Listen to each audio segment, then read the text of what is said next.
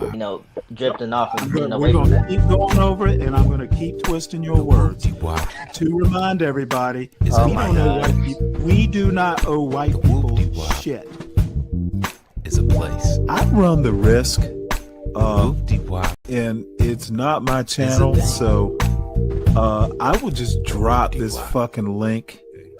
Just curious, you know what? Hoosier is? Hand me the whoop-de-wop. Well, I know it's an Indiana thing. You got some money? You know what a going Hoosier to is? the whoop-de-wop. I actually don't. Okay. Got something to do with things. Throw some cool and from a Hoosier, you're going to get certain things that are going to happen. Well, I do know at one point Indiana was like the center of the Klan. Like, cool. And she already know to get my dough. So,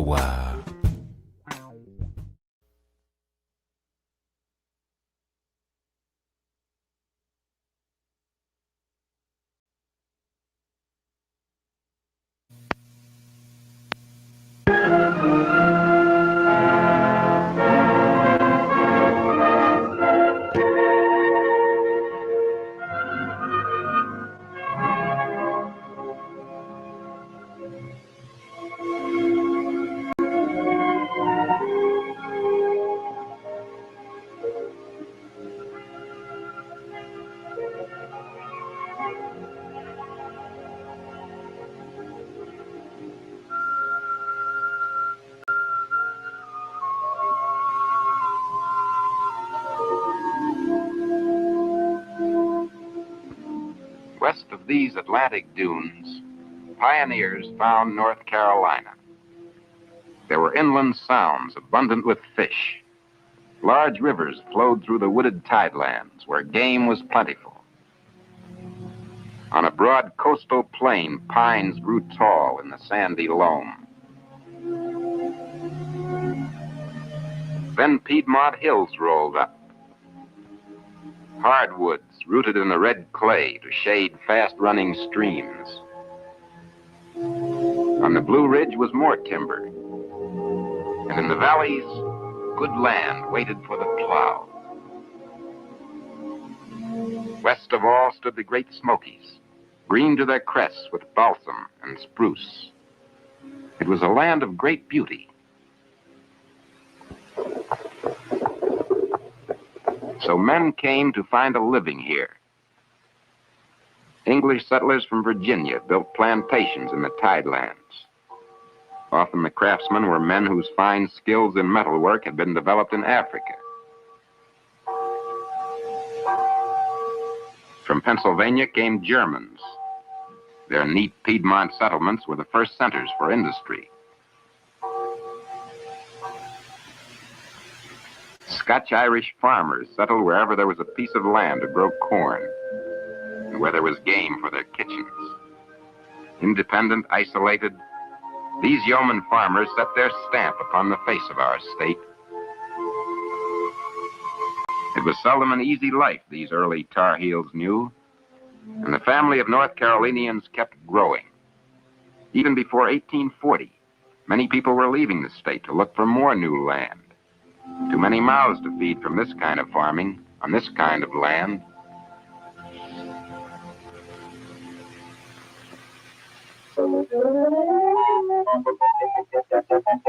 But a century later, we find North Carolina's population doubled and redoubled. Our state is a leader in southern agriculture, with a total crop income ranked third highest in the nation. Well, that was long ago. Today, many families know comforts the old folks never dreamed of.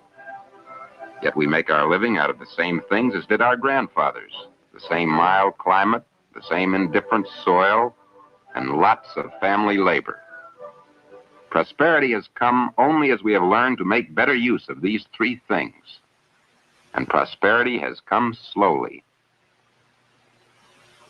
Brightleaf tobacco, the source of more than half our farming dollars. Before 1860, a few farmers in a few counties could grow this superior leaf. Careful plant breeding by 3 generations of Tar Heel experts has produced brightleaf varieties that can be grown in many kinds of soil in the coastal plain and Piedmont. By 1900, many of our farmers had learned to handle this crop.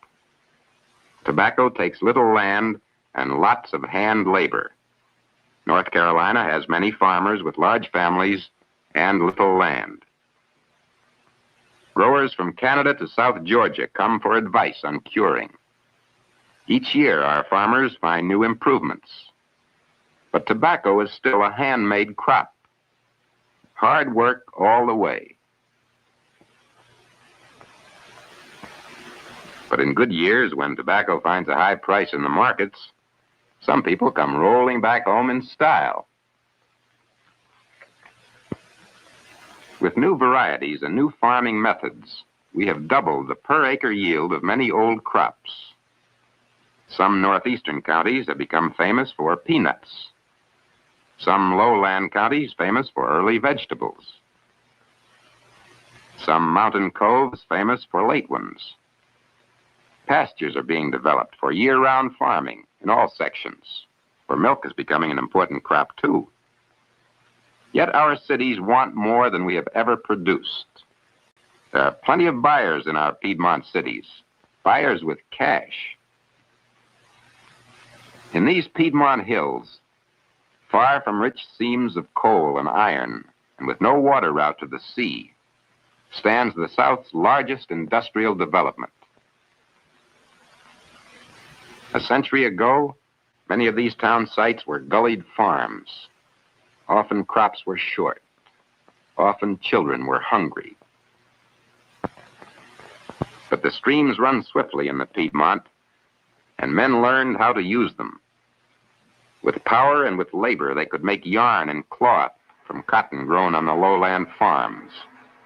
By 1900, our textile industry was a leader in the South. Today, we have more spindles in place than all of New England.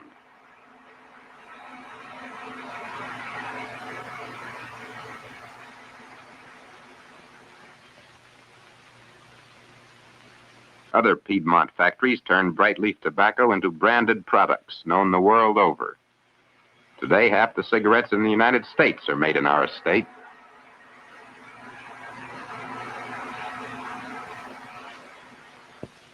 Late in the 19th century, men in the Piedmont began mass-producing furniture. Combining power and local raw materials, farm-bred workmen once again captured a national market. Today, we make 1/12 of all the furniture in the United States.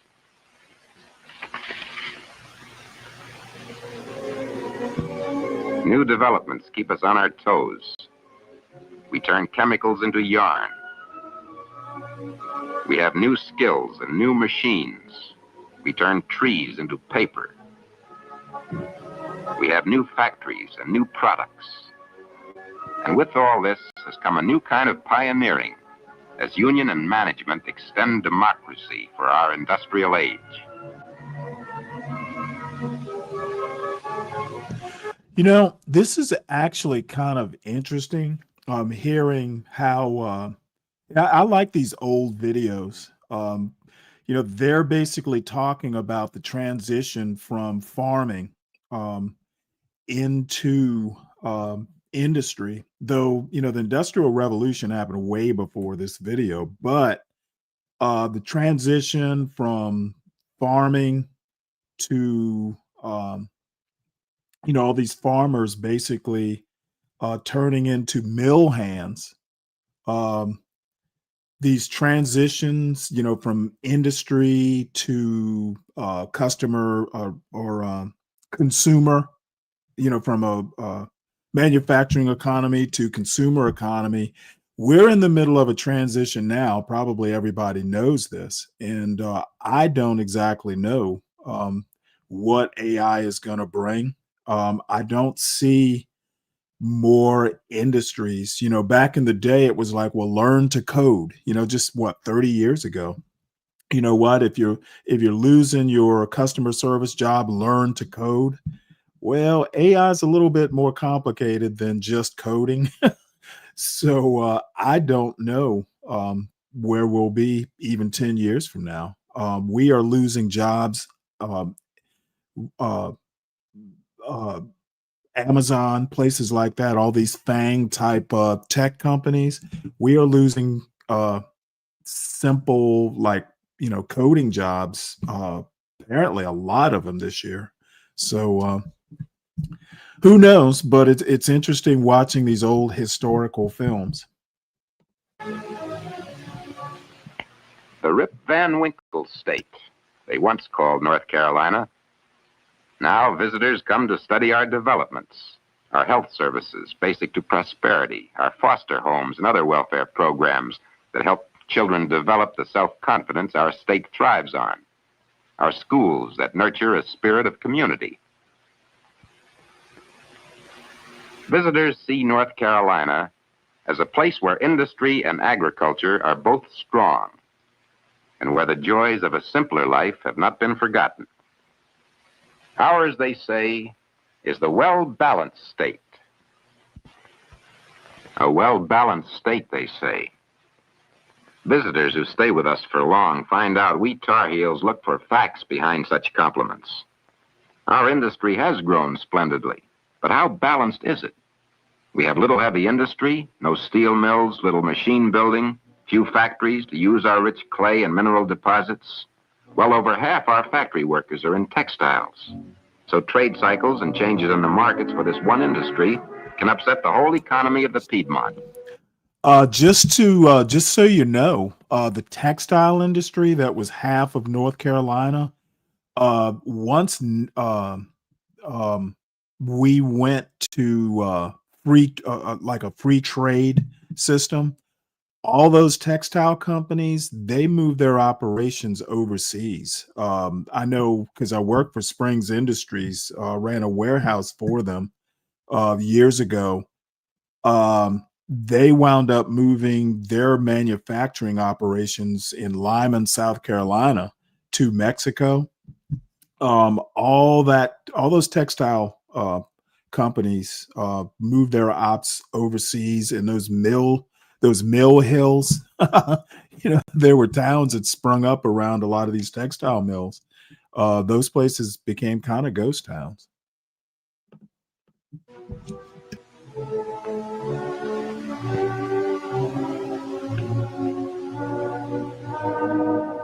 Most of the profit made on food comes in its manufacture. Of the packaged groceries our hard-earned dollars buy, not 5% are processed in North Carolina. And on many farms, the only homegrown food comes from a patch of collards and a scrawny cow. Tar Heel farmers depend for more than half their cash on tobacco. A third of our bright leaf must find its market across the seas. So each season, the price we get for all our sweat and fertilizer can be doubled or halved by some shift in world conditions.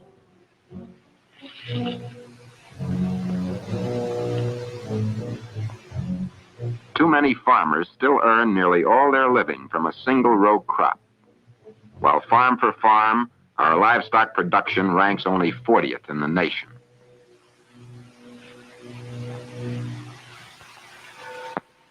When the prices are high and the mills are spinning, we know a prosperity our grandfathers never dreamed of. But measured against a national standard, the average Tar Heel income still ranks near the bottom. Every year, many of our best educated young people leave to find a living elsewhere. Of all our state's resources, these young people are most valuable. And we're still losing them by the thousands. Taking the long view, all life depends on earth and water and weather. Nature has a balance of her own. Almost too late, we have learned that we cannot take our forests for granted. Good timber stands takes years of care and management to develop. Seedlings need to be protected against fire and disease. Wildlife is another natural resource we know now takes constant planning to conserve. Planting bicolor lespedeza and other plants will give birds and game plenty of food and shelter the year round. Wildlife has a place in nature's balance, too. And when hunting time comes, The laws and regulations are the rules of the game. They must be observed if all citizens are to enjoy this recreation.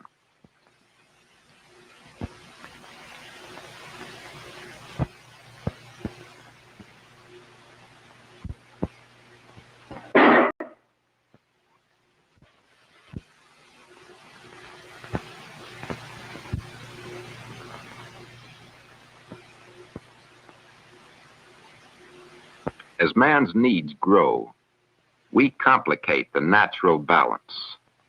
Sometimes we forget it altogether. It takes a lot less time and labor when you cut out clean. But selective cutting and replanting would hold that land in place. Well, you got to have a tractor to build good terraces. But you can't make a crop when your topsoil's washed away. If a man's in competition, he can't afford to pay for high-priced filters. But a polluted stream is more expensive for everyone.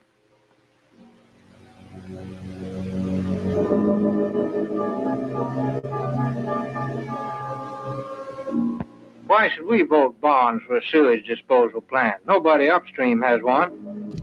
But what's this doing to the next town? That down sounds the like river? JB.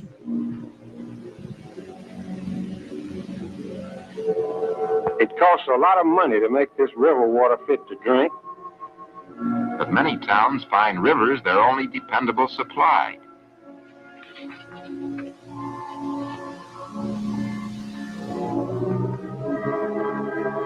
A big factory like this is bound to have some kind of waste, and it's got to go somewhere. But can't we treat this water so the river will be fit for other uses too? For the river rolls into the Sound, heavy with silt and with filth. Boat lanes are clogged, must be dredged out constantly. No new industry here. No water Damn, for a new town. that's a Navy cap or hat. Oyster and clam beds are destroyed. Fish die. All of us have forgotten nature's balance.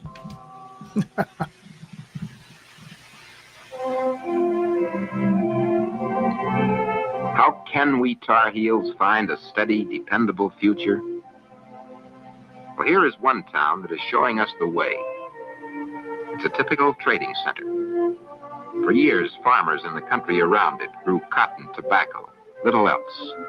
That was about all they could find a market for. They had the idle land. They had the time and the will to work extra crops. But crops cost money to grow. Bankers can't afford to lend money on crops unless there's a ready market for them.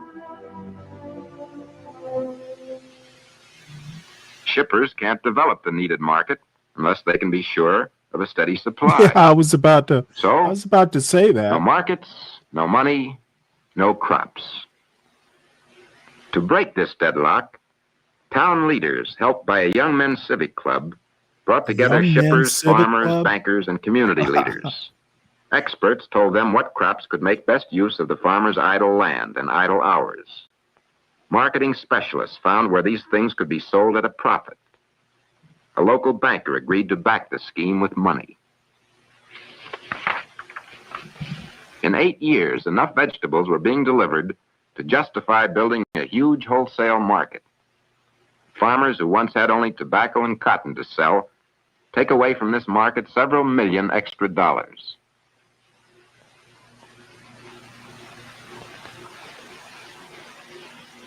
And on the next lot, on the next one. And The Federal State Market News Service lets farmers know what produce is bringing in other places, helps them demand fair prices. Yep, that's JB. JB, the auctioneer.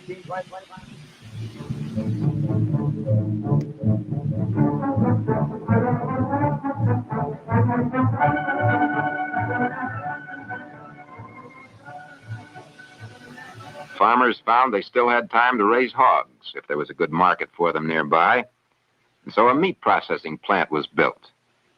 For this extra crop, farmers now take home each season several $1 million more. Oh, that's the side gig. All this means more jobs for people in town, more business on Main Street, more So money passing through the bootlegging banks, is a more side gig. opportunities for young people. These people, like thousands in our state, are looking for a steady, dependable future here in North Carolina. Will they gain it? Only if all those who help make our prosperity share in its benefits. Making sure that workers are paid a decent minimum wage is a common sense precaution, a part of any town's insurance.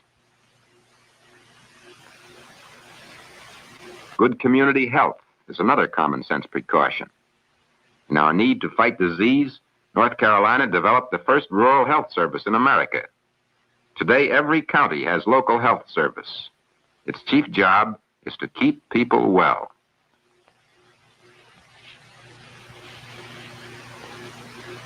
New hospitals are giving more of our people a chance for a better life. To our School of Public Health, students come from all over the nation to learn how to keep down old diseases and attack new ones. Every change in our way of living brings with it new health problems.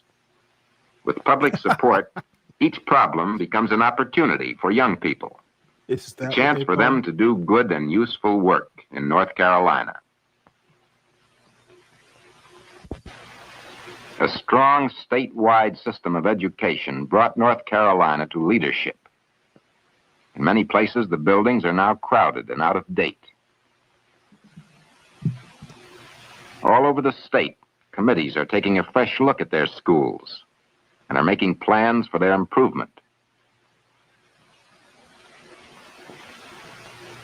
In some places, we have a long, long way to go to give young people training for this strange new world of strain and comfort, wealth and danger. Yet once any community makes up its mind to prosper, its schools become centers of hope, places where the whole network of new skills and talents are developed to support that prosperity.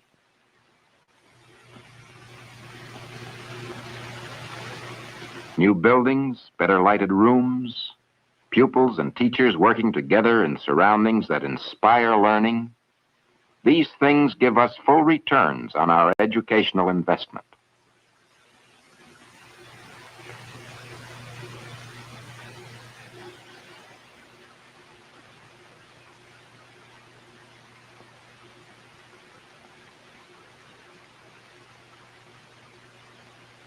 Here, small groups study the nation's resources and learn how to solve their own problems.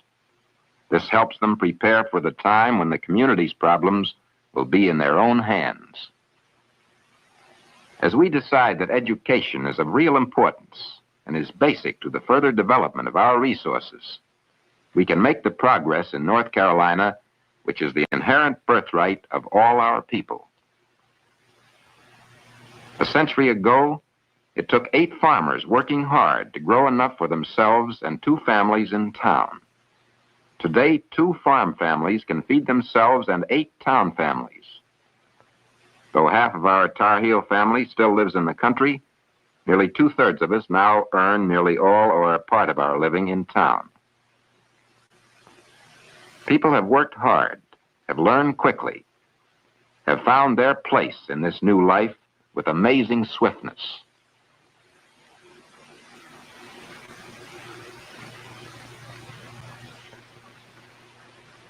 Some folks call it progress. Others long for the days when things moved less quickly. For many Tar Heels, change has not always brought comfort or true happiness. Too many live on the ragged edge of our prosperity. But out of our family feeling, we have developed a modern social welfare program.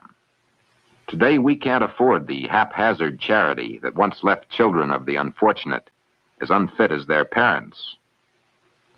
Thousands of us need help to find our footing in these shifting times.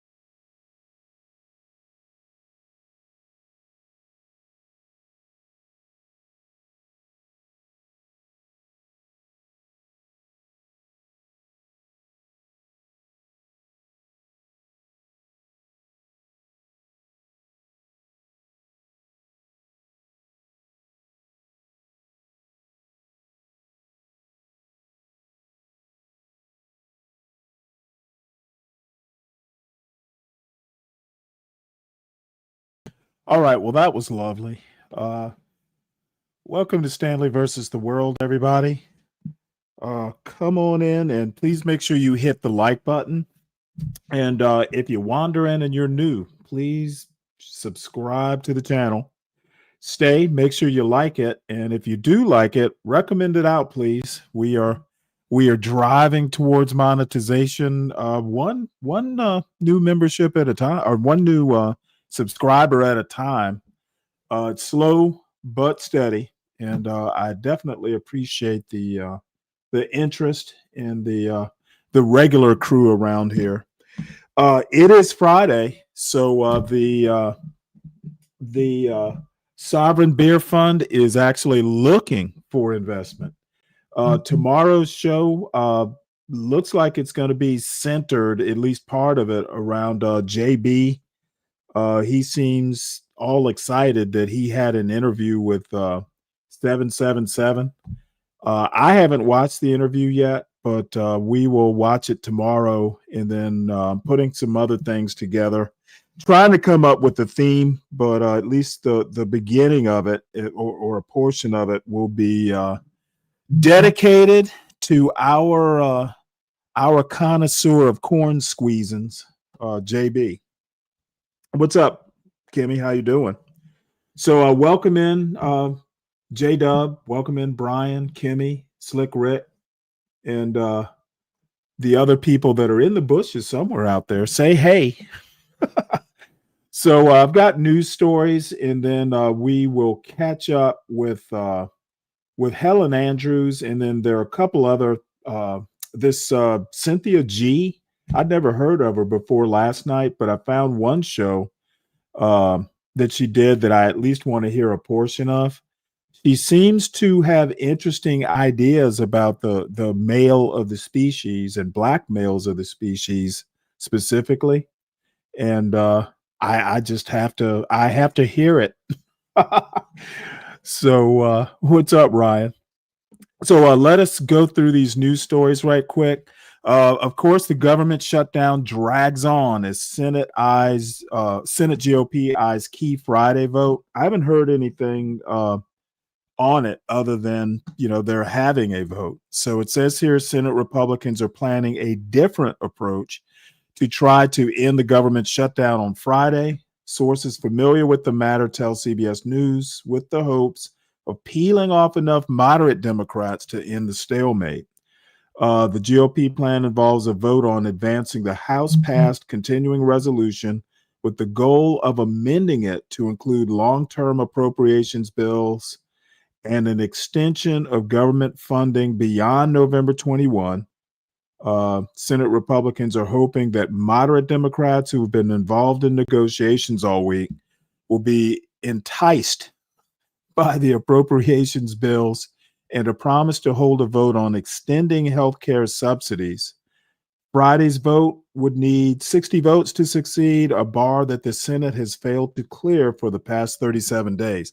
Here's the deal, and this is my thoughts. If the moderate Democrats that are involved in the negotiations are happy, I guess I'm happy. But MAGA is full of known liars, including, especially the president. I don't know why you would trust MAGA to keep any promise. They don't even keep promises to their own voters. That wall is still needing to be finished. So good luck to them. Hopefully the government shutdown can be ended, but I'm not holding my breath. In related shutdown news, of course, the courts order Trump to pay the benefits, and the Trump administration asks for emergency pause on judge's order to fully fund SNAP. Yeah, they probably have enough food to last them over the weekend, so we can just pause it for a bit.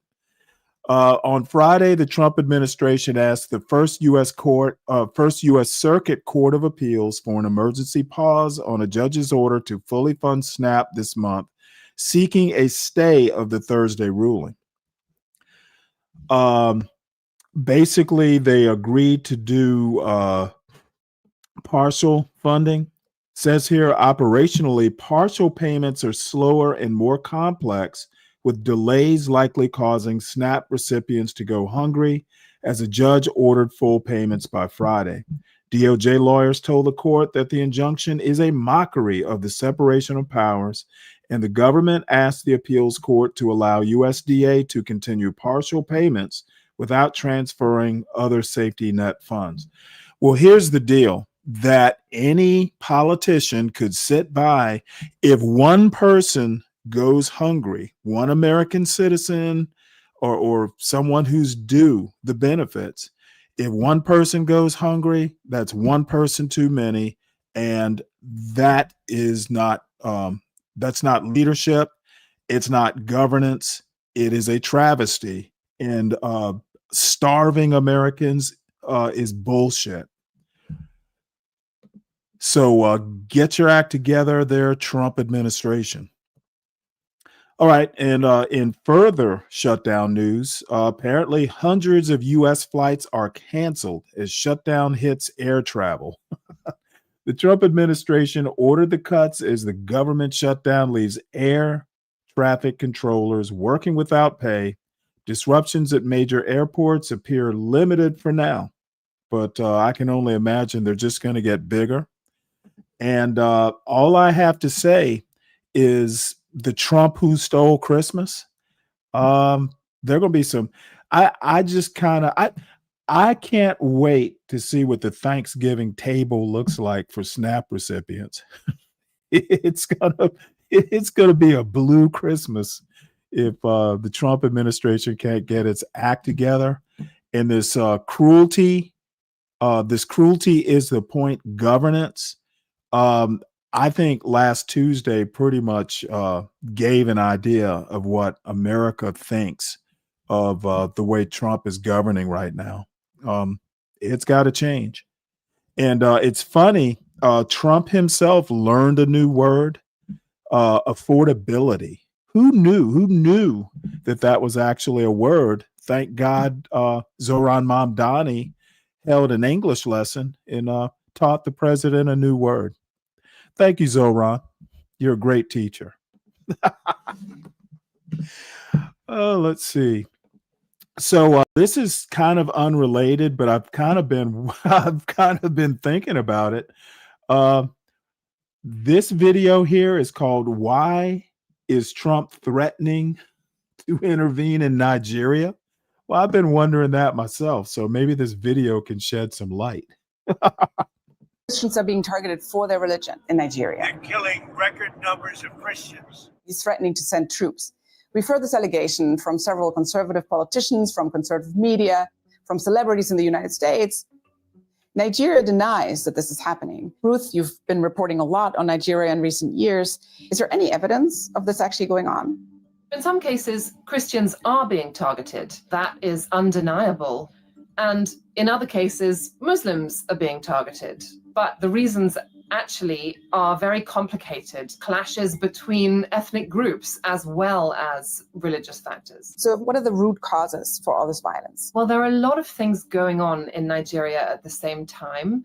There are jihadist groups whose ideology tells them to attack Christians and to attack Muslims that they don't agree with.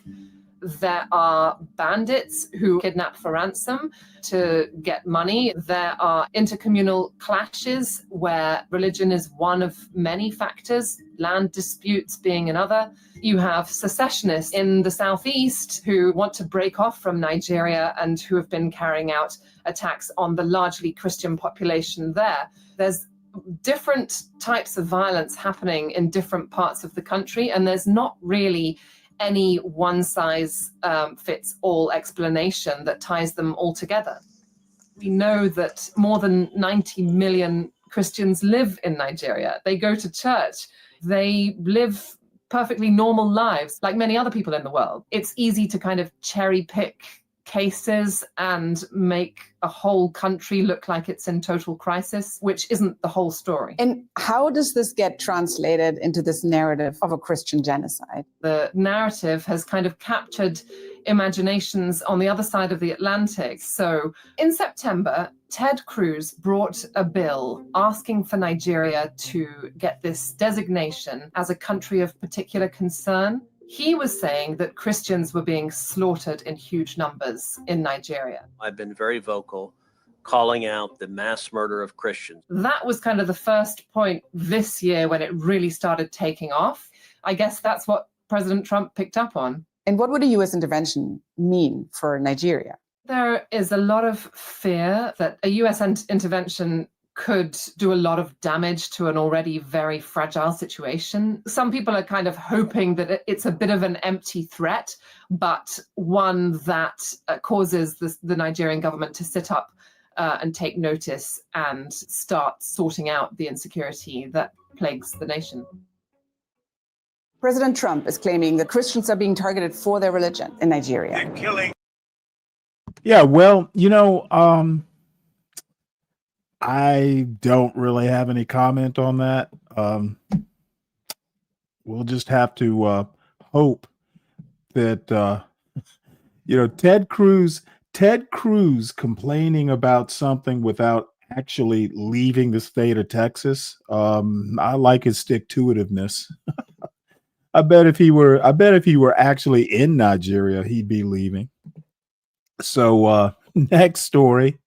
Cornell agrees to pay $60 million in agreement with Trump administration. So Cornell is the fourth Ivy League university to reach an agreement with the Trump administration.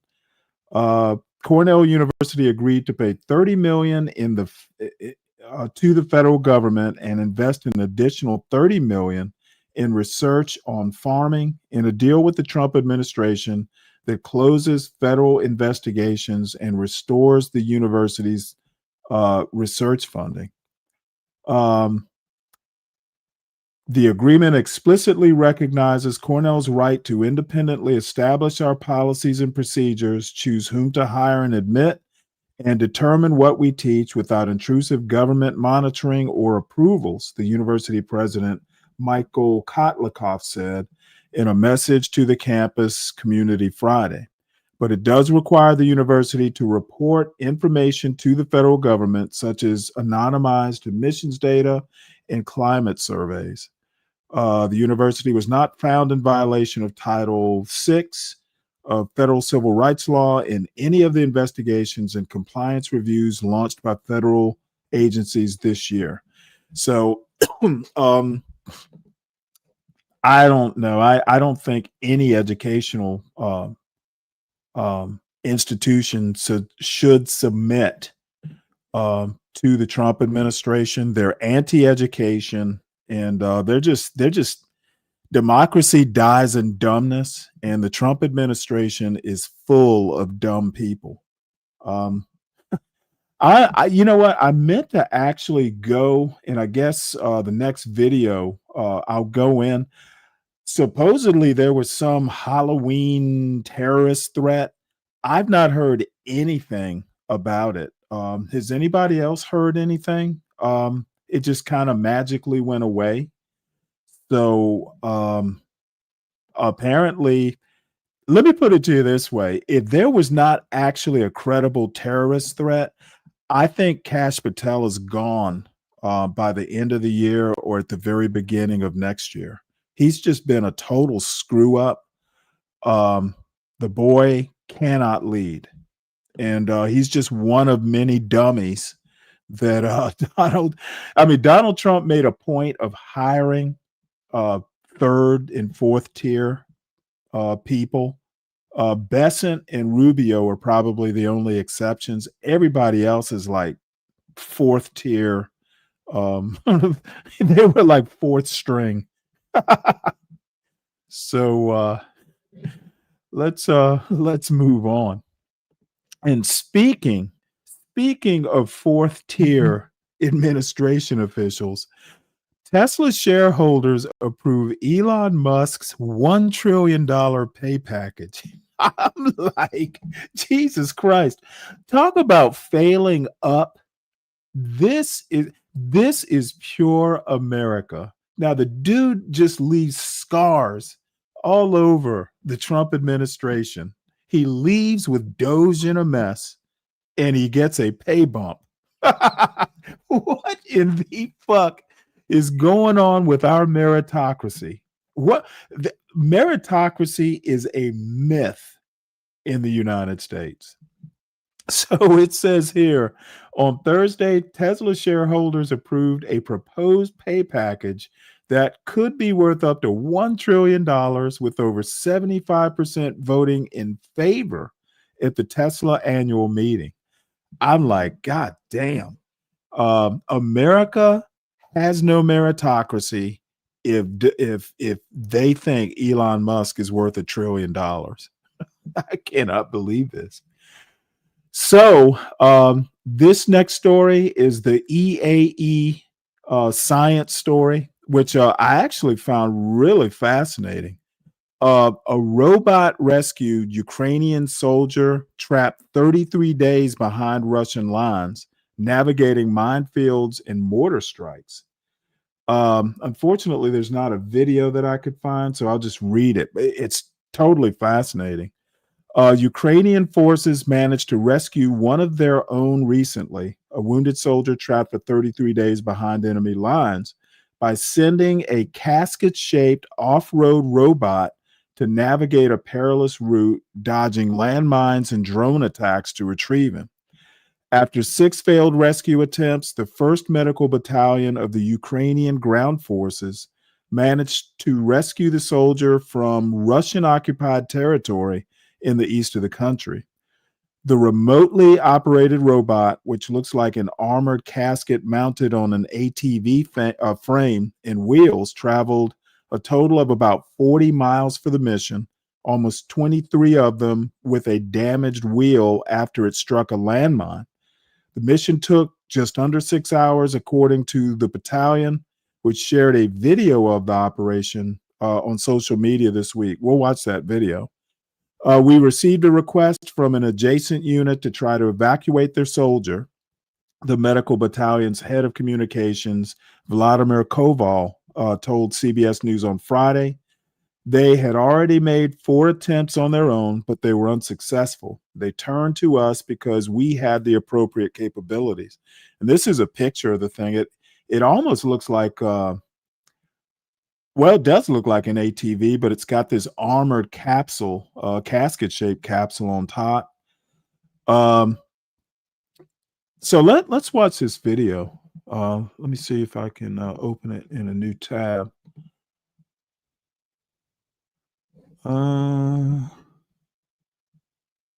So this is out on Telegram. Media is too big.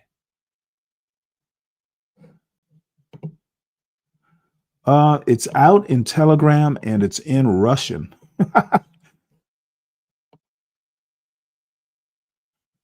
Why is it not letting me do this? Well, I'd have to download Telegram. Not going to do it. So this is a picture of it, and I'll drop, the link to this, it's a CBS News link. If anybody has Telegram and wants to look at it, they can do it. But this is totally fascinating. The soldier climbed into it, and they remotely brought him back out from behind enemy lines. That's amazing. Wish I thought of it. Let's see. It's a great story. Oh, Brian. All right, so can we just talk about Tesla and Elon Musk's pay package for a minute? If we must. Please. Okay. So and this is largely the way CEOs get paid, okay? They get shares of the company. They usually get very little salary, and then they get shares. And the more they increase the value of the shares, the more shares they tend to get. Now, I do think they get a shitload of money and they sell the shares and they're worth a whole lot, right? But the only way they get this stuff is by increasing the value of the shares, which increases the value of the millions and millions and millions of shares outstanding that you and I both own in our retirement accounts, right? So it's not like they just go, "Hey, here's $1 trillion, Elon. Great job. Way to fuck up the country with Doge." You understand what I mean? So the way it works is it's the increase in value. If they don't increase the value, they don't get shit. You see what I'm saying? Okay, why the do you CEOs think? increase the value. I have two questions. Why do you think I don't understand this, and how does it change my argument? Well, you just said he did with Doge and that. This is specifically Tesla shares. Okay, he fucked up. Okay, why do you think I don't understand that, and how does it change the argument that America doesn't have a meritocracy? I don't know how it doesn't have a meritocracy. In this situation, it appears it does. Dude, he is a fuck up. He almost wrecked the country or the company in the first place. I think he's reckless. I think he really tends to go off on his own goose chases. He basically neglected Tesla for quite some time, and I wouldn't trust him. Maybe they have a better idea of what he's capable of. I think Elon Musk is a fuck up, and I don't think America has that great a meritocracy if he has a potential of making $1 trillion. I think the shareholders of Tesla are foolish. They're taking a risk, and I guess with great risk comes great rewards. I mean, would you say in Bill Gates' case we have a meritocracy? Okay, or why are we any of these talking people? about Bill? Why are we talking about Bill Gates? Bill Gates, to my knowledge, didn't run Doge into the ground. Okay, so I don't even think there's a comparison. Bill Gates. I don't know how. Okay, what I need you to do is listen to what I'm saying so I can tell you why it's a foolish comparison. Okay, yeah, I'm trying to understand, but go ahead. Tesla was not built from the ground up by Elon, for starters. Bill Gates, for better or for worse, advantages that he had. He was born with a pretty nice silver spoon in his mouth. But I don't know if he was. I thought he was middle class. The one thing I do know. I wouldn't be saying it if I didn't know. Okay. But he, for better or for worse, he did build that. He did build Microsoft from pretty much nothing. Okay, there's no comparing Bill Gates to Elon Musk. Bill Gates, I think, is actually smart. Elon, he's good. I mean, he's smart. I'm not going to say he's a dummy, but he's just a fuck up. I mean, he's got 6 companies he's a part The of. motherfucker ran a government agency into the ground, almost fucking tanked Tesla, in my opinion. He literally will run off on a goose chase and neglect some of his companies. He did not. I would agree. He has started something from the ground up, PayPal, but he did not. Tesla, he didn't build that. And comparing him to Bill, how did he not build it? Comparing him to Bill Gates, I think they're apples and oranges. He has SpaceX. He has a boring company, a battery company. I don't give a fuck. He's a fuck. I think he started all of them. He started all of them. He did not start Tesla. I thought he did start it. He did not start Tesla. It pre-existed him. I wouldn't be saying it if I would not be saying it. I would not be saying it if I didn't know what I'm talking about.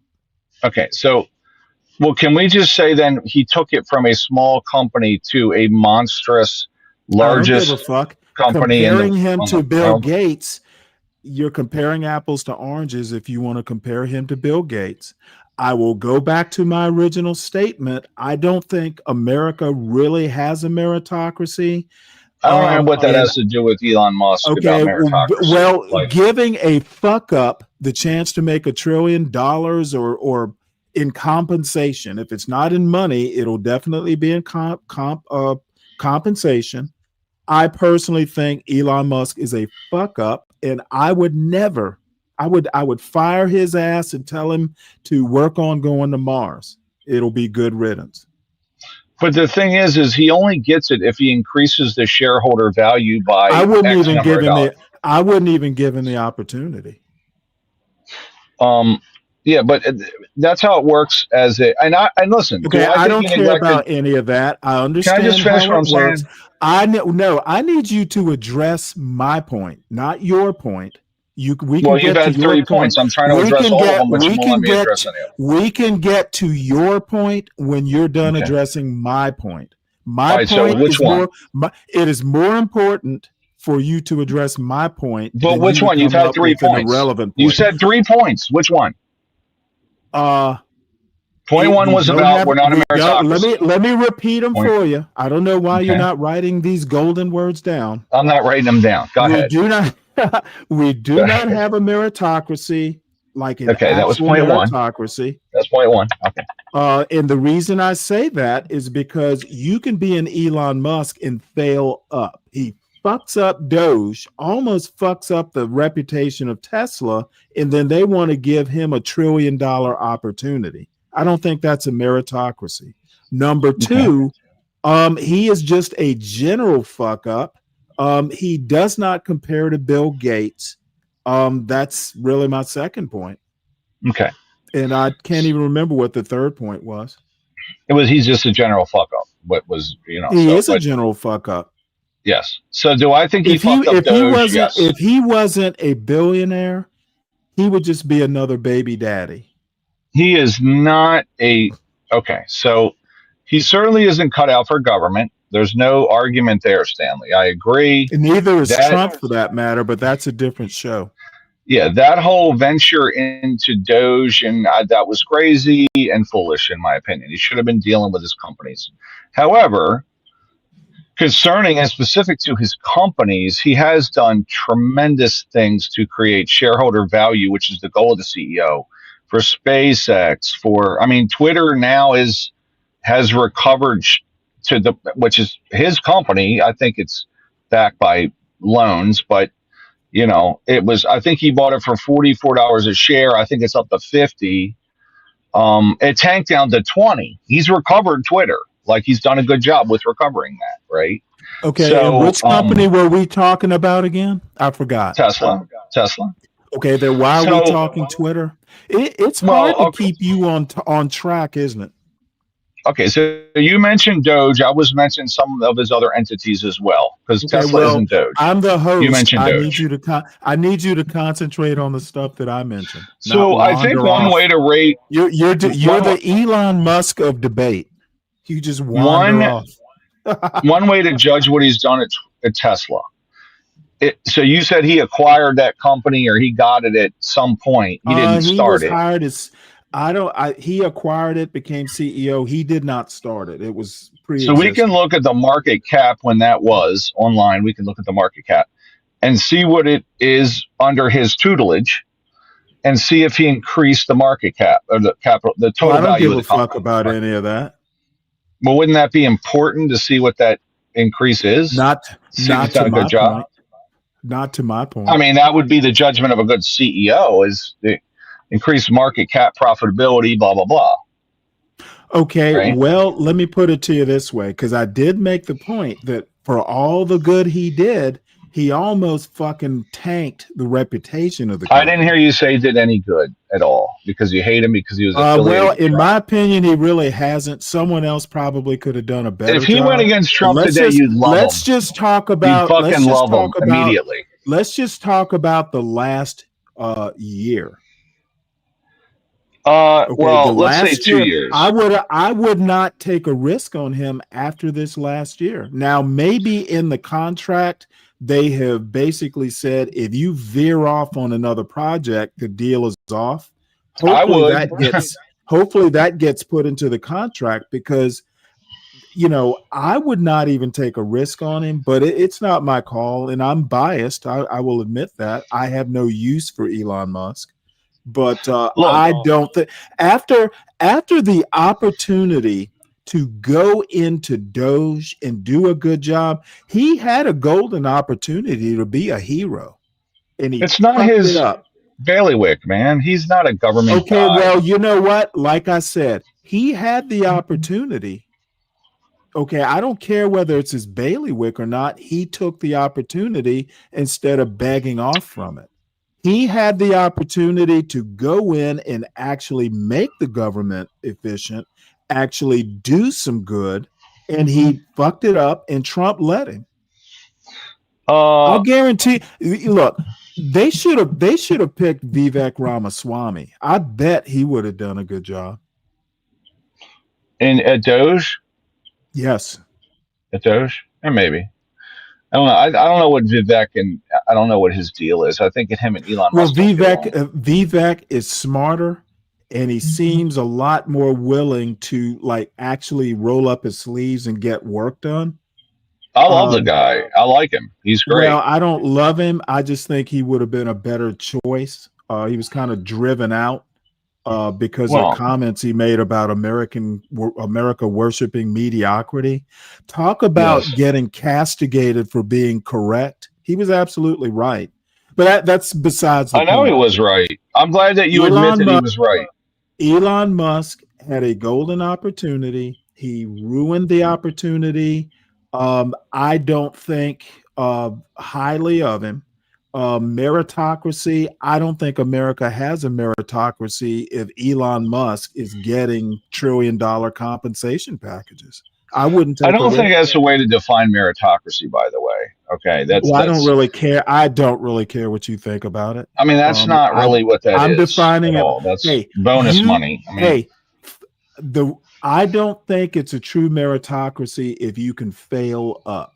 I think if you fuck up royally, you should just be gone. Well, that's ridiculous. That's not anyone can. Well, then it's not a meritocracy. He wouldn't be failing up. It's an opportunity to make $1 trillion. He literally fucked up Doge. He got Tesla so unpopular that people were firebombing showrooms. That was only for idiots. I wouldn't bring him back at all. They should have fired his ass.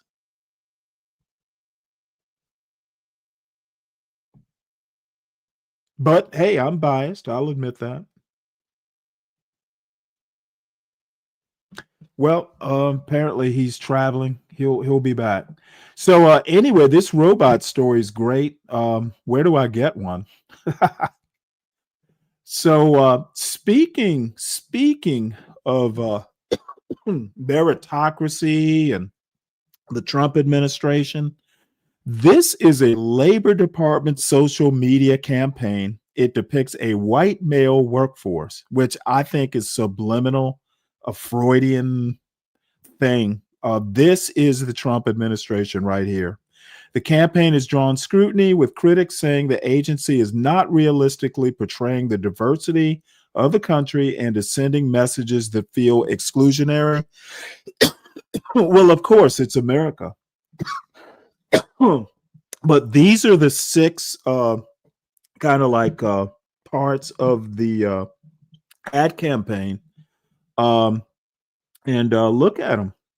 The Labor Department has launched a social media campaign featuring imagery of mostly white men. The Washington Post has not been able to determine whether these were AI-generated images, though experts said they exhibit similar characteristics. And I kind of wonder what those characteristics could possibly be. But this is the Trump administration's, apparently their view of what the U.S. working man looks like. So, I'll let the pictures kind of speak for themselves. So let's see, what else do we have here? I'm not going to get knee deep into this, but this is Stacey Patton, her Substack, her latest Substack. Basically, she kind of makes a comment about our current leadership in the MAGA leadership. She talks about the body of the empire is breaking down. Basically, she's talking about the gerontocracy. You've got McConnell freezing and falling in the Capitol building. Some guy, that older guy that fainted, in the Oval Office, Trump asleep at the Resolute desk. And she's saying this is a collective portrait of decline. And Nancy Pelosi, at least she's getting out. she's finally saying, hey, you know what? It's time to retire. McConnell, he's retiring to his credit, but apparently he's just falling out in the Capitol. We had, someone fainting in the Oval Office yesterday, and Trump appeared to be asleep during that same Oval Office meeting. And then, while the guy who fell out is being attended to, Donald Trump is just standing there. I'm like, showing no concern whatsoever. I guess he was facing the cameras, which may be a reflexive posture for him. But it's America. I think America's biggest political problem, besides having a bunch of dummies being selected for these cabinet positions, we really need to start. We need to stop electing the Chuck Grassleys of the world into these offices. We need to primary these politicians more. I don't really care if she did a lot of insider trading, CKJ3. Apparently it happens a lot in the Senate, especially. And this whataboutism that you and Ryan love to do, it really doesn't do the heavy lifting you think it does, at least not with me. So we are going to start off our this will be the second in opinion pieces, or the third. This is what I didn't get to yesterday. It's called Did Liberal Feminism Ruin the Workplace? And this is just red meat to the manosphere types who tend to hang around this show. I'm sure the answer will be for many of you, of course it did. I'm a bit more skeptical. But since Brian Nichols is here, his lovely Helen Andrews is one of the two people in this little debate. So I figured he would enjoy it if no one else The one thing I really couldn't get purchase on from your essay is I never got a sense of whether there were female virtues at all. God damn it. All right, let me take this back. And Brian, are you actually out in the audience anywhere? If you are, we'll just dedicate this video to you. The one thing I really couldn't get purchase on from your essay is I never got a sense of whether there were female virtues at all. You're right. She should have If you want to know what I like about women, that's not my you question. can ask me. In fact, I invite you to commission from me an entire essay on the subject, what I like about women. My freelance rates are very reasonable. What do you like about women, Helen?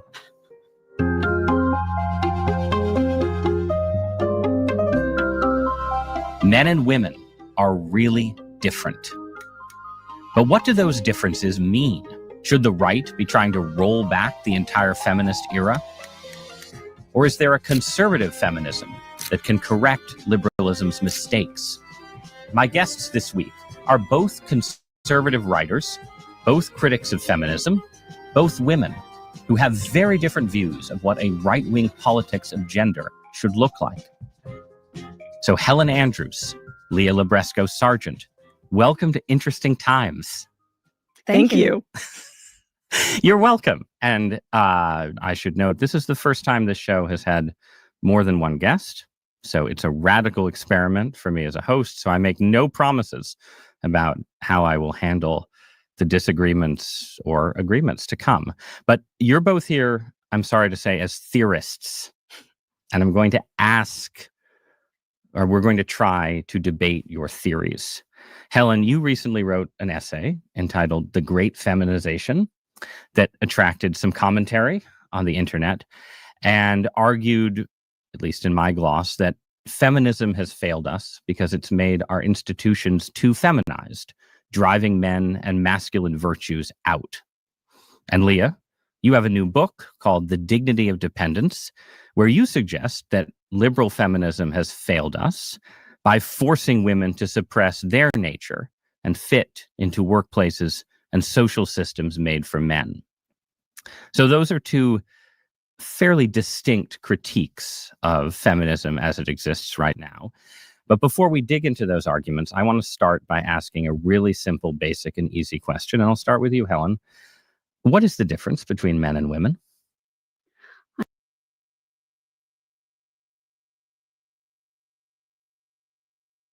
What's up, Jay? Hey, Stanley. Where you been? I saw you on John's show the other day. Yeah, riding with John Gut. I mean, I've been on Good for TikTok. You asked me you. where I've been at. How's he I've been doing? mostly on. John is running an amazing panel, an amazing show. But where I truly been at is on TikTok, trying to heal the masses, trying to unite the black and white people. I'm trying to unite.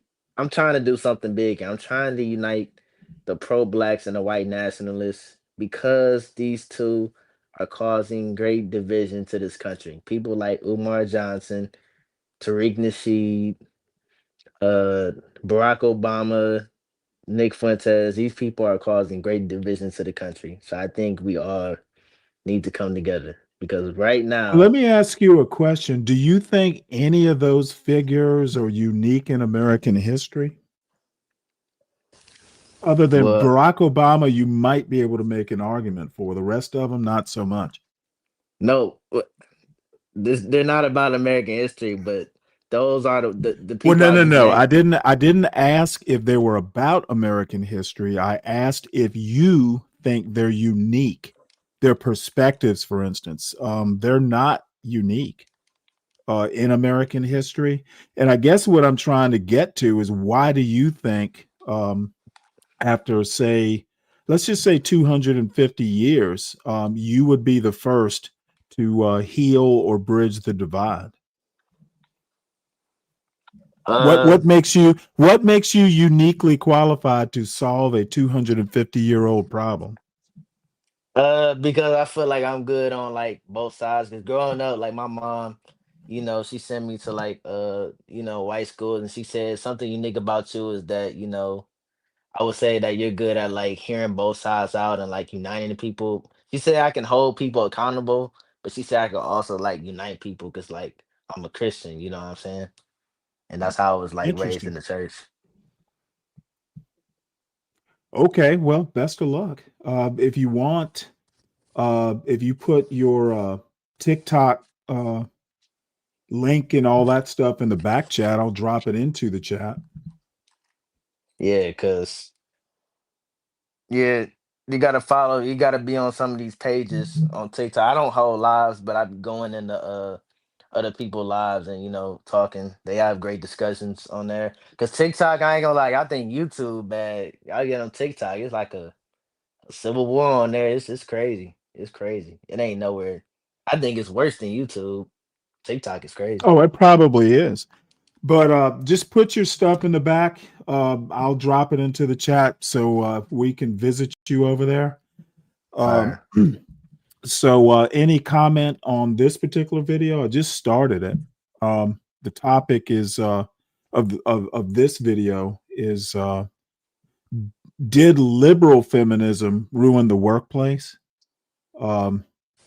And I don't, to be honest, I guess my biggest question would be, is there actually such a thing as conservative feminism? The conservative feminism that I'm thinking of, and maybe I'll learn something, is more like a trad wife sort of thing. I don't see that as a feminism. But who knows? Maybe I'll learn something. Any comment before I start playing this again? No, I'm just seeing it. I gotta catch up. Ryan says, Conservative Jay, I love that you were trying to bring us together. Stanley won't help. He would be fine with us losing to China. No idea what that has to do. We're not talking China. I'm sorry. Wait, are you anti-American? No, I have no idea why he's even bringing up China. Why would I be anti-American? No, I was asking because he said you would sell us out to China. So I was asking like, You know must what? be anti-American. Ryan just gets butthurt when I take his arguments and, use them No, don't against do me. Ryan like that. Come on, He's just Ryan's he's cool. just Don't do he's Ryan just like that. bitter. I think that it is God's work to try and heal these divides, but America is inherently racist. It's knee deep in, it is woven into the very fabric of how we were founded. And I think the best you can do is kind of, heal the divide. And I think one of these days, 100 years from now, who knows? But I don't think there's any real short term solution. Part of it is the way we're educated, um, in my opinion. But you know what? Who knows? You're hopeful, and your mother tells you you have skills. So we will definitely root for you. Dang. I feel like I'm a Supreme Court justice nominee.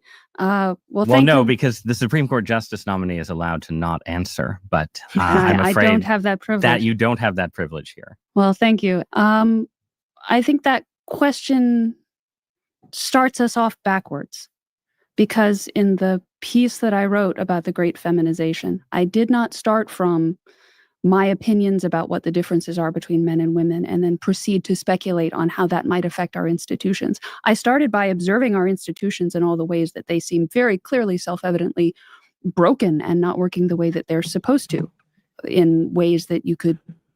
Let me make one point about Helen Andrews. I don't think she actually has the expertise to actually criticize the institutions the way she thinks she's capable of doing. Other than having an opinion like everyone else does, I literally don't see with her. I don't know why we're even holding her opinion on these things in high regard. Main reason being is nothing she says is particularly original. She's just saying, shit, be brave pretty much. be brave pretty much makes her types of arguments. The manosphere pretty much makes her type of arguments. Well, be brave. That Be brave Mhm. he points out the statistics and he points out the facts. That's why his Be arguments are brave. good. Be brave does not have a good command of statistics. He knows how to quote them. I've never gotten a clear sense that he actually understands what the He does. statistics mean. He does good research. Like he does good research when he talks about Yeah, things. like I said, he's never convinced me that he actually understands what the statistics mean. But Stanley, I think like you have to see things from his perspective. Like, No, I cause Stan, don't. I don't. cause he It is grew up, not cause he my grew up job. around black No, people. no, He no, grew up no, in the no. projects. See, He grew I'm up. not. Well, you probably know me well enough. I'm under no obligation to steel man other people's arguments. I didn't say steal his art. You're not listening to what No, I'm no, saying. I didn't say. steel man. You said put myself in his shoes or see his perspective. It's not my job to do that. Well, his opinions are valid because he be brave grew Okay, up his around black people. opinions are valid in your opinion, in his opinion, but not my opinion. Again, I'm going to repeat, I've never gotten the sense that he actually understands what the numbers he quote mean, like a deep understanding. He doesn't. But I it's mean, you my just opinion. gotta. Yeah, you just gotta. I feel like we just gotta like do No, our I will research. never. It's not my job to steel man his arguments. I don't need to understand his perspective. What he and other people need to do is make me understand their perspective. I'm not going to take their side and pretend to steel man. Convince me or don't. Life's too short. And I don't do that's why I don't do like actual debates. Give me your opinion. I either agree with you or don't. Life's too short. I can understand what you're saying, but sometimes you gotta hear people out. No, actually, sometimes you don't, unless they have something that's interesting to hear or they're actually making a good point. And you got to understand, I've known Be Brave for a couple years now. So, I mean, I've had ample time to kind of evaluate, his understanding of his own arguments.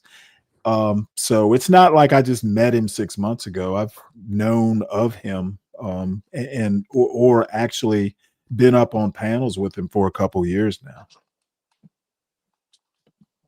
Sum up in the word wokeness.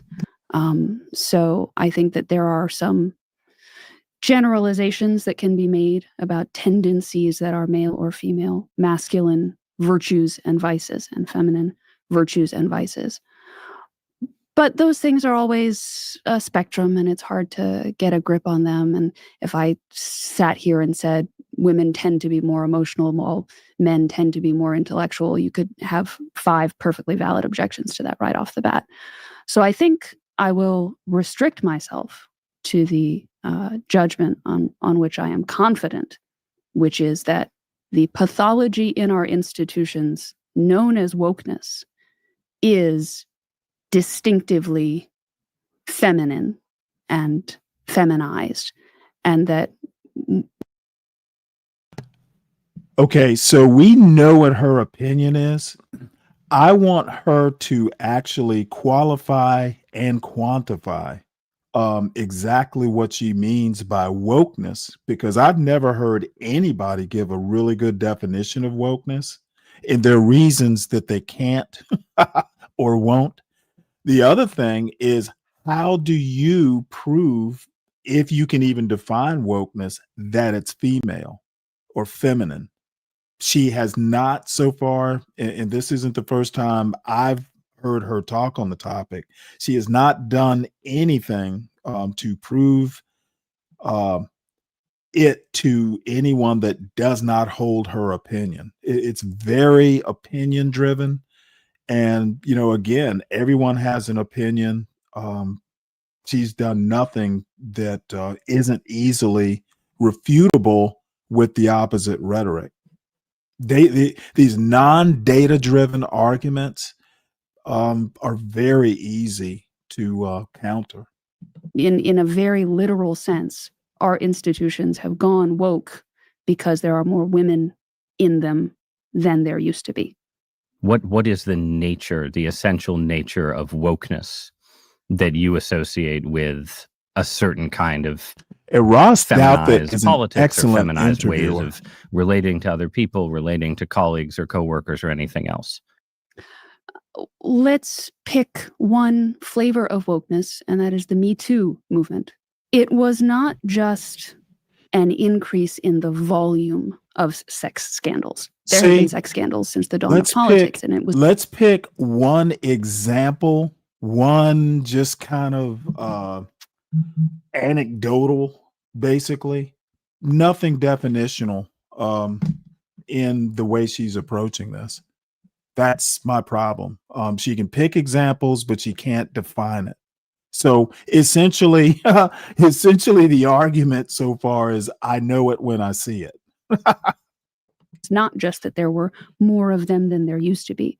If it were simply a matter of more women having the self-confidence to speak up and challenge their accusers, I don't think anyone could possibly object to that. But that's not what the Me Too movement was. The Me Too movement was a change in the rules of how sex scandals work. There was a change in what kinds of behavior were held up for censure. And you had people like comedian Aziz Ansari being canceled for what was, at the end of the day, just a bad date. And he was guilty of not much more than severe awkwardness. It suddenly became mandatory for us to believe all women, no matter how credible or not credible their testimony might be. It got to the point where to even probe a woman's story with various questions about the facts of the case became an affront and disrespectful to women. So that, to me, is the essence of wokeness that you see in all of its other variations on campuses or in the workplace. Okay. And see, she actually thinks that's an answer. She explains the essence. This is what passes for a serious argument with these people. Shutting down conversations, intruding politics to spheres that had previously been neutral, sort of importantly neutral. Pillars of civilization neutrality, things like the rule of law, were suddenly subject to politicization in a way that was really, really harmful. So I don't know. I don't want to say that we all know what wokeness is, but that at least were its important characteristics from my perspective. The things about it that worried me the most. And I appreciate that she adds from her perspective, because it's literally cotton candy, tastes good, no nutrition. Okay. I have more questions, but I want to start, Leah, with a fairly direct question, because you are identifying yourself in your book as a particular kind of feminist. And I want to ask you, what is wrong with existing feminism, liberal feminism, and how has it failed women? So I think the essential problem is that there's a strain of feminism that sees any difference between men and women as a threat to our equality. You can see this in a variety of ways, some of them pretty small scale. There's a lot of going back and forth on the college level about where the three-point line should be for men and women's basketball. Should it be equivalently hard for a man and woman to hit the shot? Or should it be at exactly the same spot so no one can say that women aren't playing as hard? I don't actually care that much about basketball, I'll level with you. But I think that anxiety that to draw two lines on the court would in some way imperil women's dignity is wrongheaded. And you see it to have a real cost in other domains where that attempt to treat women like defective men who are nearly identical, nearly swappable, and when we can close that gap, no one will be able to tell us we're less than, ultimately does a fundamental injustice to women, and it results in violence towards babies. Because, of course, pregnancy is the most obvious way women differ from men. It won't ever be fully closed. And a big part of your argument is that the institutions of American life or Western life since the feminist revolution have basically said to women, yes, you can join up, you can have the jobs you want, you can have the equality you want, but we will not accommodate ourselves to what you just defined as the greatest female distinctive, right? So you have to, in effect, become as men in order to enter the professional classes. And when you aren't, it's kind of a personal hobby. You hear that language of personal choice, not only on the left with regard to abortion, but for conservatives in opposition to things like SNAP benefits for unmarried women. Well, you chose to have this baby while you were poor, and everyone knows you could have chosen differently when that could entail not having sex or killing the baby in the womb after the sex has been had. So there's a sense of the baseline person does not have someone depend on in this way. I think pregnancy is the starkest example, and it's the gendered example. But the sense that the fundamental nature of the human person is someone who isn't constrained by someone else's need isn't just a problem for women. It's a problem for all of us, because each of us has people who depend on us, even if we go through our whole lives childless, because we have parents who increasingly are aging without the supports to age all alone. How do you distinguish between dependence and weakness, even though everyone is dependent in some way? Part of your argument is that by necessity, women are a more dependent sex in some ways. What distinguishes that from saying women are just the weaker sex? So here's where I will push back on the definition. Women are more directly exposed to other people's need, but historically, men also view their bodies as something they extend over someone else who needs them, not over a baby through pregnancy, but by placing themselves between an outside threat and their family or their country. We live in an unusually safe and prosperous time, so it's much less likely that you will think, I will take a wound to my body for the sake of my family than that your wife will. But so then it is fundamentally issues about biology, family, and reproduction, where you would say that liberal feminism essentially asks women to postpone, delay, things that are natural to women. But so, Helen, working off Leah's argument, you have a conception of essentially that there is a kind of evolutionary story in which men evolved to be warriors putting their bodies in front of their families or their communities, taking wounds and so on, and that women evolved to be warriors. Can you talk a little bit about that distinction and where those phrases come from? Sure.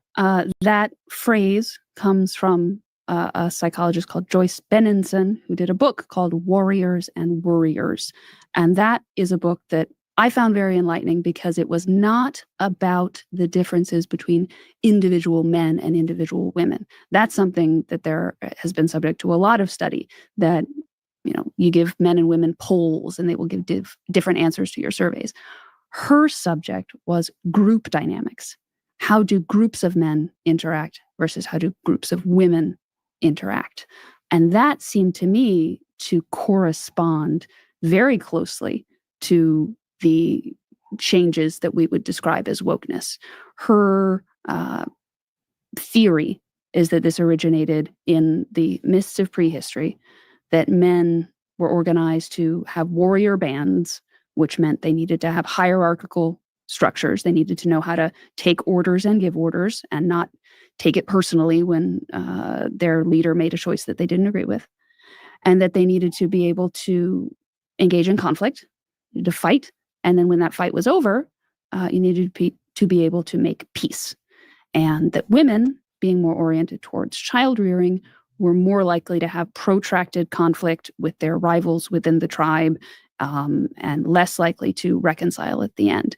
There are similar insights that can be gleaned from primatology.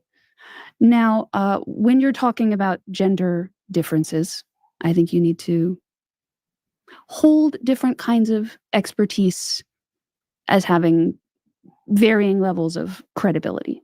But I think that the insights of evolutionary biology or primatology are at least interesting fodder. I don't know that if somebody gave me that book and said, now speculate on what the results of the feminization of institutions will be, I don't know that I would have guessed that they would be as dramatic as they have been. But when I look at wokeness and say that it has coincided almost exactly in time with the demographic tip-over of various institutions from being majority male to majority female, and if the changes of wokeness resemble feminine behavior as described by evolutionary biology, then I think that maybe that starts to make a lot of sense. So, Leah, are women the problem with wokeness? No, I don't think. I just so you know, this will probably be the last of the Helen Andrews wokeness series. This is just kind of treading water, but there is no headway that she's making.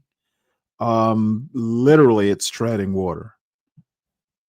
So I think America is a country of repeated religious revival, and this was one of them. It swept up both men and women and came out of a fundamental sense of, what's wrong with us, right? The fundamental question people are always asking, what's wrong with us and what can we do about it? I think wokeness was deeply interested in questions about guilt, but had kind of thin answers for how guilt can be expiated and where it's located. But I see this as less of a significant deviation from other parts of American history. Let me ask you, though, about wokeness in particular.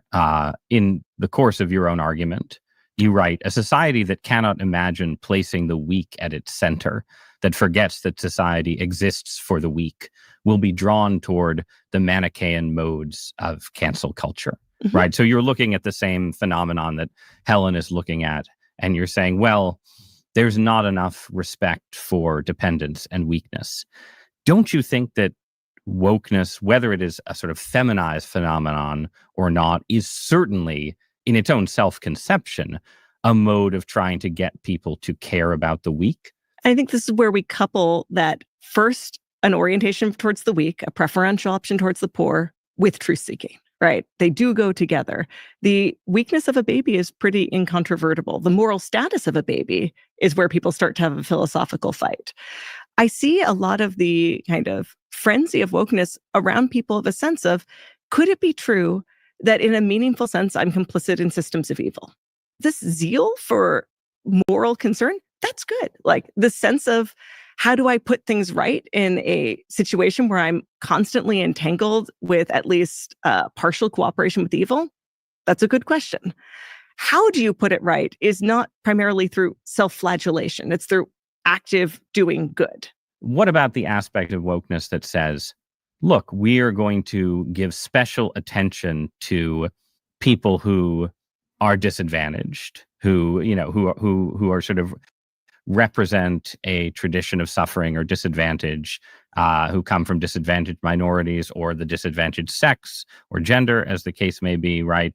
And essentially give them a special leg up, special deference in debate. And that's the place where Helen immediately says, you've lost truth seeking, and maybe you've become too feminized. But what I wouldn't say deference in debate. I would say attentiveness to what kind of policies are appropriate. And here's where I draw a big distinction between two attempts to do a special justice to the most disadvantaged students, one of which went very badly and one of which is going very well. The idea of we don't have enough students of color in our algebra classes in middle school. We've got this disparate impact. Let's get rid of the algebra class in California.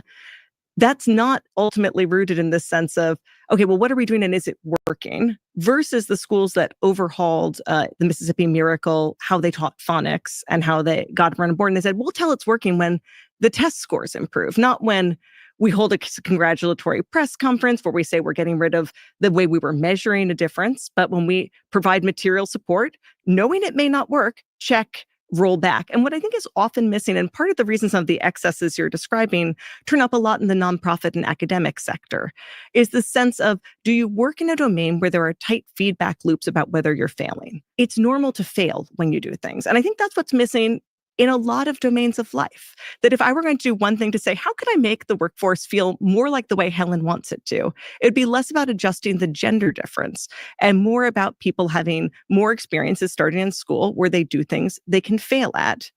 I don't have any problem with that. I think learning through failure is great. There's a lot of truth in that. But so one of the dynamics here, and one of the sort of obvious reactions to your essay, is that there are still plenty of men in positions of power all over the United States. But I think part of your argument is that men in those environments are effectively constrained by an expectation that, I think this might have been your language, that women are not allowed to fail. Right. So to start off with the empirical question of whether or not feminization is true, whether it is a fact about the world that we are living in a more feminized society. I understand people who say that, men still outnumber women among CEOs, and therefore that proves that we don't live in a feminized society. But I think that's just a failure to understand how linear time works. I mean, the fact that tenured professors are still predominantly male because these people got their PhDs back in the 1980s doesn't really tell you a whole lot if you're in a field where 75% of PhDs today currently go to women, as is the case in the profession of psychology. So it's correct that we have not yet had a female president. On the other hand, it's also true that the White House staff was 60% female under President Biden. So does the one prove definitively that we don't live in a feminized society, or does the other prove that we do? I don't know. I think these are all relevant facts, but sorry, Leah. I think you're right that it's always the junior levels that are a lot more female tilted, and they're moving gradually up. So you expect that trend to continue. But then there's the question of a generation of boomers who have a real distrust of themselves as authority figures with something valuable to hand on, and that then you can see this sense of, well, let's be led by our junior staff. And I don't see that primarily as just, well, the men forgot, what it was to be men. I think the men forgot what they were doing or thought of themselves as having something valuable to pass on, men and women both in the boomer generation. Where does that kind of vacuum of authority and culture fit into the story you're telling? I would never want to pass up an opportunity to boomer bash. But I'm not sure that that's the story that's going on here. Certainly, there were many institutions and companies during the height of wokeness that felt like they were held hostage by their younger workers, and their younger workers were demanding wokeness, and the managers were too terrified to do anything but capitulate. But I think terrified of what exactly? And what an apt question. When you look at somebody like James Damore, the Google guy who got fired for issuing a memo saying that male overrepresentation in hard sciences might be attributable to biological differences and differences in interest. He was not fired because Googlers were calling for his head and the management was afraid of a staff revolt. He was fired because any woman alleging gender discrimination, any woman in his division could then sue the company and say, I have not been given opportunities because the atmosphere at Google believes that women are less capable than men. It was because of legal liability. So that's where I think a lot of the indignation at the article I wrote puzzles me. But I think it's just because it comes from people who are not aware of the way the law is currently lopsided in favor of punishing male vices and allowing feminized vices totally free rein. What are female and male vices? So there was a landmark gender discrimination case in the 1990s that involved a woman who worked at a shipyard. The workforce there was naturally 95% male. And she claimed in her lawsuit that she was not given the same opportunities as the men, that she was made to feel unwelcome. And one of the items of evidence in this lawsuit that she offered was that some of the male mechanics had pinups on the walls of their work areas, and that these half-clad women made her feel uncomfortable. She was successful. The court said, yes, that is a discriminatory aspect of the workplace. The boss needs to tell him to take those down. But that is not the only kind of masculine conduct that has fallen afoul of these kinds of lawsuits. Can we sit with that example for just a second? I read the case. Sure, I would be happy to. Please. What you're glossing as a pinup was multiple photos of completely naked women in close-up. The woman had, sexist graffiti, and one of her male coworkers thrust his leg in between her legs. I don't think, is there a little bit of rowdiness to men? Yes, but I think it's actually unfair to men to sweep that kind of pervasive nudity and specific sexist language and physical grabbing as just part of broad male vices that we need more space for in the workforce. And I don't think it's fair to characterize it as she didn't like the pinups. This is why I am establishing a spectrum of masculine behavior, and I am using that case as my anchor out at one end as the kind of behavior we can all agree, sure, okay, yes, by all means, that should be grounds for a lawsuit. Well, let me pose to you another case that I think you will find a lot more ambiguous. There have been... Hey, 12th man. Hey, Zhang Wei. This is interesting. I just got this news alert. Trump, the Trump administration just announced that Trump has pardoned Darryl Strawberry over a tax evasion conviction. Let's see, pardon Major League Baseball legend Darryl Strawberry, who had pleaded to tax evasion 3 decades earlier. Strawberry was an 8-time All-Star and hit 335 homers and had 1,000 RBIs in 17 seasons, but later struggled with legal, health, and personal problems. Strawberry said, God took my mess and made it a message, inspiring others with his story of redemption after serving time in prison for violating probation. So thought I would bring that to you.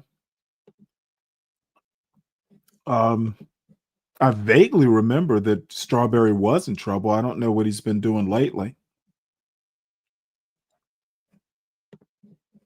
Oops.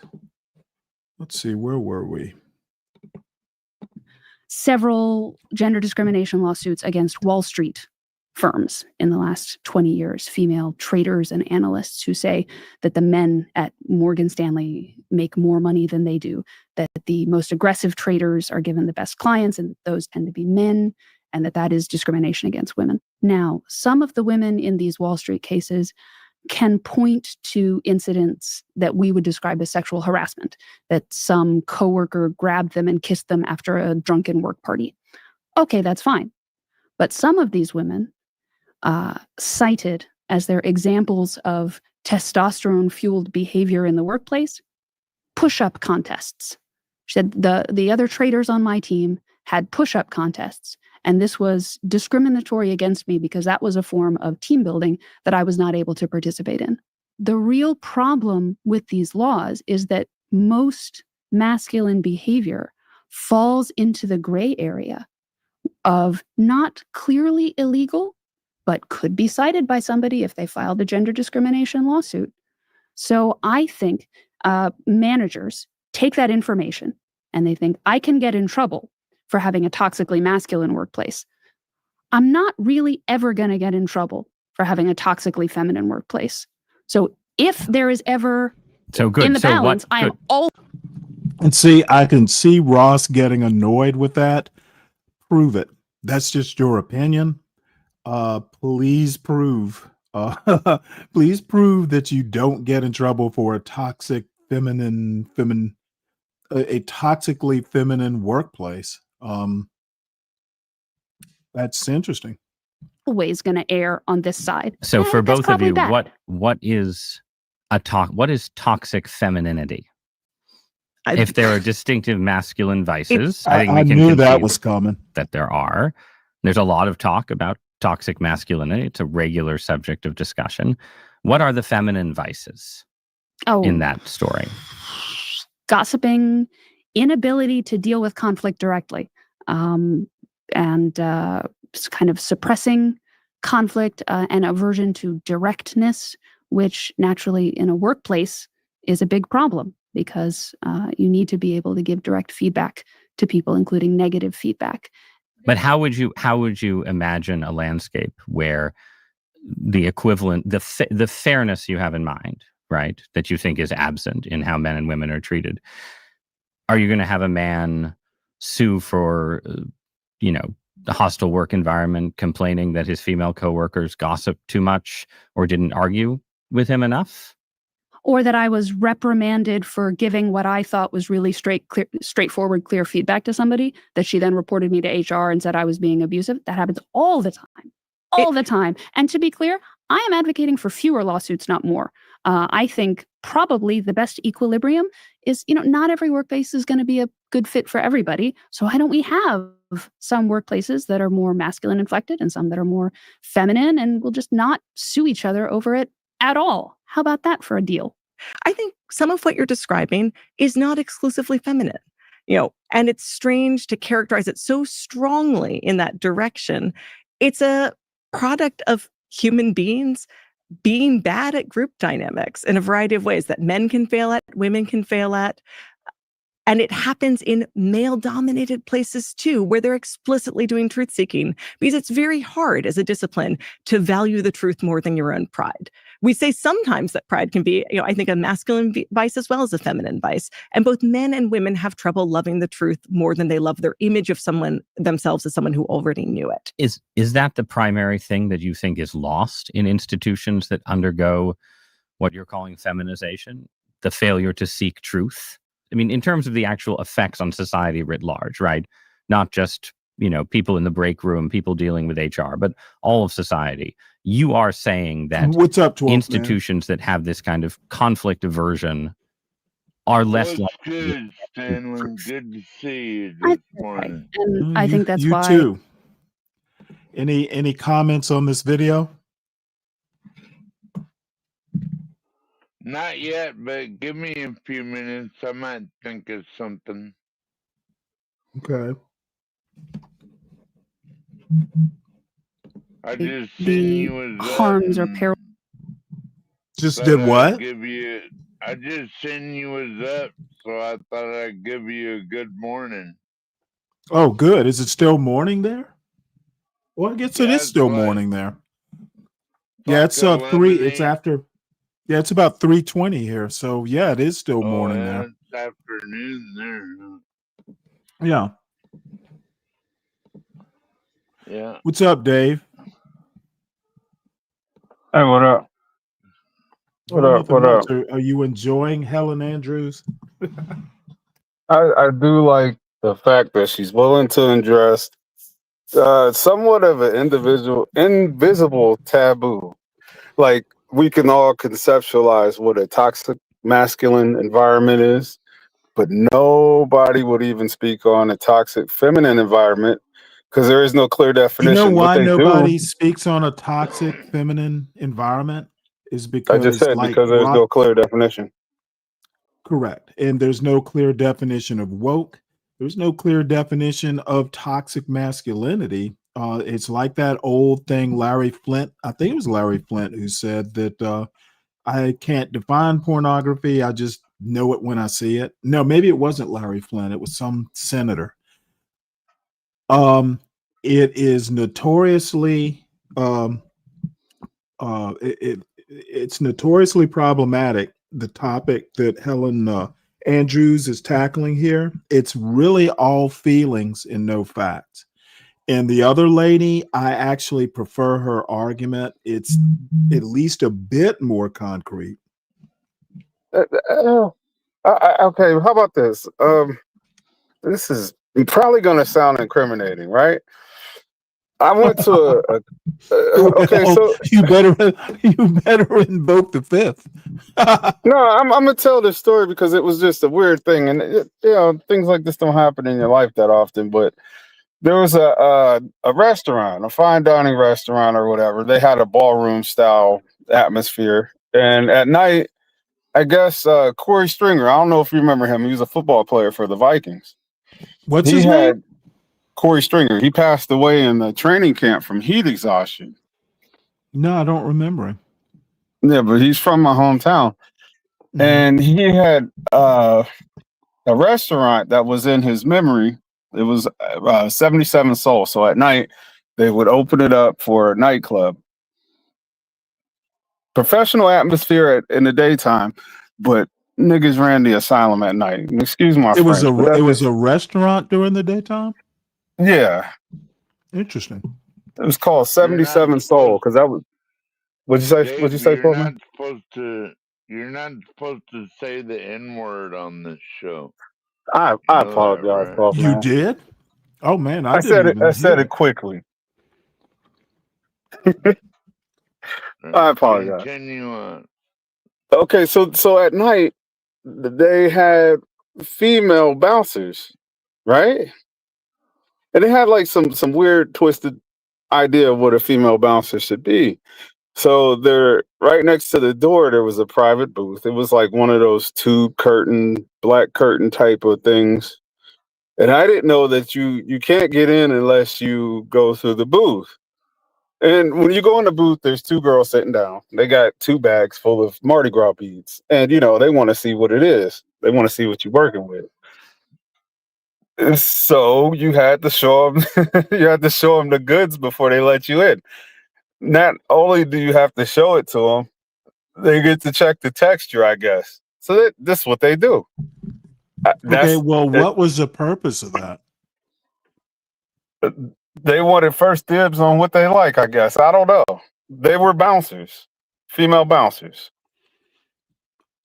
Okay, well, I'm confused, and I know what you're saying, but why? I mean, how could you justify that? Like, did they want to make sure you weren't smuggling in a gun or something? Possibly, and that was very effective if that's what you were going for. But so because I guarantee you, if there were ever complaints, they would go, "Oh, hey, we're trying to make sure nobody's smuggling, a gun in their pants." That would be the cover excuse, but we cannot say that that's not toxic femininity. It's not defined. I literally would not call that toxic femininity. And if you did, then you know what? That is toxic femininity masquerading as toxic masculinity. See, Stanley, and that's the problem because we're not willing to be honest. I think I get what you're saying. Now, I will say that if somebody had said, "Oh, hey, look, I prefer a man doing it," I think that would be a valid complaint. And I also think it would literally be a good argument that, oh, hey, you're not checking the women, or were they? No, it was a junk. It was a junk. That would actually be a good court case. Yeah, it was a junk check station. That's what it was. They was checking you. They just wanted to see what you was. Well, I don't think it had was anything to do. It was a junk check, but it's easily disguised as a weapons check. And to be honest, why would did they use gloves at least? No. Or did you just?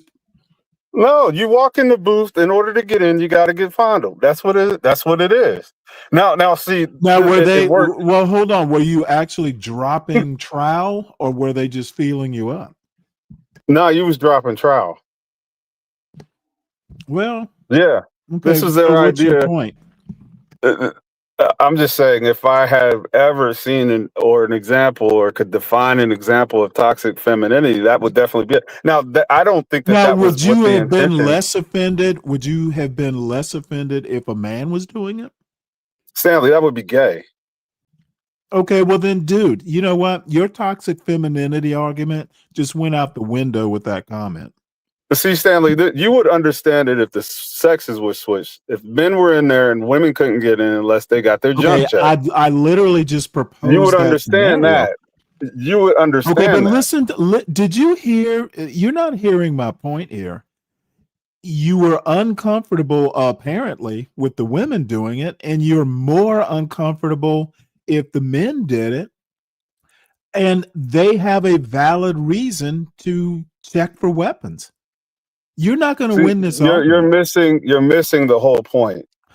You have no point, is what I'm saying. I have a point, and you literally clearly have no listen point. with one ear. A man ear can't search you. and a a mouth. woman can't search you without you squirming, and they have a valid reason to have you drop your pants. I was not saying I was offended. I was using that as an example of toxic femininity. You said okay, I assume you were offended if you're using the term toxic femininity. It was an example. Okay, now you're drawing into all these other conclusions that I did not say. You know what, Dave? You really don't understand your own argument here. Oh yeah, you literally don't understand. What is my argument outside of an example of how to fit the definition? It's not an example at all. I'm pretty sure the whole point of that booth was to check to see if you had a gun. Okay, but they used it. To check your junk. You're pretty sure is not going to hold up in court. Do you think that would be legal to have guys expose themselves inside of a booth? You know what? Apparently, it was legal if they weren't shut down for it. No, guys are okay with it. That's my point. Okay, Dave, then there is no toxic femininity. If you're not offended, if you're not uncomfortable, most times when women complain, okay, dude, I'm sorry that your argument is trash. You're just so acceptable. I feel bad for you. You accept anything. Most times you won't even let the example stand as an example. No, I'm not going to entertain a bad argument. I got you. I hear you. Proceed with the show. Most women, when they complain about toxic masculinity, they are offended or just creeped out in some way. You don't seem to have had a problem with it, so I doubt that there was toxic femininity. I got in the club. Some guys were turned away. Why would I be offended? Because they had weapons? No, I got a neck full of beards. A neck full of beads. My bad. Okay, so you're saying that some guys weren't endowed enough? That's the whole point. That's the whole reason why they were doing that. Now, my next question is, how do you prove it? If some guys were turned away because you think they weren't endowed enough, I need you to prove that argument. Either ashamed or endowed, or not endowed enough. They definitely left the club like, man, this is bullshit. It could be that some of the men were like, I'm not doing this, and walked away. Right. So at that point, Okay, is it then toxic you or don't not? have an argument. You have no clue Is what that you're toxic talking or about. not? Is it You toxic are or not? literally you're literally Exactly. You doing won't a acknowledge it Helen. because it's females No, doing it. I'm That's not what going I'm to saying. acknowledge it. There's no reason for All me right. Well, to. then carry on. You are doing a Helen Andrews. You feel a certain way, but you can't prove it. I'm sorry. It just doesn't seem that that good an example. Roles of feminization You are the have Helen to be examined on a Andrews of the case-by-case basis Gulag. for each institution and discipline. I think something like 80% of veterinary students are women today. Are they doing a bad job at treating the Are you pets? worried? Yeah, are you worried? Do you predict Oh they wait, are, hold right? it. As far as I know, We weren't arguing about anything. He has nothing to argue. Okay. So there's this Who's woman the right here. she's Helen Andrews. She You're is in love whining with about woke, but has librarians. no. She's whining about woke, and we're hearing her feelings, but we're not really hearing facts. this has not had catastrophic effects. Why? Well, actually, Claudia Golden, the Nobel Prize-winning economist, notes in her book that male veterinarians are more likely to own their own practices, whereas By the way, Brian, we call the permanent Democratic state in California a refuge. You're in Georgia. Fuck California. Well, I'm just addressing a comment that Brian Nichols, he's acting like California being a Democratic state is a bad thing. female Well, what do veterinarians you prefer think? not to Is it a because bad thing, Stanley? What do you think not about not inherently. I mean, any state can be that's a badly big governed, word, Democrat or Stanley. Republican. Inherently. He said it's a democratic state. He didn't. That's not a comment on the quality of governance. That's my point. being an owner involves more financial risk and longer and less flexible hours.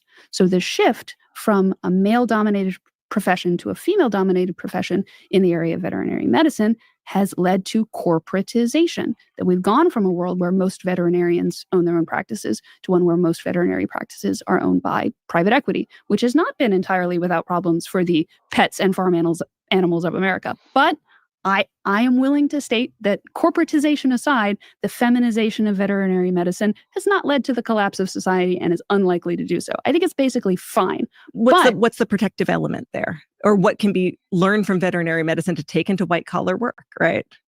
It just seems odd that you're describing this general dynamic that women, you say, would undermine completely the rule of law. That will lose the rule of law in our lifetimes when women become a majority of lawyers. If it's that stark in law, I'd expect, if your claim is true, some erosion in veterinary medicine or pharmacy, which is also dominated by women and where you can track the failures because people die. I would not expect to see a catastrophic effect from feminization in veterinary medicine. I don't know why is that because? Why? And see, I love it when pressed on the quality of her argument and any sort of evidence, she gets slightly offended.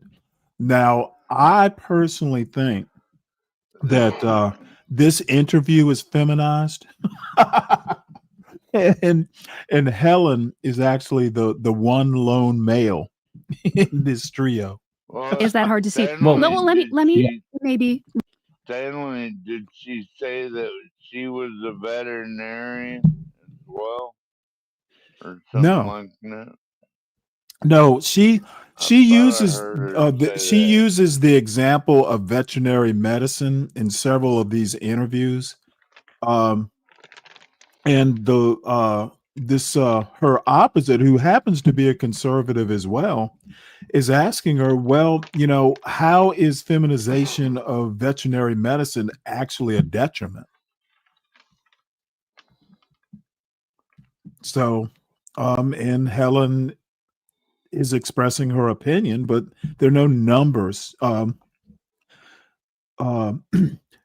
She also brings up pharmacy, which is dominated by women. And again, if you want to talk about and be taken seriously about the feminization of America, well, it might be nice to have some numbers.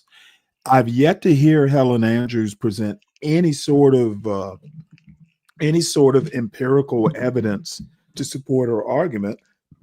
It's all about woke, and it all comes down to her opinion, and a lot of people agree with her, but there's no evidence. It's not a hard argument. It's really all rhetoric.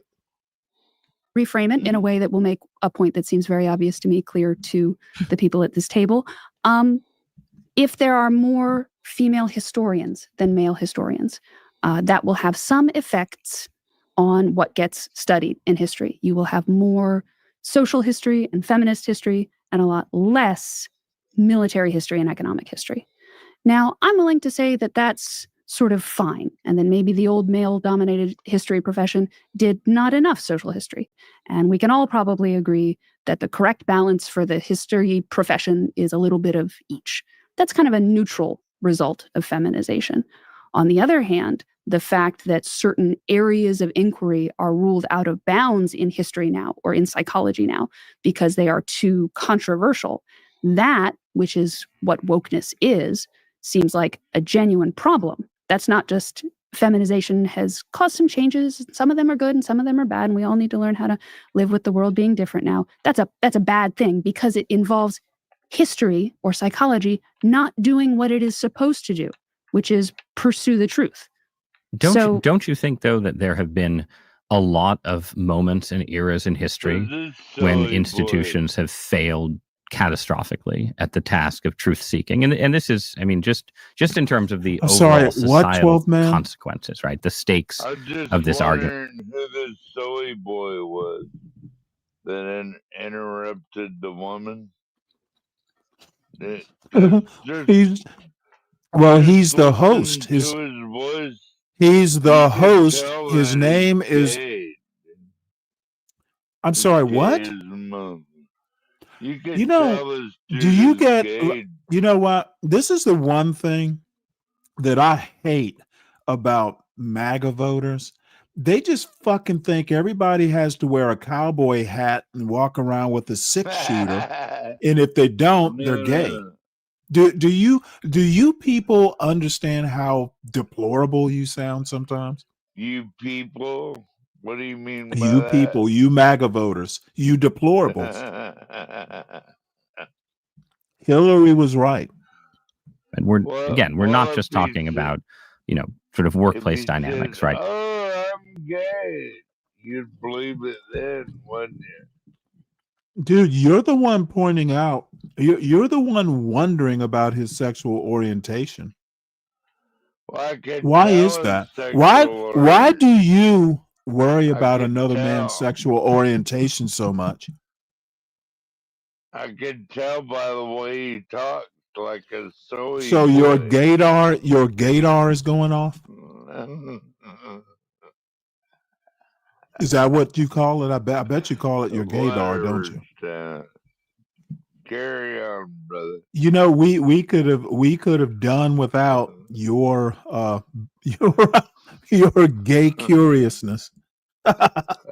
We're talking about academia failing to solve serious problems, journalists failing to report the whole truth about the world, right? Like, this is your critique of feminization. I think it is a reasonable critique of things that wokeness did. But you can find plenty of historical case studies where regimes, systems, forms of government did all the kinds of things that you're bemoaning under entirely male-dominated conditions. I am baffled by people who think that a litany of male failures is some kind of rebuttal. Not to say that you're making a bad point. I think you're making a very sensible point. You can tell me I'm making... Okay, the bottom line is you fail to see how pointing out male examples is a rebuttal. Well, you don't have an argument, Missy. And see, if I were Ross, I'd be saying that. A bad point. It's not a litany of male failures. It's the kind of male garbage failures. in, like, garbage if the out. stakes here are feminized institutions don't adequately seek truth, But it seems to be that there are many situations where institutions fail to seek truth under male domination. Why are we assuming that it is the female element in particular? One counterexample of male failure and male failure to seek truth that gets thrown back at me a lot is the Red Scare. Now, how can you say that women are the only people who ever do witch hunts? Think about McCarthyism. And without wanting to get too deep into the Joe McCarthy did nothing wrong rabbit hole, that is not the point that I'm making today. Let me make instead a different point, which is that I think that McCarthyism was actually in many ways quite masculine. Think about loyalty oaths. The whole reason why university systems and schools and other institutions wanted to have loyalty oaths, which are sort of the banner phenomenon of McCarthyism, is because they said we simply cannot have an ongoing atmosphere of suspicion and rumor and sort of witch hunting. We need to have some clarity. So we will have a loyalty oath, and everybody who takes it will be fine, and everybody who doesn't take it that'll be a problem. But they won't be fine. They won't be fine. They won't. But They won't participate then it in will the be argument. done. Right. Then it will be finished, and it will be all out in the open. And the criteria for deciding whether or not somebody is a communist will be known, and we will evaluate them in kind of a straightforward, objective way. So that was, in some ways, a male witch hunt, but it operated by mass. I'm sorry, what? Did she just say communist? I thought she just said that. They're talking about McCarthy, 12th man. Well, I'm wondering what they think about Mandami. I'm wondering what you think about Oh my Mandami. God, really? You do realize that Mom Donnie, it's not an open panel. I'll just say it that way. They're talking about a specific topic, and Mom Donnie is not the topic.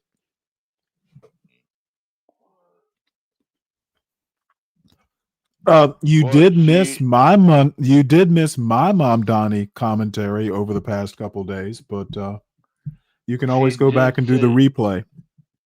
She just said communist.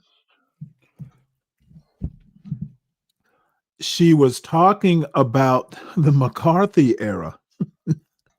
That's you. Oh, you mean there was communism back then too? No shit. You know what? I don't even know how to answer that. I was actually going to point out her comment about loyalty oaths being masculine, and I would love to ask her, well, when you take marriage vows, isn't a marriage vow basically a loyalty oath? I would like to know, does she think marriage vows, whether they're masculine or feminine, because they amount to a loyalty oath? Well, I thought it was an oath to God, like when you get married. And okay, my point, my point is that she thinks loyalty oaths are masculine. I'm curious to know what she would think of marriage vows, which are loyalty oaths, and does she think marriage vows are masculine? Because men and women take them.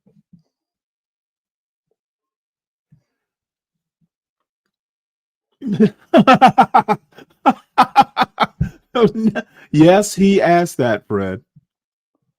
That's what the whole Red Scare was, 12 man. The Joseph McCarthy, the Red Scare. You remember? You probably learned about it in high school history. Now it's the Trump scare. Everyone's afraid of Trump. Or ICE or whatever.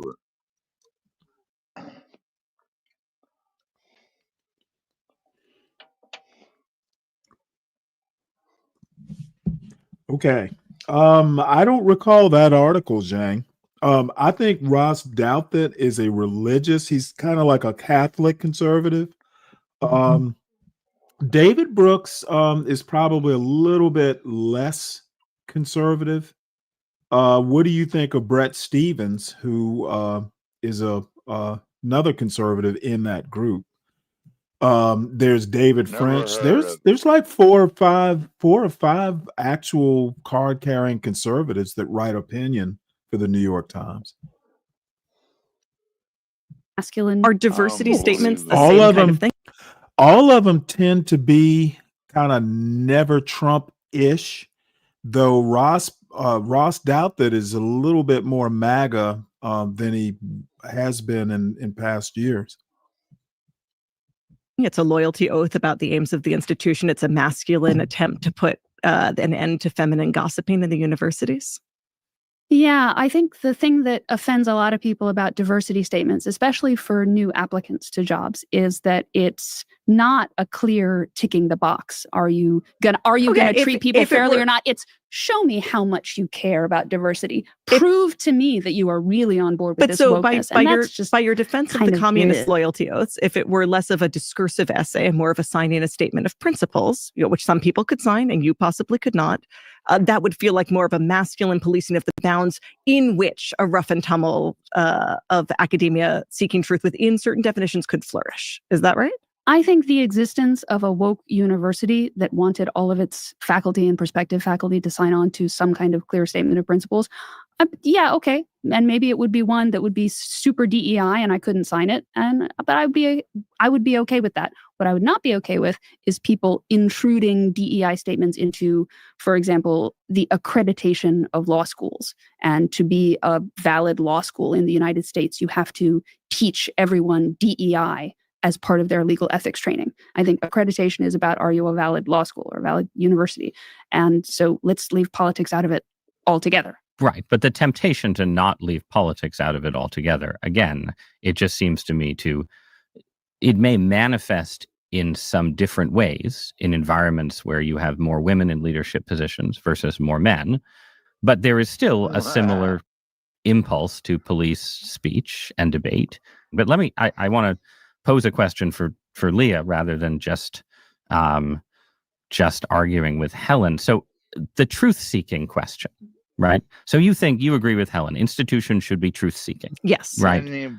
Especially in medicine, law, like the professions that have, I think. Yes, sir. Hey, what do you think about Mandami choosing an all-woman cabinet? I wasn't aware that he did. I wasn't aware that he did. Yeah, he picked the all-woman cabinet to be mayor. A lot of them radical. Where did you read this? Oh, it's on the internet. Okay, where did you read it? Do you want me to what send website? you a link? What website on the internet? Do you want me to send you a link? Oh, absolutely, please.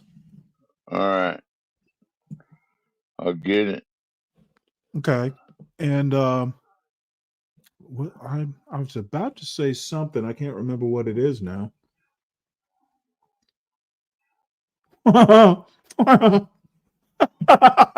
Oh, this is funny.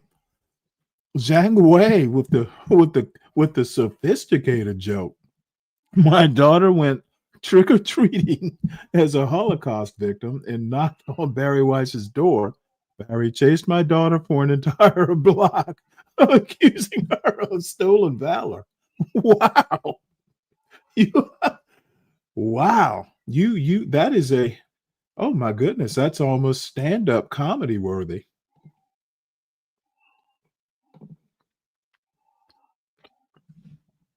Okay, Brooklyn, whether it's a vow to an institution or God has nothing to do with my point. My point is that it's a loyalty oath, and she thinks that the loyalty oaths that McCarthy wound up having instituted because of his inquisitions were masculine. I'm just curious to know if she thinks marriage vows are masculine or feminine or neither. since she thinks loyalty oaths are masculine in nature. Hey, Fred, have you ever heard of Cynthia G? She's a content creator. I'm just curious if you've ever heard of her.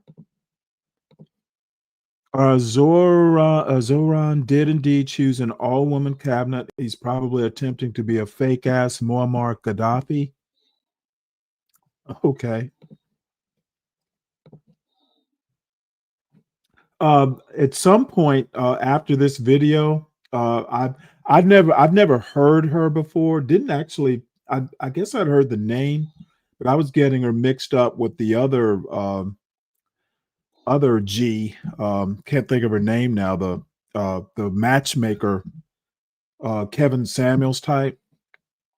So anyway, we're gonna watch her because man, she has some interesting things to say about black men. Oh, Where did Dave go, Stanley? He probably had a crisis of. He probably had a crisis of. He had a crisis. He had a crisis of empiricism. So let's hear this. This is interesting. I think that I will even say that's a little too performative for my taste. Tonight, Zohran Mamdani not wasting any time on his first day as mayor-elect of New York City. He announced his transition team of all women and is now looking forward to taking office in 57 days. Eyewitness News reporter Stefan Kim with the advice outgoing Mayor Adams is giving his successor. A great New Yorker once said that while you campaign in poetry, you govern in prose. From victory night to day one of his transition. The poetry of campaigning may have come to a close last night at 9, but the Oh, beautiful they're all prose of governing they're has all the only just same. begun. Mayor-elect Zohran Mamdani echoed a mantra made famous by former New York Governor Mario Cuomo, the father of the man he upset in last night's election. And with that, under the Unisphere today in Flushing Meadows Corona Park in Queens, the most diverse county in the nation, Mamdani announced his all-female transition team.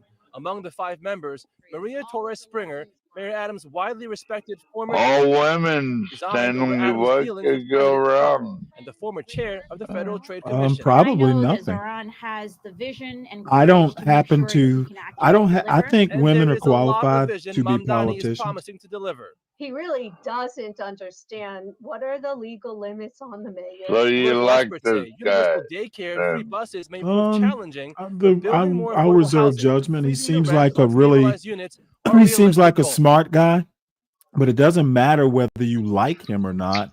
It He's got some matters. great ideas to how to bring business It there. matters how he. It matters. It matters how he What a governs. moron. Okay, dude. Don't. It like I was trying to answer you, 12th man. It matters how Mamdani governs. That'll determine whether I like him or not. Hey, Okay, well, Ryan, are you going spelunking or what? no, I see I'm you got- riding my bicycle. I'm on my bike. Okay, I see. I saw the. Oh, you helmet. saw it? Okay, yeah. Yeah. I'm riding bikes right now. So I'm on the trail. Yeah.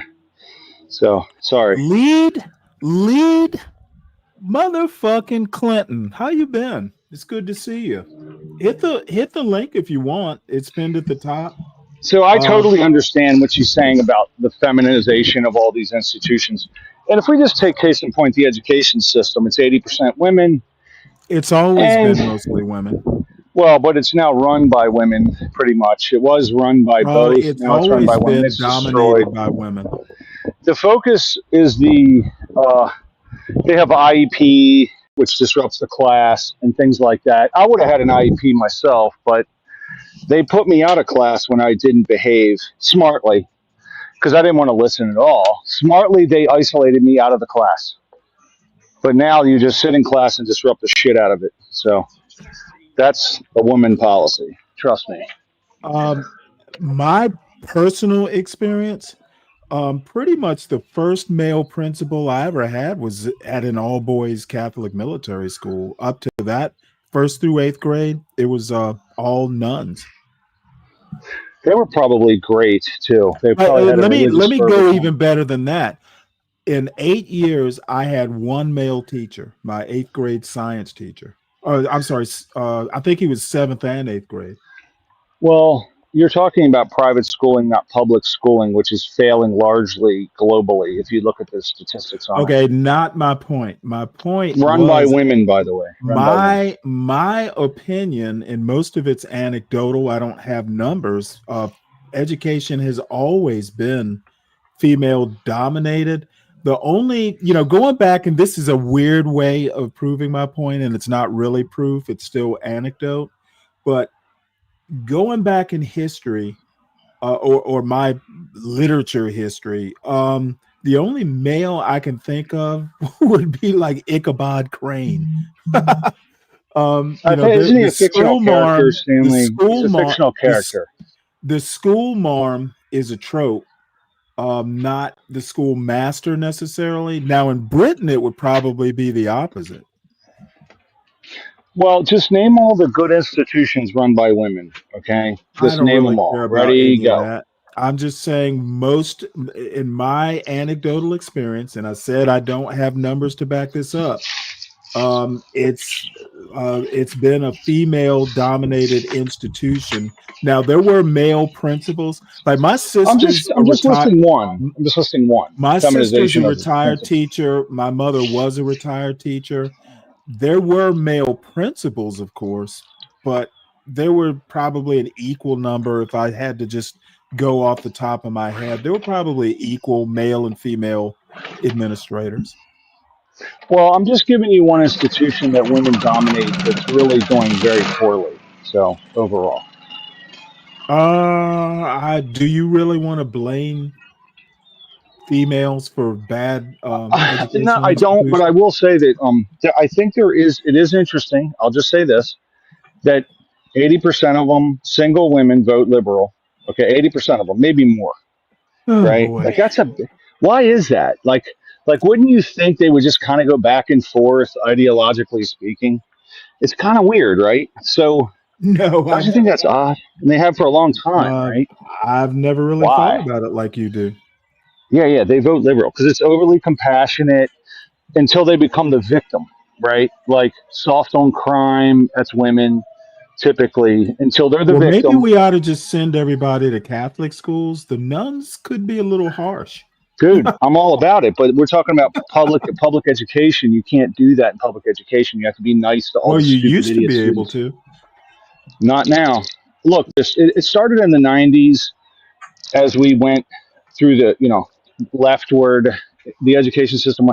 Also, I would bet that the teachers union, 95% votes to the left. Very few Republicans there or even conservatives. Why is that? That's interesting, right? Another weird little thing. Colleges, all liberal. All the teachers are liberal. Also very dominated by feminine women, men too. Feminine men and women. Why is that? Another interesting little fact. So, why is that? Yeah, Clarice, to your point, these people literally want to complain about socialism. Dude, farmers, corporate welfare, we There's no such thing as socialize. corporate welfare. They're We creating value. socialize There's no such a thing as corporate lot. welfare. Dude, It's not a we thing. took the space program and commercialized it. That's socialization. That's actually not These true. people, well, actually, it is true. How? How do we socialize it? Well, we commercialized it. A guy started making rockets. These people get government contracts. Yeah, but that's not socialization. That's private Sure sector. It is. Absolutely it How? How's it socialization? Is it government money or is it private money subsidizing it? Well, it's not subsidizing it. That would be their government contracts they're purchasing. It's not subsidy. You could say they subsidize farmers. Okay, when the government imposes rules on the money that they pay you on the contracts, that's not socializing it? if the private sector Yeah, is making some, absolutely it is. Like if okay, you want well, this government contract, you're going to hire so many women, et cetera, et cetera. That's socialization. That's okay, that's socialism. so that's Of rules and course it is. regulations.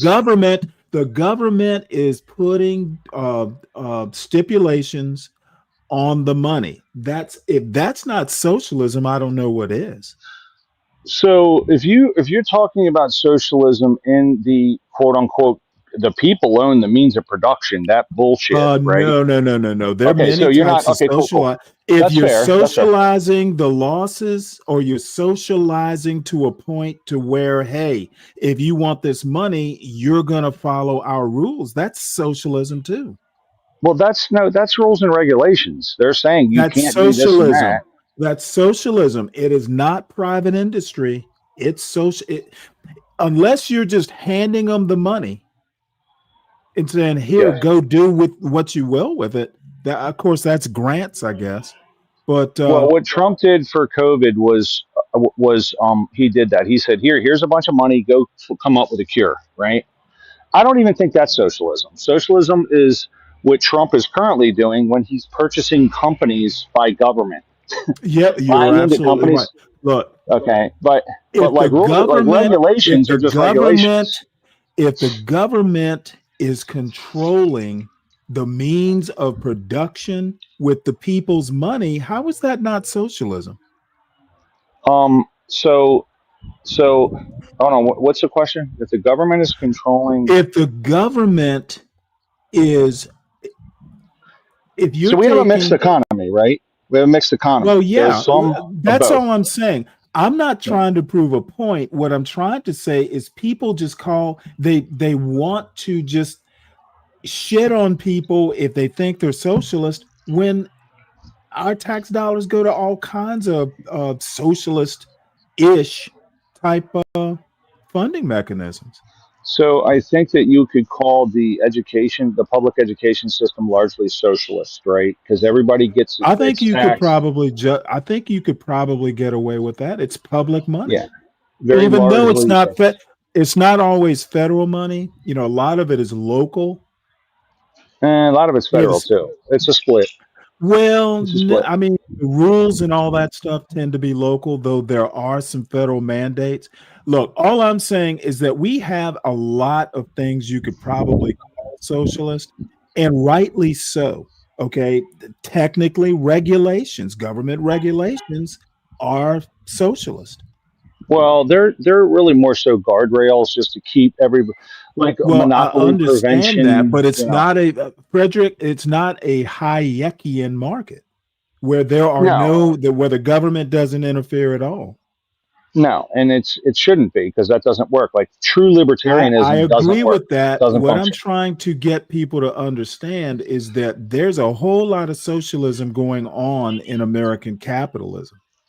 But what you find is when you start to have too much of it, it starts to stifle innovation. You start to get different decisions being made by entrepreneurs and everyone, where it starts to really have a negative effect on pricing and various things like that. So what we see in New York, or when you start to regulate profits, like is going to happen up in New York, is you're likely going to see some landlords exit the market, which will create less supply, which typically will drive pricing up. That's a common factor with when that happens. So I we'll have see. a question for Kim. Did you say that the mayor controls education in New York City, or is the superintendent kind of independent of the mayor? I think you said that the mayor actually does control education in New York City, and I thought that the superintendent was independent somehow or another. So let me know that. And then Kim, I know you're not going to take anything remotely socialist. You can't be registering your business you know in a minority or women's business owner type program. WBE. Kimmy, you should go WBE. that would be mighty non-MAGA. WBE MBE. This is what you should register. WBE MBE. And you will get last look on a lot of contracts and things. Unless there's others Okay, that already Lee. have the qualification. Okay, Lee, So gotcha. Stanley, what you do see though, like you mentioned farm subsidies. There are some farm subsidies. A lot of those farm subsidies that they talk about though are for exports. I'm not a huge fan of all of them. And there are a lot of countries that put quotas and tariffs on our farm products because they're heavily subsidized, and they don't want the United States sending all our soybean, for example, into India because we subsidize this a lot. And sometimes we subsidize it for national security reasons. Like, for example, if we feed a particular place like China, we have a lot of control over whether or not they invade Taiwan. So some of the subsidies are around those types of issues, national security issues, which we have to have. So it's not all bad. It's not all bad. I don't like government intervening in markets too much because it does really distort entire markets like the medical market, like housing, super distortion going on there, etc. So what's Claire saying? He says the talking point of capitalism breeds innovation is nothing more than empty rhetoric. Companies regularly make secret agreements to not compete with each other to ensure a win-win situation. Well, Clarice, come on up and discuss that, because I tend to agree with that in certain situations. Like what we see is a consolidation in the market. For example, Lockheed Martin and Northrop Grumman are like the only two competing companies in the defense world with specific things. So the government's job is really to create less monopolies and foster more businesses in those arenas, right? Lower barriers to entry, things like that. But they're heavily regulated, so it's hard. So, and the government piles on more regulation, which means less people will get into the business with more regulation. I don't reopen my old contracting business, which was very lucrative, because there's too many fucking regulations currently in the DC metro market. It's too much of a pain in the ass. It's very difficult. So, but I don't know what he's talking about, the talking point about capitalism. What came from the private sector versus what came from the public sector? Well, he's saying, I mean, I think that capitalism walks and chews gum at the same time.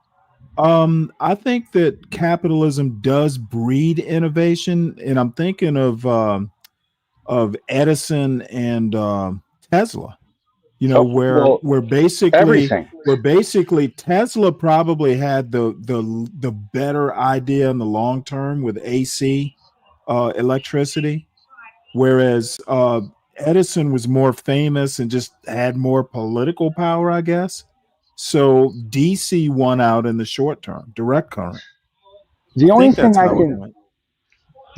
I can think. So I mean, you had both innovation, and one innovation basically wound up winning out mainly because of manipulation. I mean, Stanley, so you actually had both at work. The government even knows this. That's why the government takes the money and gives it to private entities to develop things. For example, they give it to Merck. They give it to, in the drug industry. They give it to various other places, not government. It's not within government. They're creating and innovating. That's happening outside of government.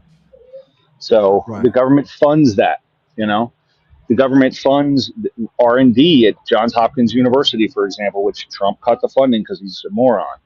But they give it to the private sector and say, here, you do the development and innovation, because we're the government and we don't do that. We just sit in DC and suck up money. That's my opinion, of course. So, but yeah. All right. So I don't know what he's talking about. Is Claris a communist? Probably is. No. Is he a socialist? He's probably like a big government guy. Let me put it to you this way. Claris, I feel, is a kindred spirit of mine. He's more a pragmatist. whatever works the best is the direction I like to go. I tend to be personally kind of center left, but if a more conservative solution is more effective, I'm all in. I don't Well, you're really for private care. sector All investment. I care is it works. I You're don't for really private care. sector investment. You probably have money in the stock market in your retirement, Stanley, or something like that, which Right. most people do. Claris probably does if he has a 401k or IRA or anything. So you're for private sector profitability, right? Like not. No, I'm for what works. I think sometimes the private sector it needs guardrails sometimes. Yes. And here's my question to anyone that is big on government, right? The number one job, in my opinion, for the government for the last 25, 30 years has been to break up the massive number of monopolies that we have in the United States. If you look at most industries, there's two choices. There's Target, Walmart. There's Amazon, Walmart for online shopping. There's this or that. There's Google has 90% of search. There's Microsoft that's dominant. All these things are dominating the market, and they have pricing power, it's called, where they almost don't have to compete. They just raise their price and they get it, right? People don't switch. So at the end of the day, in a capitalist system, when you can shop something and get a different price that's lower, it makes everybody competitive, right? Apple raises the price and people still buy the shit. So why has government failed at breaking up the monopolies that exist in the country? It's hurt consumers, it's hurt everyone. Why have they failed to do that? And I'm talking 30 years. Bush, Obama, Trump 1, Biden, Trump 2. Nope, they're not breaking up any monopolies. And it's just really un-American. It's wrong. So I don't know why they haven't done that. Timmy, this since you brought her up, she was DeKalb County superintendent, and she was forced out All right, for I got to some mute you, reason. Stanley. I got to mute you because I got to start Okay. riding again. All right. She was forced out in 2022, and she's doing something else now. Into the She Fox is 5 good looking. newsroom. The DeKalb Board of Education just voted to cut ties with Superintendent Cheryl Watson Harris effective immediately. The move follows intense criticism over the way the superintendent and the board handled complaints of poor conditions at Druid Hills High School. Board members voted to name Dr. Fazan Tinsley as the interim superintendent. Board chair Vicki Turner issued the following statement, quote, "We appreciate Mrs. Cheryl Watson Harris for her service to the DeKalb County School District and wish her the best in her future endeavors." And so this is where she has wound up so far. She's working, I think, for some think tank called Achieve Atlanta. So that's what she's doing now. She's an AKA. She went to Fordham and Harvard. So that's what she's doing. She's at some think tank in Atlanta.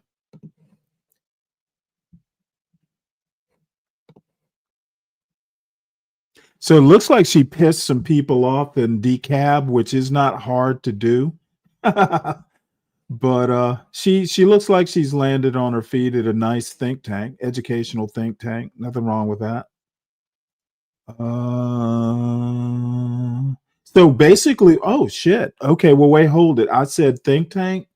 Looks like she's an educational consultant now. She founded something called Urban School Specialists, a consultancy that provides support and services to large urban districts and executive leadership coaching to education and non-profit leaders. So she's still in the education space. Looks like this may be a think tank or it may be something private. But let me tell you something. My sister is a retired teacher. In her last few years, she actually, I don't know exactly, like I used to call her an educational secret agent because I had, honestly, I had no clue what her job was. I just knew she was doing something. But she was working is some educational consultant to the Department of Family and Children's Services. And somehow or another in her retirement, she does private tutoring online. So she is, you know, I think the only reason she's working is she's got kids in college. But yeah, my sister's some sort of educational consultant. Now she does private tutoring. It's just, I guess she makes extra money doing it. So let's see. You just had a fine interaction with a black pharmacist. I am now pro-black again. So he was cute, Shang?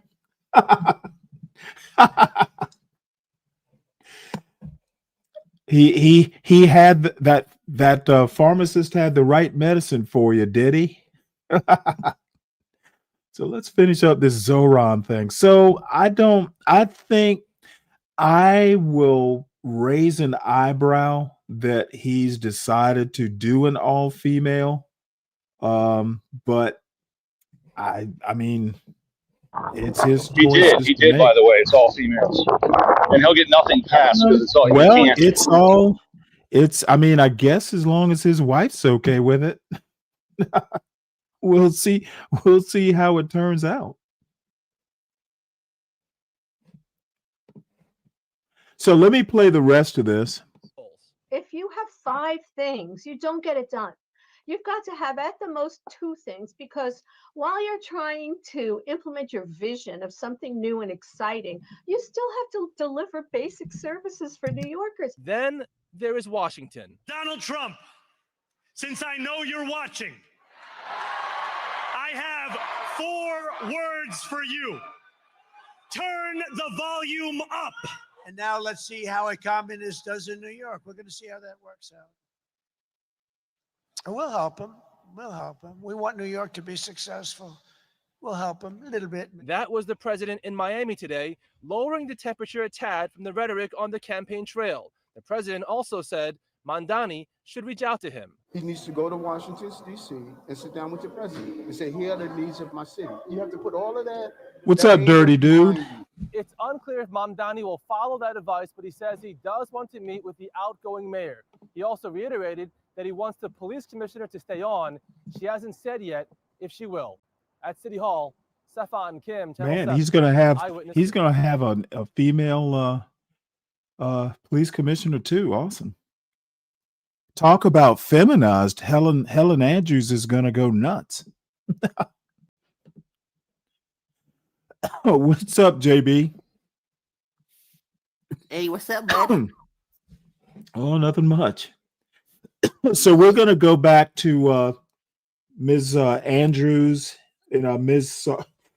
Ms. Sargent talking to our buddy Ross Douthat. While I got everybody here, please make sure you hit the like button, folks. And if you are new, please subscribe to the show and recommend it out. We are a little bit more than halfway to the monetization number of 500. Believe it or not, I've got like 10,000 watch hours, which for not being monetized already. I think there are just a lot of people who kind of see it and get irritated and decide not to. It's not their cup of tea, which doesn't bother me that much. I want people to be happy wherever it is they land, and their YouTube time is their time. Don't waste it with me if all I'm going to do is irritate you. And the Sovereign Beer Fund is open for donations. I actually would love to order some beer, but I'm not going to do it. I have decided that if I'm going to even do any sort of alcohol consumption, it ought to be listener supported inebriation. I think should be a policy on this show.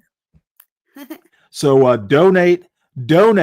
And tomorrow, since JB is here to remind me, at least the first portion of the show will be JB, his interview with 777. So we look forward to that. Gonna be doing that tonight, Stanley. No, we're not doing it tonight. That Saturday was the day. Now maybe you blacked out and don't remember, but it was never Friday. Friday is a news day. Saturday and sometimes Sunday are the more fuckery days. So what time we gonna be doing this Saturday? I'll let you know before you leave. I would guess it'll be closer to midday. What time is that? Midday tends to be 12 noon. Oh, okay. That's the Eastern. I guess I should specify Eastern time. Yeah.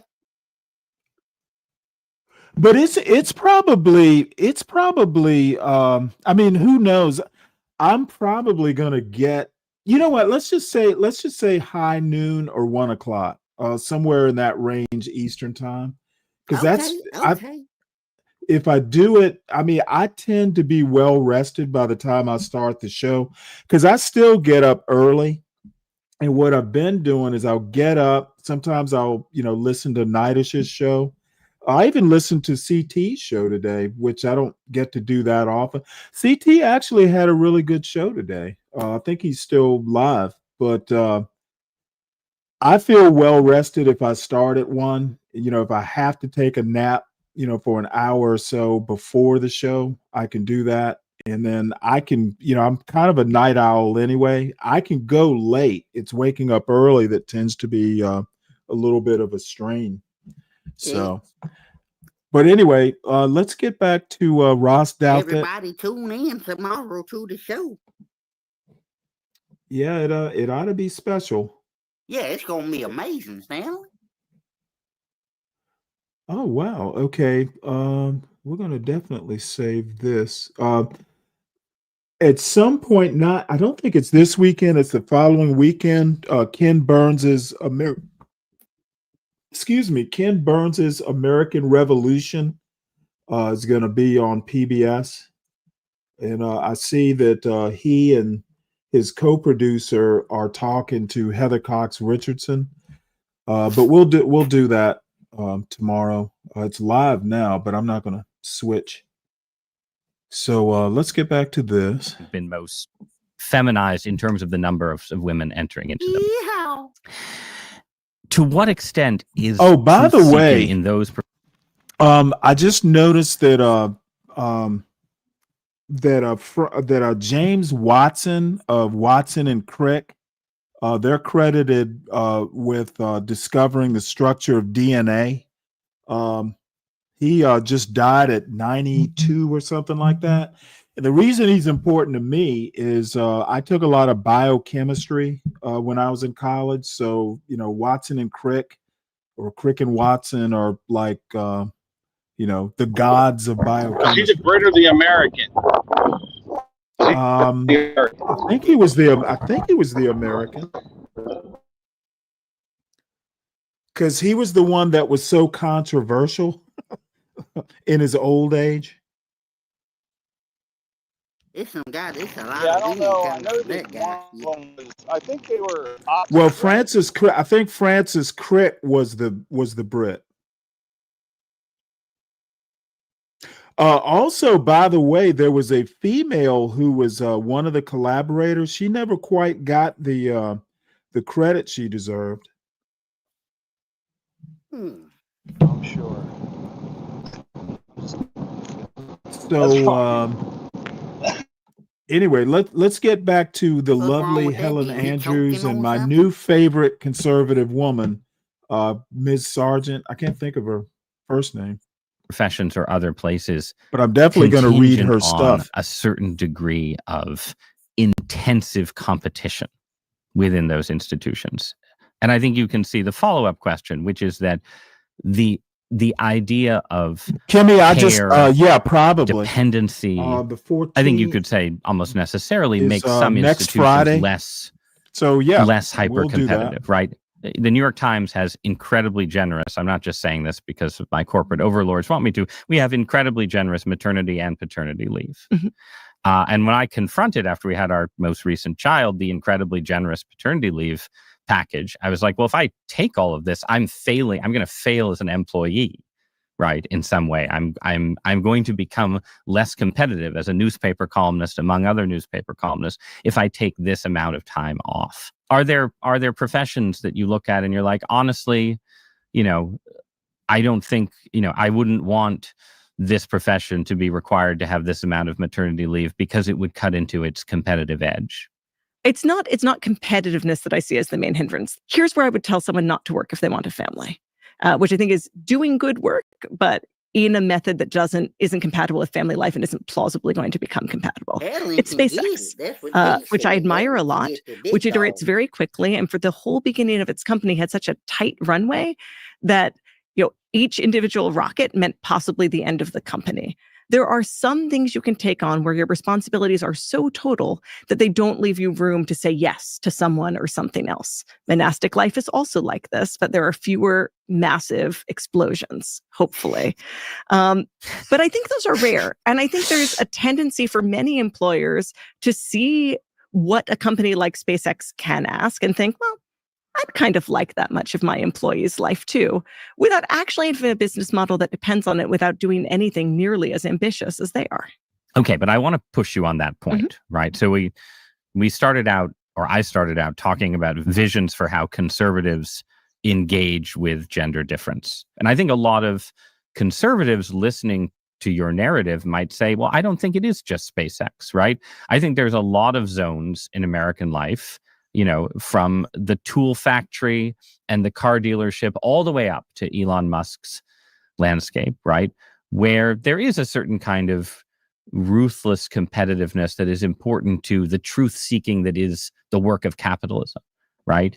And that maybe there is some room for being more solicitous of female difference and dependency in the workforce. But if you go too far, you're just losing that edge. You're not just, you can't sort of segment it off and say, if you work for Elon Musk, you don't get maternity leave, but everywhere else you do. There's a larger culture here that is endangered by sort of making the workplace bend more to dependence.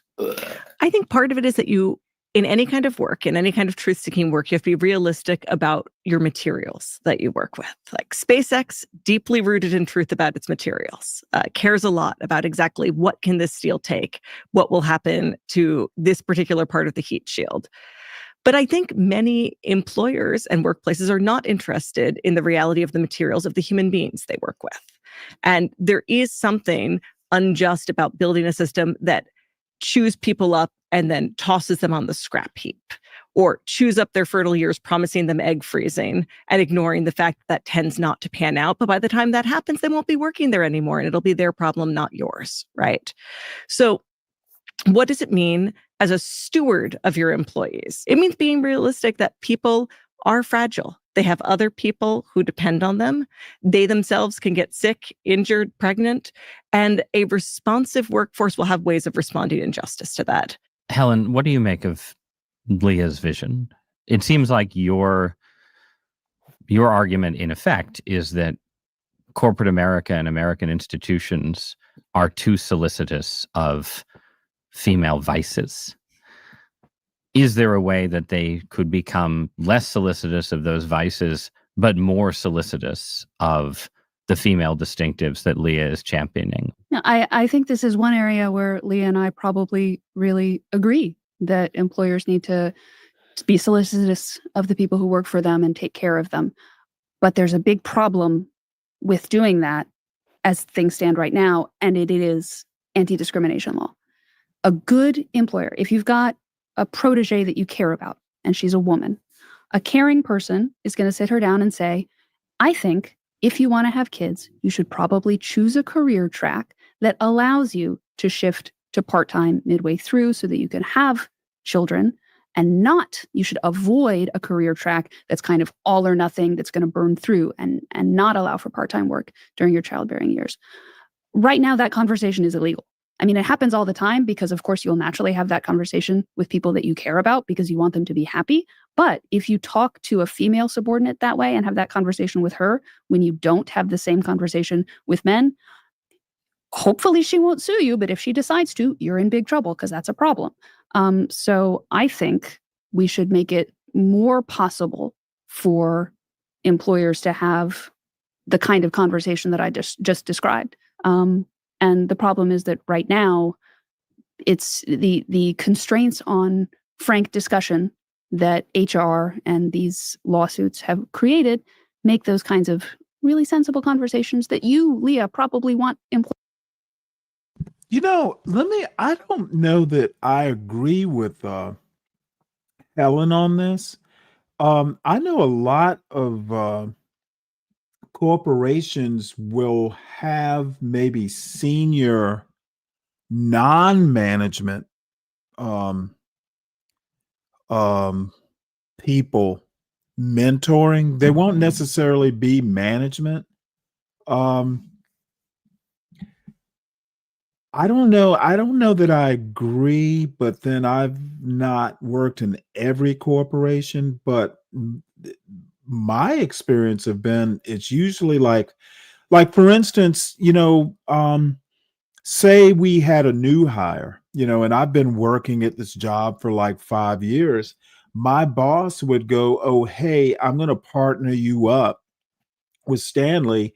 He's been doing real well for 5 years.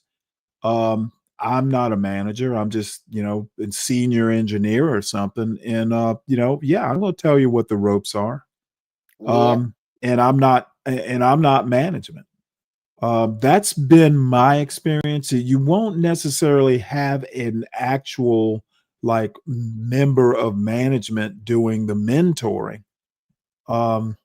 Mainly because a lot of times they don't have time to mentor. So I'm not sure I agree with her scenario, but then I can't go, I can only do anecdotes. What about you, Zhang or Kelvin? You guys, Zhang, you work in IT, right? He's gay. Zane's Or gay. engineering or something? Kelvin, you Calvin's a may know. bitch. Does anybody, Brooklyn, you may know. Does anyone have any experience with actual like mentoring? My experience, oh, I didn't know you were a lawyer. Are you just out of curiosity, Zhang, are you a patent lawyer or an intellectual property lawyer? There's a reason I ask you this. You said you went to Georgia Tech, right? But he be talking the way he talk in the chat. He seems a little gay to be a lawyer. Yeah, well, you people are, I mean, I didn't know that. I don't even know how to respond to that. The reason I ask, Zhang, is I talked to my son. Oh, I thought you went to Georgia Tech. Well, the reason I asked is my son's actually pretty good verbally also. And I told him, look, I know plenty of people who are like mechanical engineers or electrical engineers who kind of get burned out on actual engineering, and they go to law school or get an MBA or something like that, and they still kind of work in the industry, but not actually doing the engineering. Yeah, he said There are he's not a lawyer. there are people that make He likes that taking it in his back end. exactly. That's my point, or some sort of engineering. And that's why I was, telling my son, hey, you know what? You ought to at least, keep it in your back pocket. Who knows? You may want to do that as an option. He's computers, though. Software engineering. Yeah. Let's What see he if do on conservative legislation works so why are the top 7 poorest states red? That's a good question. So let's get back to Helen. I'm sorry, what, JB? I said I wonder if he even know how to fix on computers. If you what? If he know how to fix on them computers. Well, he's built computers, so I assume he knows something about it. Yeah. I don't think he does. Yeah, well, it's really none of your Everybody's concern entitled anyway. to Oh, their you own opinion. wait, you mean my son or Zhang? That faggot Zane. He likes it in Okay. his back end, Stanley. Well, you wonder a lot about Zhang. Is He's there an the gay attraction one. there? No, you gotta look in the chat. Look at all the gay stuff he says in the Well, chat. you know, I'm it's gonna make really funny because because 12th Man was up here wondering about the sexual orientation of someone on a video. You that's guys are strange. this winds up being a Freaky Friday. Is it a full moon or something? Yeah, these fellas are Zhang strange, Stanley. Zhang is a trans rights lawyer.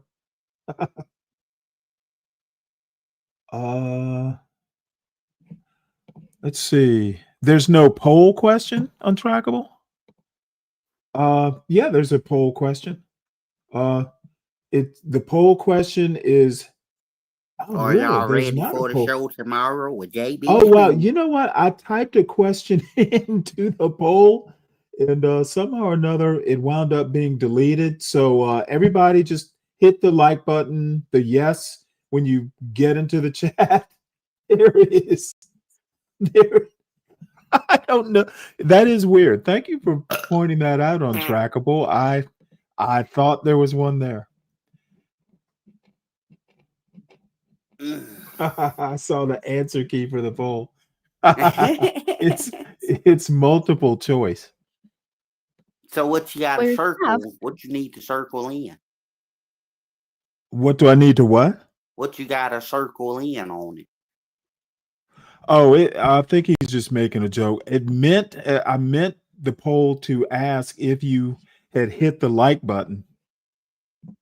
Oh, okay, okay. That's a good one. That's a good one too. Untrackable. I'm a yes man anyway. That's bad. Impossible. You gotta be a leader.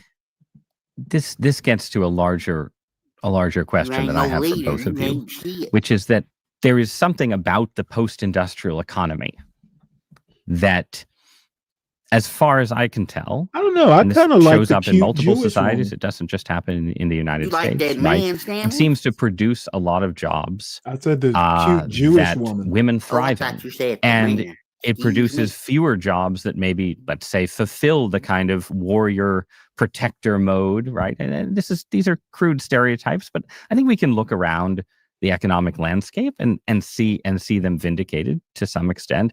And I'm just a little bit skeptical, therefore, that, you know, if you stripped away certain aspects of anti-discrimination law, right? It's a Or funny if you can look at Europe. Europe offers lots and think lots he of swallows maternity benefits and all of these things, right? And still in Europe, you have, you know, lots and lots of women choosing career over family, having fewer kids and so on.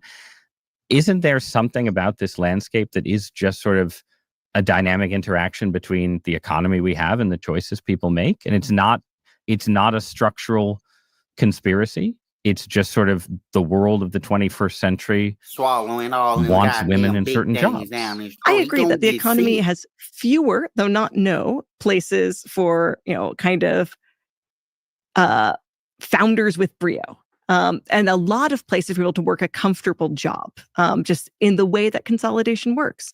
But I think it's a mistake also to look at work as the primary space to express the warrior spirit.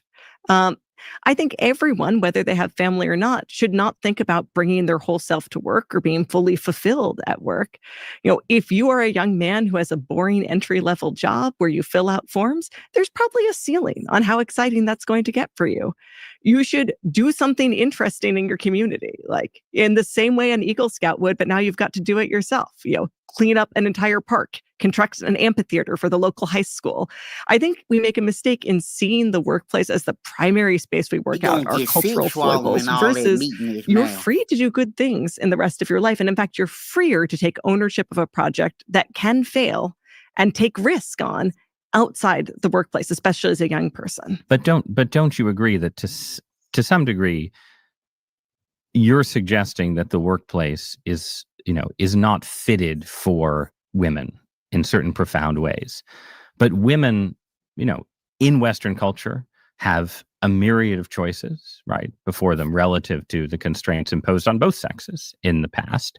And they are choosing in large numbers this ill-fitting, from your perspective, choice. Like, yes, of course, absolutely. You can have fulfillment and validation outside the workforce. Nonetheless, it is the case that lots and lots of women graduate college every year and enter willingly into the system and the structure that you're arguing is hostile to their nature and biology to some degree, So, not completely, no. right? What I was going to say is, I think it's hostile to yours too, Ross, because you're a human being who will one day die. And what I claim is, at the most basic, is that when we start our idea of the human person as someone who's autonomous, who's free to do things, who's unconstrained by other people's needs, women get caught first, right, as being people, not autonomous individuals. Men get caught later. Right. But it hits women first and hardest. Yes. And I think you see the cost not in women not succeeding in the workplace, but in the continual delay and decrease in number of marriages and pushing back of childbearing. Right. At a time when people say they want more children than they're having and are missing out. But women do also, you can see this in polling, there is a shift in priorities where women, especially in polls in the last 20 years, are more likely to prioritize work and less likely to prioritize family, right? So again, they are sort of accepting and embracing this structure that you are arguing is ill-fitted for them.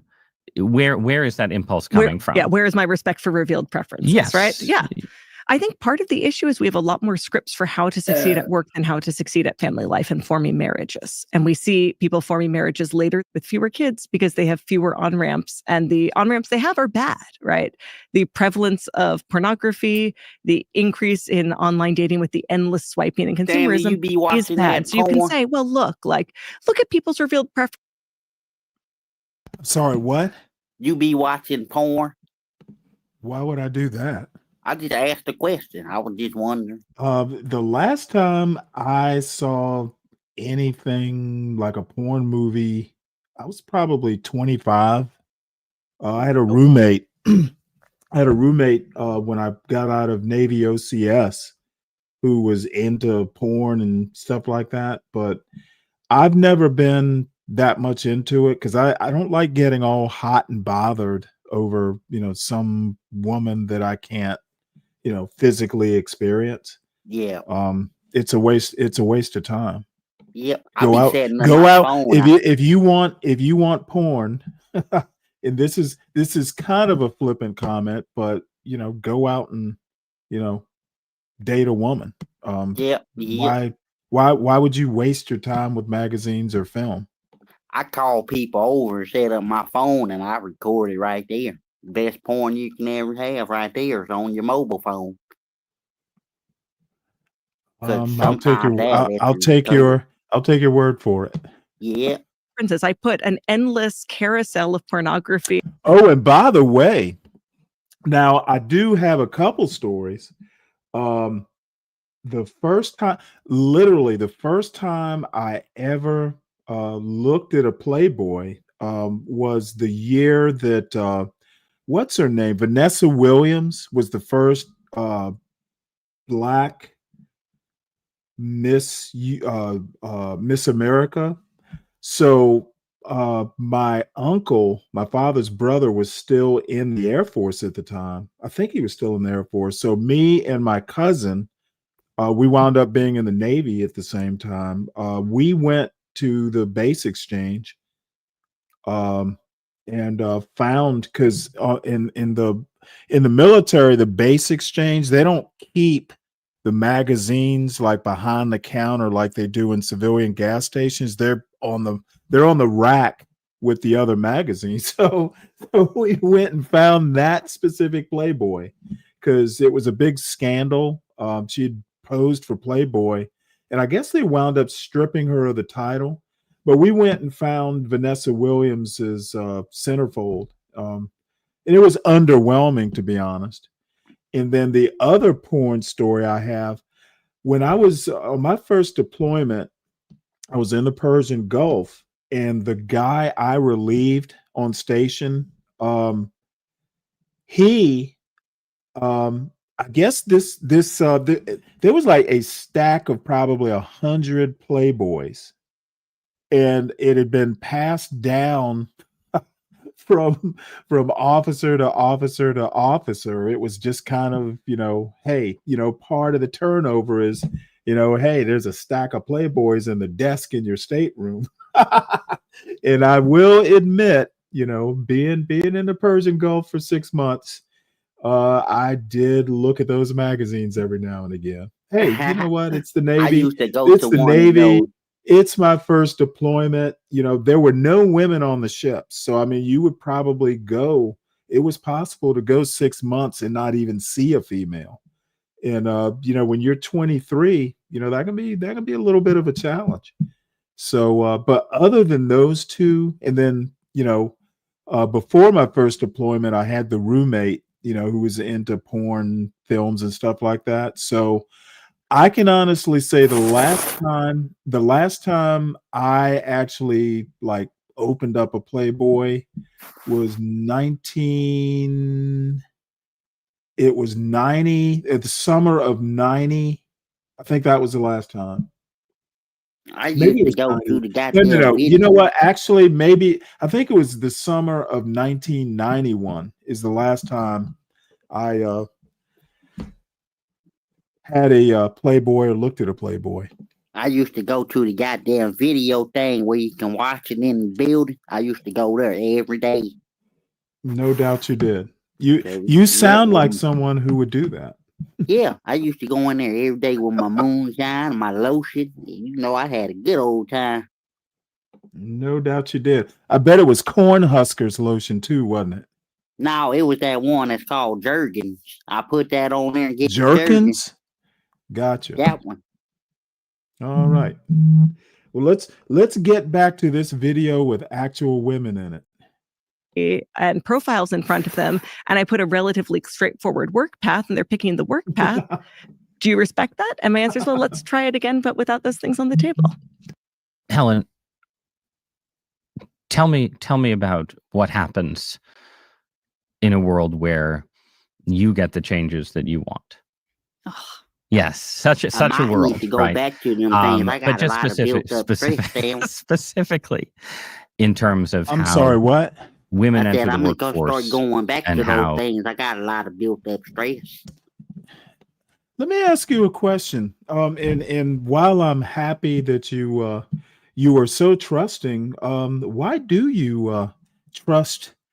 Why do you feel so comfortable up here talking about your private life?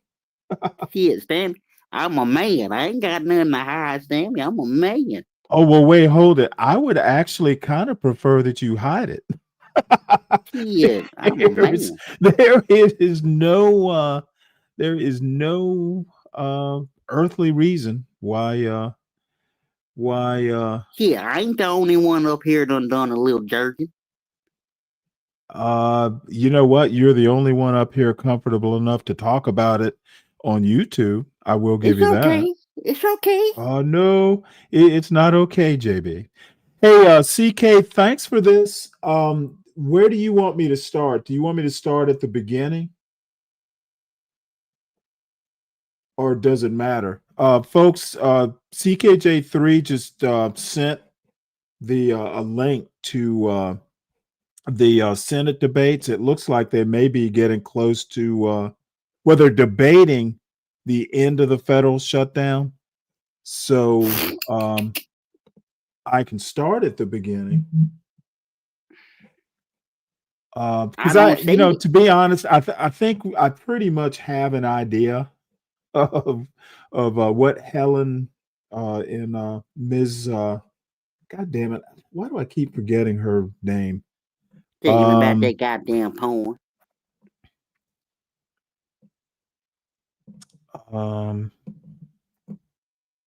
Leah Sargent is her name. So anyway, let's just do this. We'll start here. Oh yeah, it's definitely something I like. As a matter of fact, I'm more interested than hearing more of Helen Andrews. Though I do have a companion piece to this feminization thing. There's a lady that Andrew Sullivan. I just got this a few minutes ago in my emails. There's this lady who is a behavioral scientist talking about the same topic, the feminization stuff, and she has a take on Helen Andrews' stuff. She's an associate professor of psychology. But anyway, let's do the politics. It tends to be more entertaining. I told the Senator from Maryland, vote And to this get on is the bill. live. We'll get this passed. So was that today, Stanley? Yes, it's live. Oh, okay. He rejected that offer. And a good we one started you having are, discussions. CKJ3.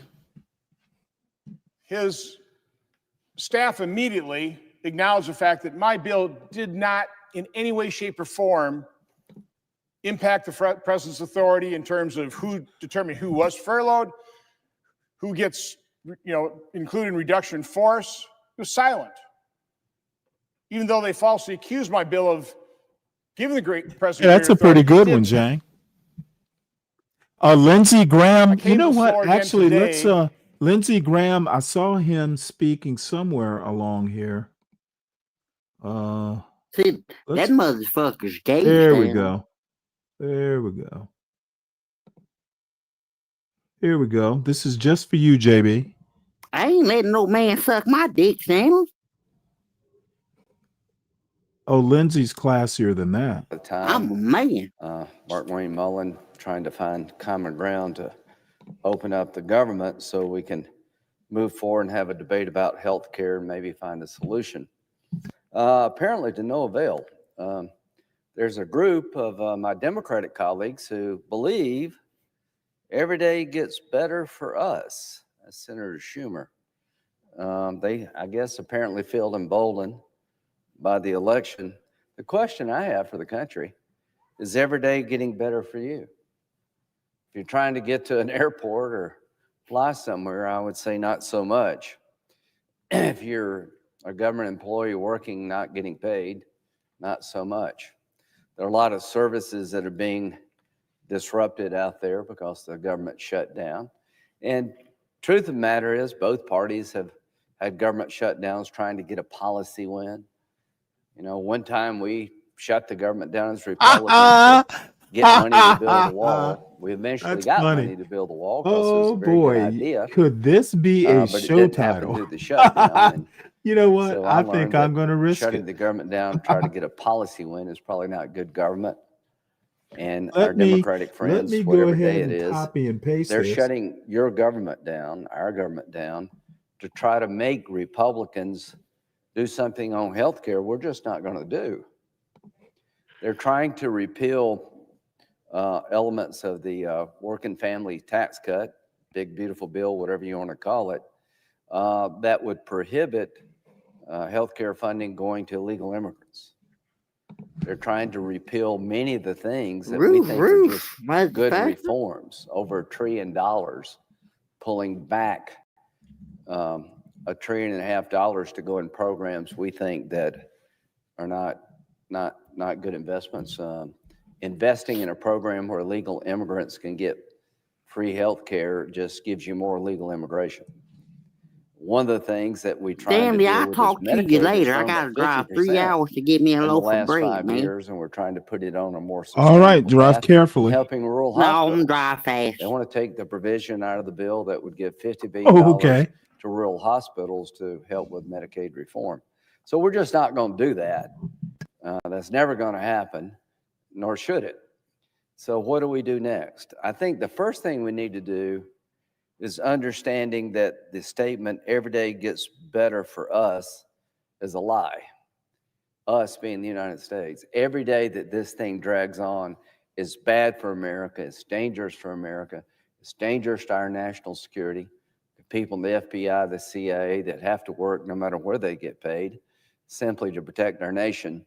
So this madness really needs to end. I think there are plenty of people over here that would try to go forward to have a debate about healthcare and maybe find common ground, but not this way. The one thing I've learned in my time and up here is that taking hostages Political hostage taking shouldn't be overly rewarded. Political terrorism should never be rewarded. And what you're doing over there by not finding a way forward, you're terrorizing the country for your own political benefit. You really are engaging in political terrorism. You're making it hard for people to do things they need to do and have to do. You're making it hard for people to get services they need because your political desire to beat us. I'll tell you what, that needs to stop. So to my leadership here, y'all have done a great job, Senator Thune particularly, kind of saying we'll talk, but we've got to open up the government first. I really appreciate what Senator Thune has done in that regard. But I want my colleagues to know the longer this goes and the more people you hurt and the more you try to extract from your political hostage taking, the less votes you're going to get from us, starting with me. I'm not going to give in to this. We're not going to reward people who do this. I understand trying to find common ground and getting something to give something, but you've gone way too far. You're hurting way too many people. You're asking for things that are really absurd. So don't think you're going to open up the government with a handful of Democratic votes if this continues. You're going to need much more than that because you're going to lose me. I'm not going to play this game any longer. This is bad for the country, and if we do it now, it will never end. So Senator Schumer, I couldn't disagree with you more. Every day gets better for us. You clearly need to get out of Washington and talk to people outside the wacky left. You're disconnected with real life in America. Every day this goes on doesn't get better for us. What are you asking us to do? You're demanding that we increase spending by $1.5 trillion from savings we obtained from the Working Families Tax Cut bill. We're not going to do that. But the main thing that's driving this debate is a desire by Democrats to continue a program called Obamacare that is not well designed, that is costing way too much, it's not delivering for the American people, and we're not going to do that. Senator Welch, a good friend, noted yesterday that the Affordable Care Act hasn't lived up to that billing, and there are things we can do on health care to lower cost and make life more affordable.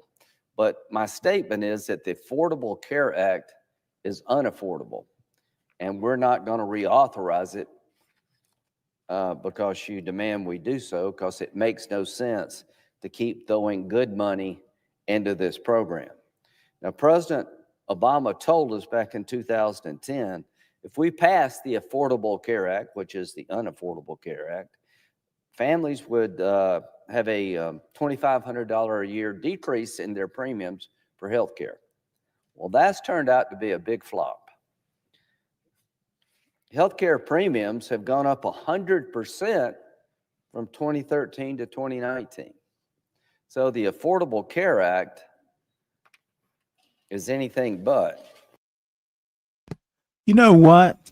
These fucking Republicans, dude, you have had 10 years to propose something better or to get rid of Obamacare, and every time you all attempted, you were unable to do it. So sitting here acting like you have a better proposal is about as disingenuous as your masculinity, sir. That's what somebody needs to rebut. And they're asking for $350 billion over a decade to keep these subsidies in place that they chose to do in a partisan way. They're due to expire. If they were that great, why did you let them expire? Bottom line is you're trying to hold us hostage as Republicans, making us invest in a program that's just not a good deal for America. No matter what you call it or how you want to sell it, you're selling a bad product, and that product needs to be discontinued as it exists today. Who is the biggest winner of the Affordable Care Act? Increase in premiums. We didn't lower premiums. We didn't lower premiums by $2,500 per family. They've gone up by over 100% in just a a matter of years. Now you're wanting to continue subsidies that create subsidies for the Obamacare that nobody in the private sector has.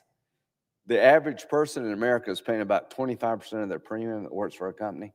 What they're trying to do is basically have most people pay nothing and allow people making up to hundreds of thousands of dollars to get subsidies for their health care. We just can't afford that. Apparently, Senator you Klobuchar have talked about a husband. you just want to come in and call me low IQ and what'd you say? Well, you don't about, understand it, Stanley. Obviously, you don't I don't understand how this understand is. what. Okay, no. What you don't understand is if Lindsey Graham and company had a better idea, they have had You call me ample MAGA. opportunity. I'm not Okay, MAGA. Lindsey Graham has had ample opportunity since Trump's first term to overturn, modify, propose, and they failed every time. They're not trying to do that. That's They're not trying why to get rid that's of why Obama. I don't want to hear his criticisms of it. Okay, but do you understand what the issue is? Okay, You don't I don't obviously care don't about understand. any I of can that. explain it if you want. No. I don't want to get into the nuts and bolts of it. What I want to say is that how can this man stand up there criticizing something as a lawmaker and not propose an alternative? He's talking about subsidies, not Obamacare. Thank you. Okay, listen to Subsidies. what I'm saying. Listen to what I'm saying. If it's too expensive, because he's talking about It premiums. is too expensive. Yes, go ahead. It's gone Okay, up substantially. It what didn't go is down. the Healthcare has exploded alternative? through the roof. What is the alternative senior senator from South Carolina? He's not saying he wants an alternative. The last thing I want to hear is a bloviating, feminized senator criticizing something without an alternative. He's not criticizing Obamacare. He's saying the prices have gone Okay, up. listen to what and he I'm doesn't saying. want to pay higher because prices. apparently the low IQ is not on my part. I don't want to hear No, it criticism is, at obviously. all. I do not want to hear So you're criticism saying no matter at what all. it costs, we should just keep paying No, more, what right? I'm saying, No, God damn that's it, what the don't Democrats say, want. Senator Sweet, don't sit up here criticizing without an alternative. Or how about just do what the Democrats need you to do to get this government up and running again? So, okay, so the Democrats are shutting down the government. If I'm not Okay, that makes mistaken, sense. Got it. Obamacare includes subsidizing for insurance premiums if you need the For financial poor people, help. yes. When I say Yes. Obamacare, I mean the total package. I mean everything from soup But to the nuts. Democrats increased that. Okay, Ryan, your interrupting is not doing what you're thinking it's doing. Well, let me know when I can explain what happened in the bill. When I say Obamacare, I mean Yes. everything from creating an account on the website all the way to paying the insurance premiums. It's all Obamacare to me.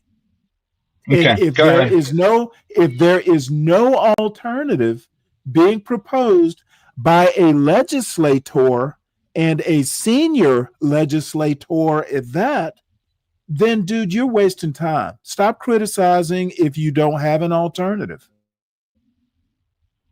That's what senators do. Let me know what I He's can a explain. legislator. Let me know what I can talk. Let me know what I can talk. No. Do not Let me know what I waste can my talk. time explaining unless you. You're scared the audience will know the truth, Stanley. Is there You're scared the anyone audience will in know the the truth. audience? Is there anyone in the audience? And this audience tends to be fairly sophisticated when it comes to politics and policy. Yes. Is there anyone who wants Ryan to explain what Obamacare is? That's not what I'm trying to explain. I'm trying to explain the fucking Put a bill one in the and the chat argument if you want to. that's if happening. you want to Not hear, Obamacare. Okay, If this you is want where to hear the okay. wise Ryan explain to us Actually, what the bill, Obamacare why they're is. arguing is not over Obamacare. It's not over Obamacare. Okay, Ryan, It's you don't not. think I know what is Senate what the fuck is Lindsey Graham talking about right now? The Democrats want more subsidies Okay, I because the need you price to of tell Obamacare me. has gone up. You see Okay, Lindsey okay, Graham okay. on the Jesus Christ. screen. You see Lindsey Graham on the screen right now. What is he talking about? Well, take a look at the chart and maybe He's that'll explain it to you. talking about Obamacare. That's what I'm criticizing. Yes, he is. And That's there's a set amount. point is don't stand up there criticizing Obamacare, senior He's not senator criticizing Obamacare. Carolina. Dude, you're interrupting me is not gonna work. When do I get a I chance to talk and don't I explain do the fuck what he's when talking about? you'll get a chance when I say you have a Jesus chance to Christ. talk. Okay, well, let me Jesus know. Christ Like, isn't go gonna ahead. I'll help just you. sit here and wait. Go ahead. Good. That's what I've been wanting you to do.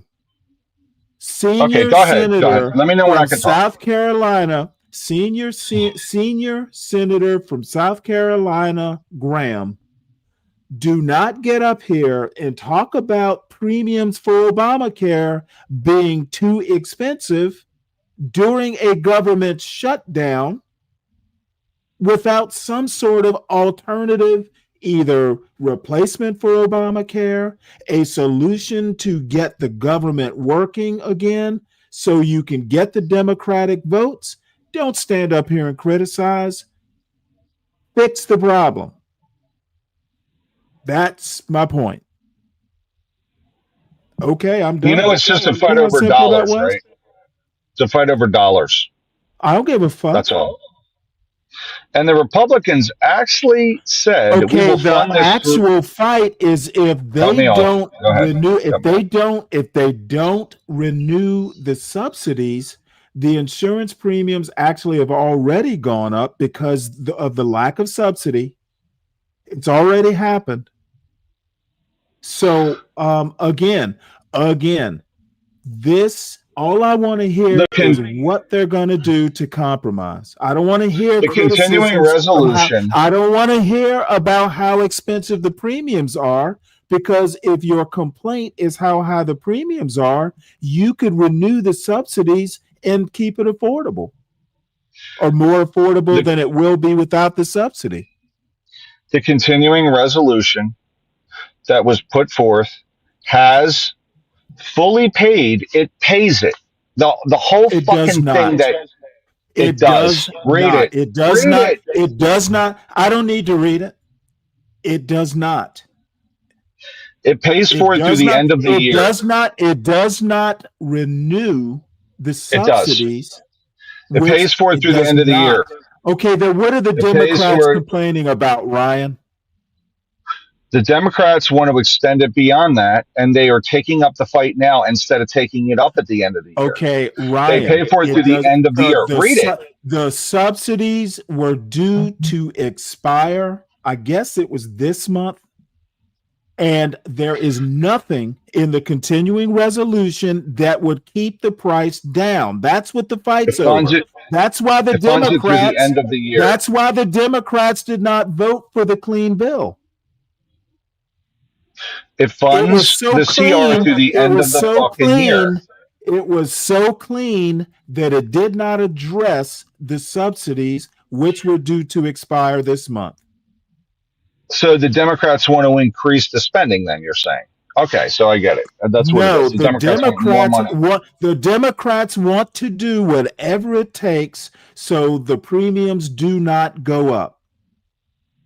For the people, but for the taxpayers, yes, they can go for the people, through the fucking roof. For the people who are renewing their Obamacare, they do not want the premiums to go up. So whatever the Republicans, but they want it to go up for the taxpayer, just for the taxpayers. Motherfucker, who cares about the taxpayers? I do. I'm one of them. Okay, well, God damn it, that's not what this fight is about. Is the point, Ryan? Ryan? I got to pay more. What the hell are you doing, Ryan? Why does I don't poor know ever do who anything? you are used to the John Galt system or the Be Brave system. I know what the fuck I'm talking about. No, and they were funding everything through the end of the year. You going in and talking about everything except what I'm talking about, it doesn't work here. It's literally a clean bill. And the Democrats want And more it's money on top of literally it. a clean bill that does not address the rising insurance premiums that will be experienced without the subsidies to keep the price affordable. I thought healthcare costs were And going it's down. called the Affordable, Not it's affordable called for the me. Affordable Care Act, and the CR does not keep it affordable. Yeah. The only one that has to cut the fat are not the fat fucking EBT SNAP That's what the and Democrats poor are people. complaining about. They never cut That is anything. why there is a government shutdown, because the CR does not keep the Affordable Care Act affordable. Yeah. See, I care about taxpayers because I'm a taxpayer. Who cares just like, about any of Timmy that? said. I don't care. The taxpayers are not why the government is shut By the down way, right now. 96% of the people are Do not care. taxpayers in the It's country. irrelevant to my point. Most of the people. Do all not this shit, care. all the government It's money is from irrelevant to my taxpayers. point. Hey, But the stupid Democrats once again want more free shit. You need to go to Bob, or you need to go to the Be Brave channel, or you need to go to John Galt, where they like to talk a lot about nothing at all. Here, Stanley, we you don't stick even to the let anybody point. talk. Okay, No, so you don't even let motherfucker, I'm anybody not talk. going to let you wait. Dude, I don't like wasting time with Just look at that chart. Look at that chart You right are there. the king. I'm not looking at That's shit. the I Affordable said Care Act. what I said. And That's the again, Affordable my Care Act. criticism of Lindsey Graham is he is criticizing increasing premium costs while not proposing Look at a the way to keep it explosion in healthcare costs. Obama was a pathological liar, criticizing, dude, I'm going to put your ass in the back It because ain't cheaper. I am going to It ain't say what I cheaper. want to say one way or the other. You can either cooperate Okay, go ahead. and let me say what I'm going to say, or we can just do this the hard way. And begin. All right, begin. If you, All right, I'm just fucking Lindsey around. Graham, senior senator Lindsey Graham, do not address increasing costs for the Affordable Care Act without proposing an alternative to keep it affordable. That's my criticism in a nutshell. What's funny is all these people on in the chat are all taxpayers, but yet they all want to keep this shit going. Dude, that's not This the point I'm just making. welfare funding. It's a totally These different people are point. working their ass off, It is and a everybody wants totally these freebies for all these different idiots. point. It is a totally different point. I'm criticizing Senator Graham and his I don't even care about him. criticism. Okay, well, damn it, I do. Then why are you talking past me? If you don't care about Senator Graham, why can't I just say what I need to say and be done with it? Well, also, Dirty Dude doesn't understand how the funding works for illegals and healthcare. Dirty Dude, wait, hold it. What He the fuck doesn't are even you understand. talking about? Okay, It's up on the unfortunately, fucking that's thing. not Look at what the I'm thing. talking about. I know, but look at what you have up there. Look at the Unfortunately, screen. that is Look at not the the screen. topic I'm talking about. Well, look at the screen. Dirty Dude's talking about it. Look at the screen right there. You see it? Dude, There he goes, I blah, just blah, blah. I just put it up here for you to read. I'm not paying attention to it. You don't want to comment on it? No.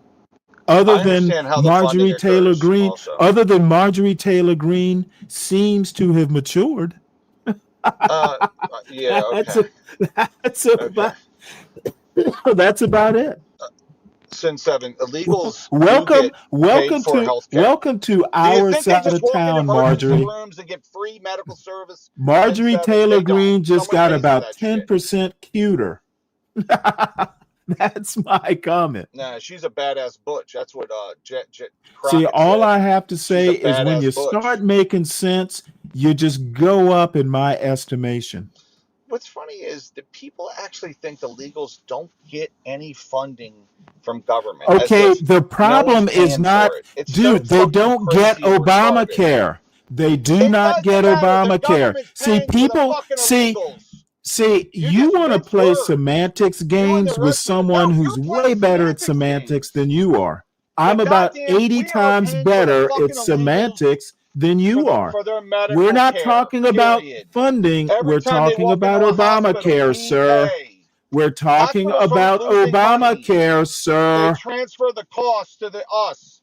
Don't really give a fuck, Ryan.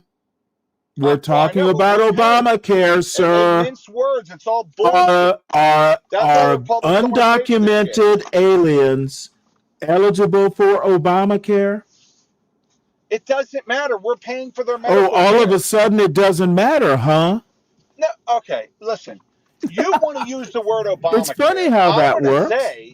No, what they've said 100 times is they're tired of paying for the medical care for illegals. Period. They don't pay for. They're They pay for transferring the emergency fucking care. costs. See, once Yes, again, this that's criticism. exactly right. This And they use the criticism emergency is care for the disingenuous. sniffles and for Dude, everything. this is typical. This is typical far right MAGA bullshit. No, it's not. No, it's It not. is If we are literally. paying for their medical Let me tell care, you. Let me tell but you the what I'm Democrats don't. hearing. They use Let me different translate words. the MAGA Oh, ease that you're every time spewing. the motherfuckers walk into Here emergency is room the with their MAGA sniffles, translation, folks. we pay.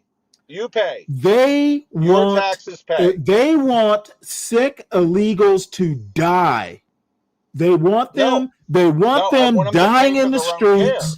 They don't want to pay for emergency room care. They just want them either dead or gone. I mean, everything is so They expensive. want the They're driving up the illegals cost. dead or gone. But the And idiots even don't if you understand that die, they drive up the even if cost you of die, housing, we're of not going to pay food, for the of medicine, burial. of everything They because won't of excess even pay for demand. the burial when they die. That's right. That's right. But whenever you bitch Boot about cost of Hill, living, Boot the Hill illegals are is live. too good for these illegal 40 million aliens. people. We don't even want to put them in Boot Hill. We don't even. We don't want to pay for the grave digger to even dig a basic hole. We It's want called them out. excess demand. Okay, they create demand for food. They create demand for Wait, hold housing on. Why and are we medical talking care. about food? Because illegals create a lot of demand for food. Oh, motherfucker! Right? They're picking. drive up the They prices. probably pick their weight in food. Oh, you mean the illegals or the They legals? pick. Because They there's pick the legals food they that eat. are here Probably. legally picking food. Legals, right? Oh, that's right. You need to be fruit picking legally. They have programs for that. The fruit does not taste as sweet if it's not picked legally. Well, illegals drive up the price for everything. If an illegal picks strawberries, they're not as sweet.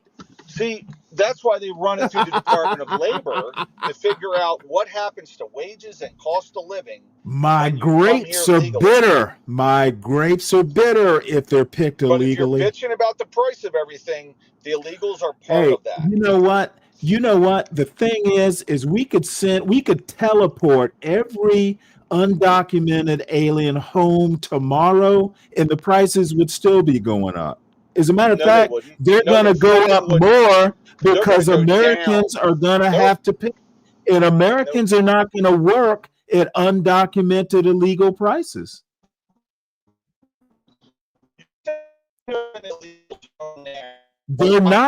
Americans are not going to work for pesos or reals. Watch what happens to the price of stuff in New York. The rents, they'll fall through the floor. In the Bronx, they'll fall through the fucking floor. You watch. Ryan, I promise. All I have to say is your grapes are not going to taste as sweet if illegals pick them, right? In New York and the Bronx. They're not picking food in the Bronx. Ryan goes to that grocery store. There's a food. grocery store out there that guarantees all its fruit are picked by Americans. Our produce has never been touched by foreigners' hands. Legal immigrants can all our fruit pickers are legal. 10 They're million American. people walk in. Why are things so expensive? Well, I don't know. 10 million. Hey, look at this dumb fuck. Stanley was a warehouse manager and Ryan runs construction projects. And motherfucker, you're in my chat, so shut the fuck up. I'm managing you right now, Chris, so you must be a $10 an hour warehouse associate, or I'm going to treat you like one. Well, I'll just say this, okay? Do they provide some labor? Yes. I want it done legally. And we've let a lot Look of at this people come in motherfucker. here, man. Now my laugh is fake. What an idiot. Look, he's just trolling. He's just trolling, okay? He's just a fucking idiot. He should troll better. People like Ryan and lots What's of up, others Lawrence? are going to look so fucking stupid. What Dirty are dude, you I saying promise about you. your grapes not being sweet enough? No, my grapes are fine. I'm perfectly fine. The government shutdown, even working in D.C. I was literally at the Federal Reserve yesterday because they're renovating, and it's over budget substantially, by the way. It's not affecting me at all. I save my money. I'm fine, right? But I do think that it's childish. Both parties are to blame, and it's just simply stupidity at this point that they can't compromise. It's unbelievable, actually. You know what I hear? I hear me when you talk about this shutdown. Why is that? No, I'm saying it doesn't affect me. Exactly. It doesn't affect you. So why are you so mad? I'm not mad at all. Why would I be mad? Well, you sound mad. I'm mad that both parties of our government are completely idiotic. And I'm Okay, mad. well, I'm in particular, I have a problem with Senior Senator Graham wasting time with this bullshit argument. But you're letting the Democrats off the hook. I'm not letting either party off the hook, and that's why you're wrong. Okay, I think the Democrats right now, have a better argument. Okay, but do you think that? And John Fetterman disagrees, by the way, just like Marjorie. Motherfucker, John Fetterman is crazy as shit. And Marjorie Taylor Greene's same. Come on, man. You know what? I actually haven't heard what she's had to say. I just heard she regained her senses. I don't know whether she has a good argument or not, but I think I get the impression she's calling bullshit. Okay, dirty dude. I'll gladly. And the thing is, we know that Trump has a thing, just a bitter taste in his mouth about Obamacare and pretty much anything Obama has ever done.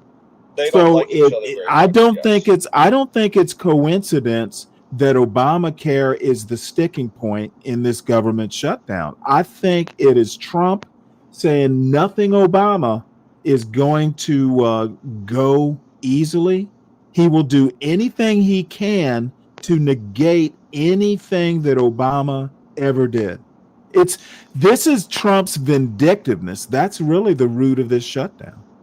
I will tell you this much. There's a video of Obama, and I think Trump ran for president because Obama embarrassed him at the roast from 2011. Okay, I'm not sure. But I think that's why I guess that's kind of related. I agree. I watched that White House press corps dinner, and Obama teased the shit out of him.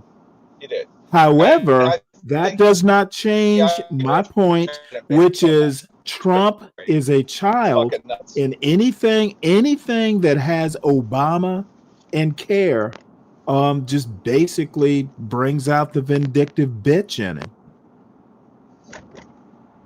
That's why the government is shut down. The government is shut down because Trump is a vindictive bitch. I am sick, personally. So look, I don't care about Trump or Obama or none of these fucking idiots, right? I only care about this. We're at $38 trillion in debt. You know that's always my issue. Always. And my issue is the goddamn runaway spending doesn't seem to stop ever. Both parties suck, but the Democrats Okay, are worse. Ryan, I understand your need for both sidesism, but address my point. My opinion basically comes down to this government is shut down because of the snag over Obamacare, and anything that has Obama and care in the same sentence brings out the vindictive bitch in President Trump. That's my opinion Okay, as to that's why fine. the government No, is shut do you down. want me to agree? Do you want me to agree with you? I'll agree. No, I Here. just want you to address the point. I don't need you to agree. Yeah, I would say that, yeah, he hates Obama. He hates everything Obama ever did. And after that press corps dinner, I think he ran just to get back at Obama, for fuck's sakes. I think that's what I And did. that hence my point about Trump being a vindictive bitch. That's why the Sure. government is Okay. shut down No, Obamacare. I don't think And the I government don't shut think down it's a because of that. simple irony. I don't think that's why the government shut down. I think the government shut Okay, down. well, you don't agree with me then. That's fine. Yeah. We can move on. The Republicans overall, writ large, have wanted to get rid of Obamacare since it was passed. It's not just And Trump. guess what? I brought up that point, and they have been unable to do it because Obamacare may not be optimal, but it's popular enough that the Well, of Republicans course were it's never popular. able. The It's Republicans more were free never money from able to. government. God damn it! I don't know why you have to talk when I'm talking. The Republicans have tried forever to get rid of it, and they have not been able to do it because it's popular enough that they would suffer consequences. And to be honest, they just want to scrap it and go back to the way it was. They don't want to propose an alternative. I knew it was a bullshit thing when it came through. I knew Obama was lying when it came through. It sucks, but it's all we have, right? That's my point. It's I mean, how not the fuck do you optimal, add but 30 million people to the government dole and it's cheaper? The Republicans have never been able to get rid of it because they know it's popular.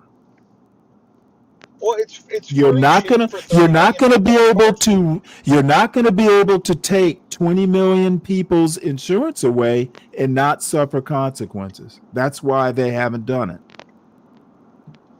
Okay, well, it's still retarded and stupid and I don't give a shit about any of that.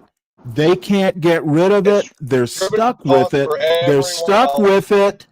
The Republicans are stuck with it, and they cannot convince. God damn it, Ryan. I don't know why you have to keep doing this. It's becoming annoying. Okay, I now understand why Be Brave would drop your ass. They can't get rid of it. They cannot convince Daddy Trump that he's a vindictive bitch and he needs to get over it. Otherwise, the government would be running right now. You're breaking up. You're breaking up. Damn it. Actually, it's you breaking up. Hello. So let's get back to Senior Senator Graham just basically bloviating over nothing in particular. A wife that retired early from a union job that have a combined income of about $130,000, that their premiums will go up. Well, the question is, do we need to be by the way, premiums? I was listening to CT's. I'm back. I was listening to CT's show earlier today. He's gotten really good with that motherfucker word. He's got it down pat. I'm truly impressed at how he has mastered the art form. $30,000 that have hey, he does it as well as I do, that's for plus Social sure. Security. The question becomes, what makes sense? What can we afford? What's the best way to help the American people? I tell you, the best way to help the American people is stop the madness when it comes to Obamacare. What has happened since the passage of this bill? Listen to this motherfucker. He wants to go back and do the whole history of Obamacare, and for what? Talk about a total fucking waste of time. It's not really a waste of time when you look at the costs that have exploded upwards. Okay, dude, he wants to go back. Look, he's looking at 2010. He's going all the way back to That's when it 2010 started, Stanley. to talk about a 2025 problem. This is what Housing, these college, dumbass, healthcare, this is what government these funded, MAGA suck-ups do. huge These explosion MAGA suck-ups will fucking waste time to fix an immediate problem by going all the way back 15 years ago. This is why I don't like MAGA. They're doing all this just to humor a vindictive bitch. No, they're showing that Obama lied about healthcare costs coming down because there's no way to capture them. Again, going Just back like to college and 2010, housing, going back to 2010 government funding does drives not up prices. address. Going back to 2010 does not address this 2025 problem. Oh, it does. Look at No, actually, it doesn't, Ryan. Okay, it shows the explosion in cost because of government funding. So? Okay, so the more you fund it, and the Democrats want more funding, which is going to drive the costs up more. Obviously. Duh. Come on. Okay, well, hey, MAGA suck up. What's the solution, and why isn't senior Senator Graham proposing an alternative? You have to have checks in the healthcare system. Okay, I don't want to hear that bullshit. Why is Lindsey Graham? Why is Lindsey Graham? Why is, God damn it, you know what? I'm gonna toss your ass just out of principle. You're being as silly. You're being as silly as this silly gay white man on the screen. No, he's a little sillier than me, let's be honest. Look, he's talking about the history of Obamacare, and it has nothing to do with November 7th, 2025. Okay, that's fine. He's trying to prove a point, and I think he did, obviously. Okay, dude, this government is shut down. You can talk about the finer points of the history of Obamacare once you get this government back up and running. People are suffering. People are hungry. Actually, I'm suffering. Let's get this back on the road, and then we can talk about the finer points later. Most people that are working and out here in the private sector are just fine. They're okay. Yeah, and you know what? That's why MAGA lost on Tuesday, because of this fucking bullshit. Why? It doesn't affect me. The people paying for the bills like myself, it doesn't affect me. Motherfucker, right? You're not the only one paying the bills. Hey, there are plenty of people. There are plenty of people who pay as much in taxes as you do, and they're okay with it. Yeah, and they're like, they're out here, they're paying for this shit. Okay, if I pay as much taxes as you do, and I'm okay with it, then what's your argument? Well, then you can pay my share. Yeah, that's likely to happen. Motherfucker, you're gonna pay your fair share and like it. I just want everyone to pay something. I want the poor to pay a little, the middle class to pay a little. You know what? Right? The poor do pay a lot when the government shuts down. They're paying for it right now. They don't pay anything. They are paying for it right now when their kids go. When those poor starving children go, Daddy, I'm hungry. Oh, yeah, right. And you're poor starving children. And you're Let's see if any of them starve. And you're powerless. Powerless to provide little Timmy with some gruel. When Tiny Tim is hungry, and you cannot provide him with gruel because Ebenezer Scrooge doesn't want to pay Obamacare. How do you explain that to little Tiny Tim? Little Timmy, my whole life, since I was about 25, I've been. All I have to say is the Trump that stole Christmas is gonna pay at some point. I've been paying for everybody, and I'm tired of. I don't care about you. I'm talking about the Trump who stole Christmas. Sales tax is big dog. Sales tax. You're a mean one, not federal Mr. Tax. Trump. Da da da da. Welfare is not state; it's federal. I'm talking You know federal what? taxes. We're not talking about welfare right now. We're I know, talking but about Big Dog's talking senators. about Big Dog We're made a comment. talking about Senator Sissy wasting the taxpayers' time. Unless you make 60, 70 grand a year, you don't even pay federal taxes typically. And that matters why? I'm just saying, that's the truth. I mean, Bill Gates pays for like 600,000 families to eat a year. And they bitch Why about are it. we talking about Bill Gates again? I'm just saying, we should be thanking him, not complaining about the quote unquote 1%. Why is nobody thanking him? All these poor fucks getting all this free You know shit from the what? government. I'll leave it to you to suck Elon Musk's dick. No He thank you pays a for lot me. too. He's paying for hundreds of thousands of families that don't do a damn thing but lay around and do absolutely nothing. They smoke meth and fucking crack and shit in the city. And meth in the fucking West Virginia. They do very little. Are you there? Yeah, my computer just locked up, bullshitting back and forth with you. Well, I'm on a backwoods road, so it's about the same. But It's gonna take me a second to get this thing. Hold on one why sec do you here. want to just give everything away, though? Why do you want government to give every Okay, fucking Ryan, thing away? Ryan, don't waste my time with stupid questions. Nobody's talking seriously, about when's giving. enough Nobody's enough, talking about. Nobody's talking about giving a bunch of stuff away. Okay, but when do the subsidies end for all this shit?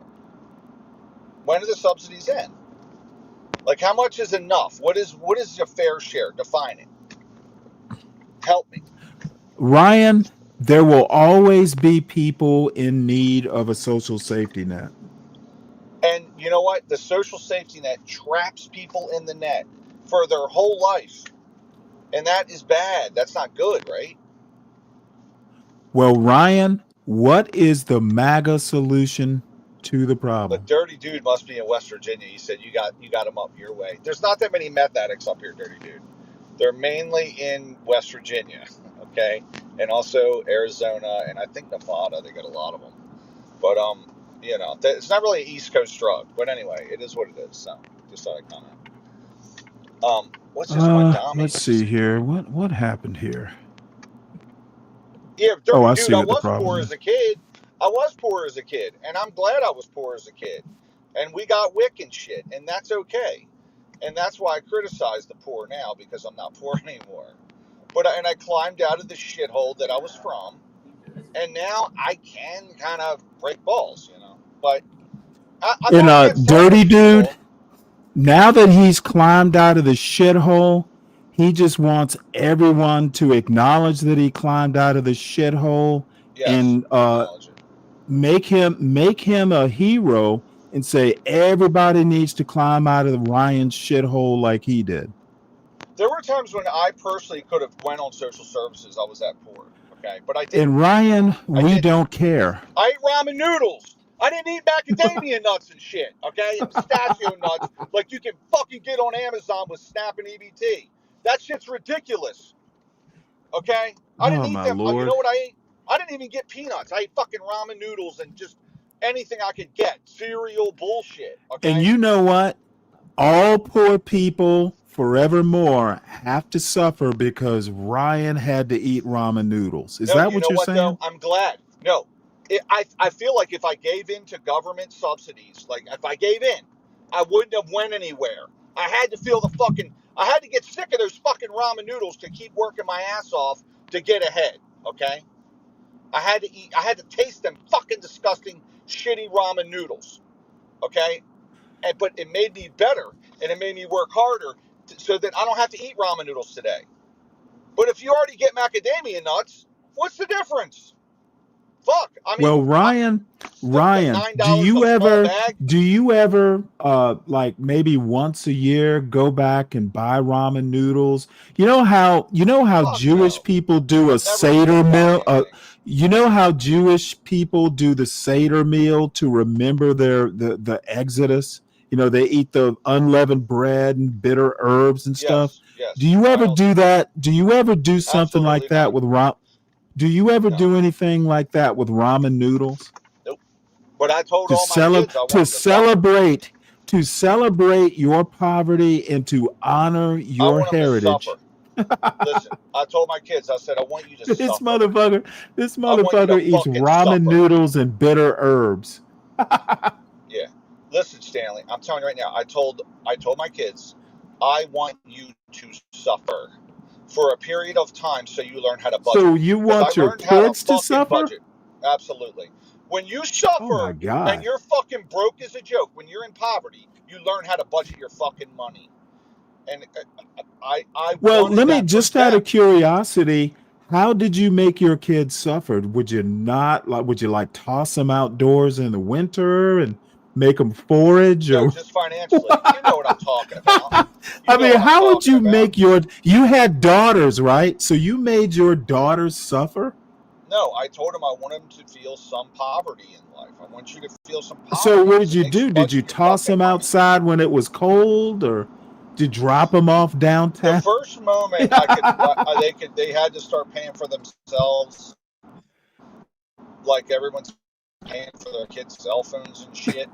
I would literally push them to He made them not pay go shit for them out so and that they had to forage earn it. he made them go out and forage for wild herbs. No, they had to get jobs though. He They had to would get he fucking would drop jobs. them off in the Shenandoah National Forest and make them survive for a week. No, I'm talking financially. You know what I'm talking about. I I don't want have them to be no clue. entitled in You any know, I fucking have way. okay. Hey, are you paying for your son's cell phone right now? As a matter of fact, I am. You are, right? I would make him pay a Well, percentage of that shit. it's oddly enough, I've been paying for it for years, and I keep forgetting to tell him you need to pay for this shit yourself. But it's Yeah. not that expensive. What See, the you're the hell? same way But I am. You don't see want to this raise an way entitled now. kid. Wait, you got to realize the strategy behind this. Like, if I call him and the motherfucker is like 3 days later, he decides to call me back. I just threaten to like not pay for a cell phone. It's like, motherfucker, when I call you, you need to be calling me back. Well, So I get that there's a part. little, and hell, I don't mind doing it. Well, I don't want to raise entitled brats, so that's why I Okay, shift well, costs around. I don't think somehow or another, I think you dropping them off in the middle of West Virginia and making them walk back to I Baltimore, didn't make them do that I shit. think you could have come up with something more creative than that. No. But the moment I could get them off the dole, which is my dime, I'm doing it. Oh my Right? God. In every So aspect. you considered yourself their welfare state? Yeah, the parents are the welfare state. I want them to be independent and dependent on themselves because it feels good. If they can feel strong and face the world that way, not dependent on me, right? When you're broke, you learn how to budget. That's the best thing I got out of being broke, man. You learn how to budget your fucking money and eat ramen noodles.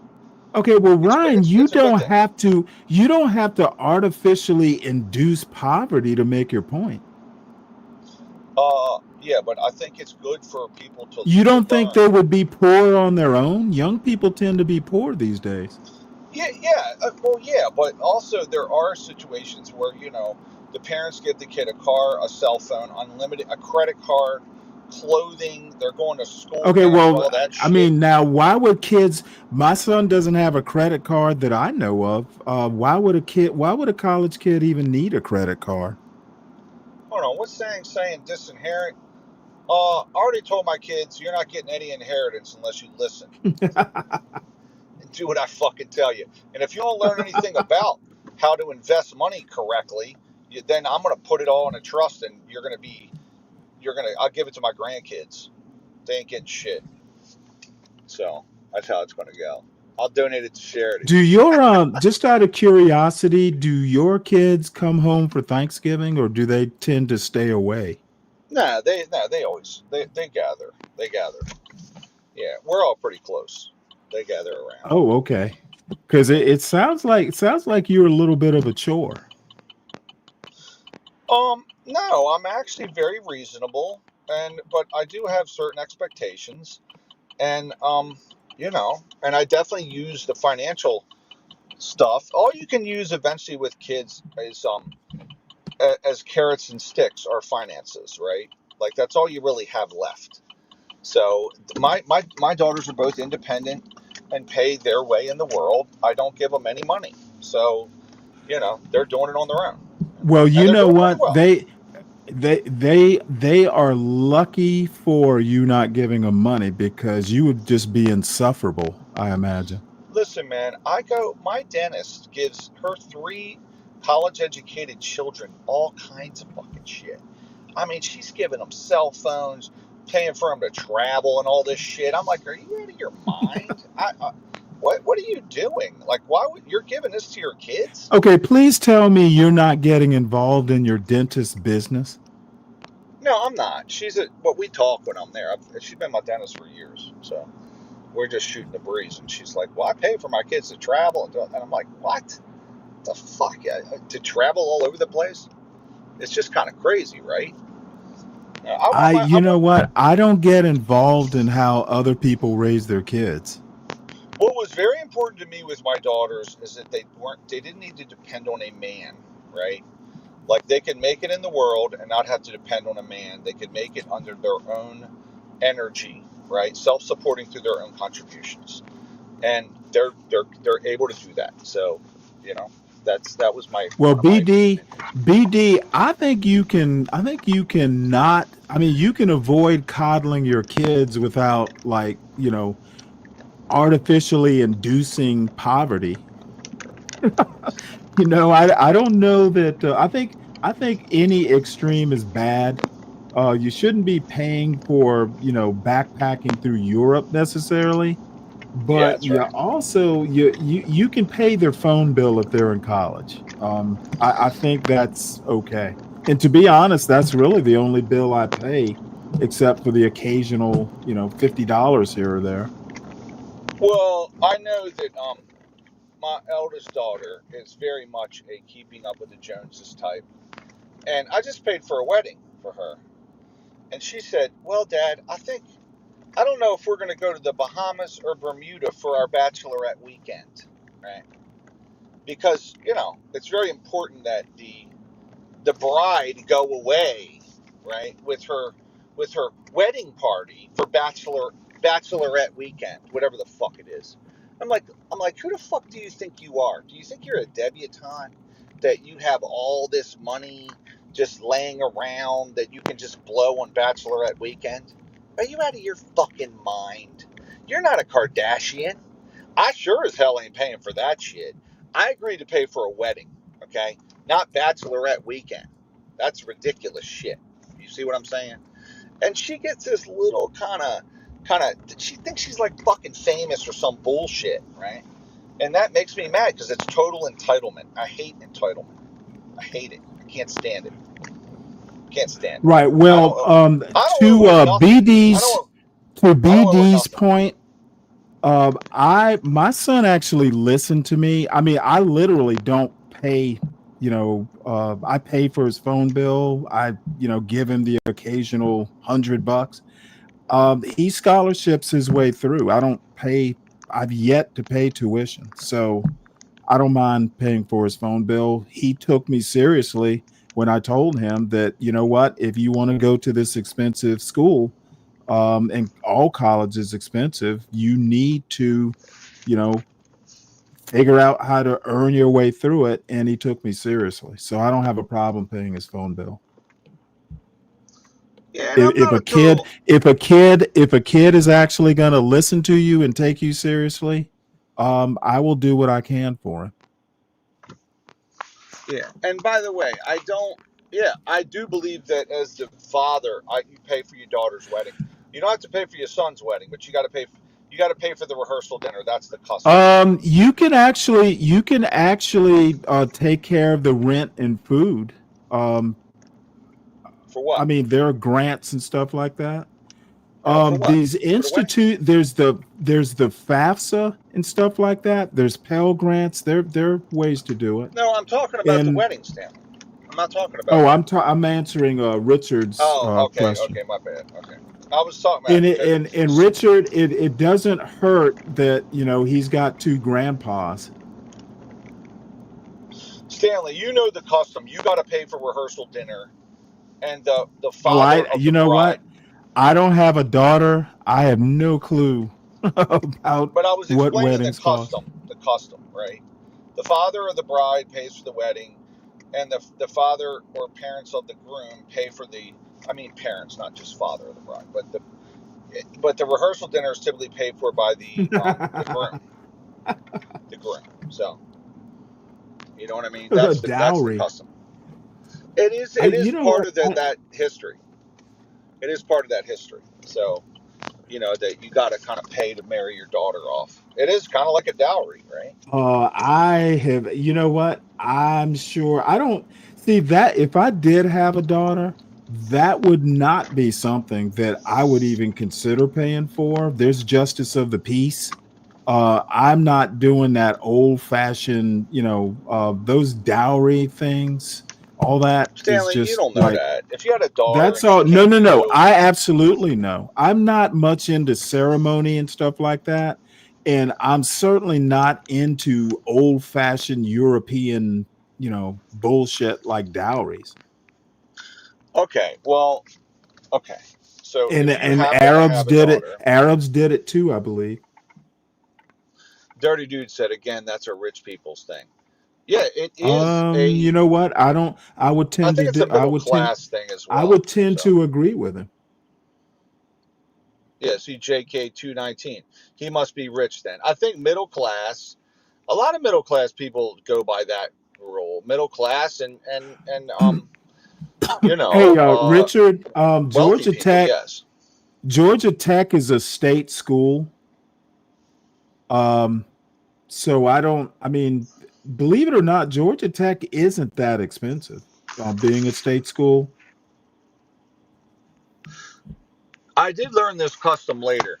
I'll just say this much, okay? I didn't learn people that are middle class, upper Hey, middle he's class, and already wealthy. done that, Zhang. He did it on his own. I didn't have to do anything. He found a girl. But I will tell you that yeah, there's certain things in the middle class, upper middle class, and wealthy. For example, where I didn't learn to put a napkin in my lap like that until I was like 20, right? Maybe Mm-hmm. in my 20s, I learned to do that. Whereas a lot of middle class, upper middle class, and wealthy people learn that when they're kids, right? Where the fucking where the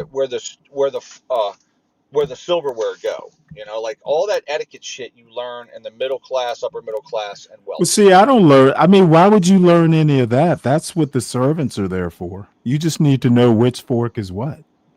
But Stanley, Why? did you? Why do you need to know how to lay a table? No, we're not. No. I'm saying to put your napkin in your lap. Like you were raised in a middle class home, correct? Oh, believe me, my mother was teaching me that shit like when I Yes. was Yeah. 5. I've learned most people in the middle class or and above learn to take that napkin, unfold that shit, and put it in their lap. Right? Poor people don't learn Right. that. Most Oh, you poor didn't people tuck it don't into your learn. collar? No. Most poor people. My mother certainly never said, "Take your napkin, unfold it, and place it in your lap when you're going to eat." Right? What So do I you didn't do really. with your I think these days leaving it on the table is fine. I Yeah. Well, mean, I'm you just really saying do it's want to different. put it in your lap cuz you'll drop shit in your lap. Yeah. I don't. I mean, I actually the way I eat, I should put it in my collar because I eat like a fucking, it gets shit everywhere. Uh, but no, there's all these customs you learn about, right? Like finishing school, how Oh, people do. nobody does that. Well, nobody does that anymore, right? But there's still these certain customs as you go higher in society that I was totally unaware of, like how to behave in around certain fucking people. It's kind of crazy, man. So, but Huh. no, JQ, I don't fit. JQ, regardless of how much money you have, when you come from a broke, you don't feel like I don't feel like I fit in amongst the poor or the wealthy, right? I feel like in both places I don't really fit in at all. So That's kind of where it is. All right, folks. So I don't have a home. I'm homeless in a lot of ways. I don't fit in either group. So anymore. But Let's see here. I'm gonna have to talk about. I have to take a poll on this napkin in the lap thing, because I'm pretty sure very few poor people learn about that shit. Very few people. Take your napkin, place it in your lap. But you go out with upper middle class people or business people, and every fucking one of them does it automatically. It's crazy. Like, I went to the Capitol Grill the other day. Okay, Capitol Grill's like a lot of money to go to this place in DC. I mean, it's okay. It's good steaks and shit, but it's usually upper middle class people there for lunch. I'm down by the Right. friggin' White House and shit. Guess what? I bet everyone automatically picked up that napkin and put it in their lap. I have to remember to do it. I have to go, oh, that's right, place this in my lap. They do this shit automatically. All these people. All right. Well, folks, everybody, please make sure you hit the like button, and feel free to contribute to the Sovereign Beer Fund. I put my little Cash App up there in the corner. If you are new to the show, please make sure that you subscribe to the show. Most everybody in the chat that I've seen pretty much know me. So if you are subscribed, great. Make sure you share it out. We are halfway, probably closer than I figured I'd be at this point to monetization. So recommend us out. We want to be monetized one of these days. What else do we have? Oh, I'm going to skip ahead. There's this lady who is oh, you're only contributing. Oh, well, Speak Radio, you were here yesterday. JB's interview with 777 we're going to play tomorrow, so I'm sure there'll be fuckery. This is I forget this lady's name. I just saw it on the screen. She's a senator from Delaware. So I want to hear what she has to say. Then I'm going to move on because I'm kind of getting bored watching these people drone on. But I want to hear what she has to say. So we've heard Senator Graham, the Republican. Now we'll hear this lady, the Democrat from Delaware.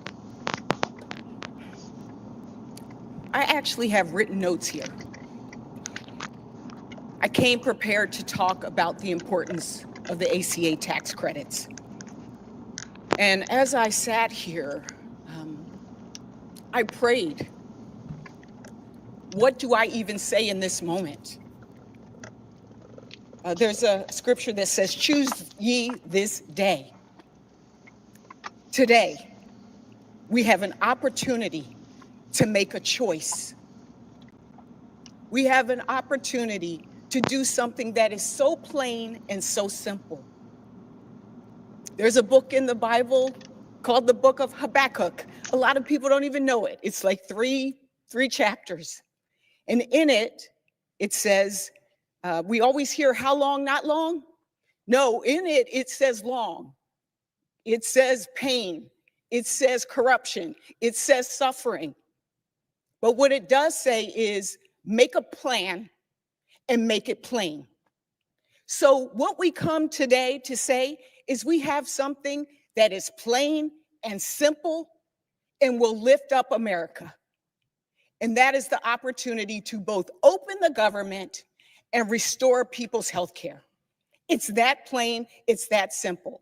We're not saying you're better than us and we're better than you. We're saying link them together on behalf of the American people. No mention of illegals. It's a sad day in America when people have to choose between their health care and housing, or their health care and food. We're not in a pandemic. Oh, I'm sorry. She doesn't have your level of xenophobia. This should apparently. not be a hard time for us. No, I like we are immigrants, not just without not illegals. resources in this country. And so today, as many people are being priced out of the American dream, I ask my colleagues, come to the table, work with us. I'm so proud to be one of the freshman class. one of the most diverse classes in the history of this chamber, with Alyssa Slotkin, with Ruben Gallego, with Adam Schiff, with Andy Kim, and my sister, Senator Angela Alsobrooks. 5 of the 6 of us came from the House of Representatives. And so for us, it's almost like we have a foot in both worlds. And for us, this proposal is an opportunity to not only pass something here, but to pass something in the House that becomes a law and that gets something for the American people.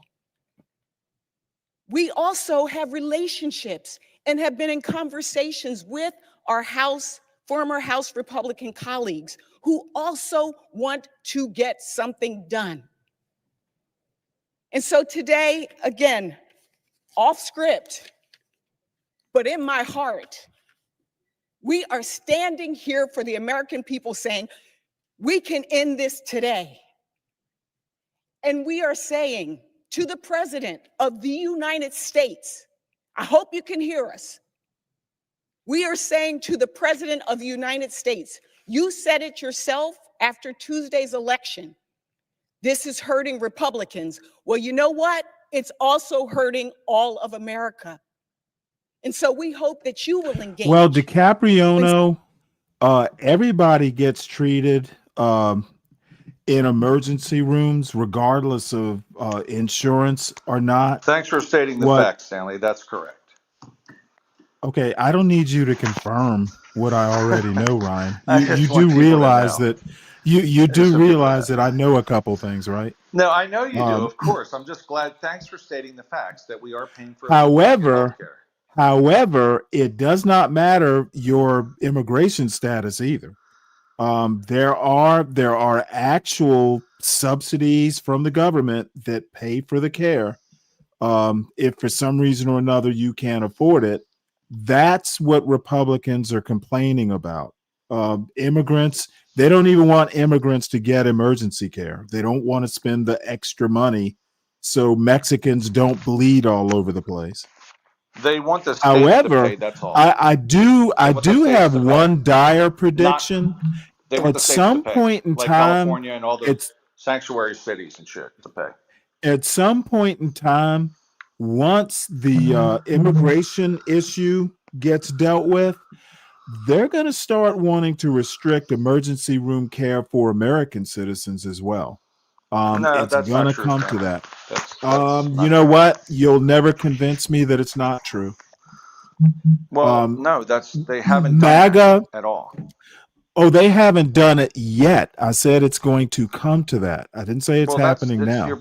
They're not doing that. No, I don't think I'm dude, they're fucking zip tying American kids in the middle of the night just to get a couple illegals. Okay, This MAGA government is cruelty. That's like saying Mandami is Okay, going to I turn do it into not a communist know system. why you have to fight for these monsters. Okay, Trump is a vindictive bitch, I'm not and fighting you're defending him every step of the way. I'm not defending anyone. What I'm saying Yes, is that's exactly what you're doing, and all I'm doing is describing what could happen.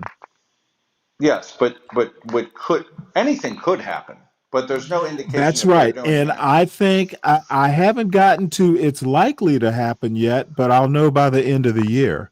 let's see if they actually keep open the government. If the government's not open by the new year, then I will up my level of what could happen. Well, I think my issue is that both parties are lying, and I'm trying to point out that both are. But you're Okay, only I trying don't to say need the you to do Republicans that. are. At But you're this saying the stage of the Republicans are. The game, Democrats are at also this lying. stage of the game, and let me be totally hyperbolic here. MAGA is so fucking bad. According to them, we've elected a communist because MAGA is so bad. So MAGA's getting pretty bad. No one ever would have thought that a communist would be elected mayor of New York. but MAGA is I so do. bad, some impossible shit is happening, right? 300,000 Republicans are left in New York. Okay. Hey, Trump That's says it. a communist was elected mayor, so it's gotten so bad that we're electing communists into public office. And I MAGA think must be everyone, real bad. Republicans are very happy, Stanley. Republicans are thrilled with Okay, it. no, they're not. I They think they are, actually. they learned it was so bad that they learned the word affordability. Everyone knows what affordability, and everyone knows who's I driving don't up think Trump prices. knew what it was. He's a billionaire. Everything's Prices affordable to have him. been getting driven up. Everything is affordable to our Inflation. billionaire playboy president. He's just learning that poor people can't afford stuff. Well, Something that is healthcare, simple. housing, and college. Remember, healthcare, housing, and college. Hey, Huge it government took subsidies. a communist named Mamdani to teach him that, hey, stuff is getting expensive out here. Stanley, you would never And never clear. ride on a New York bus after about 6 months from now.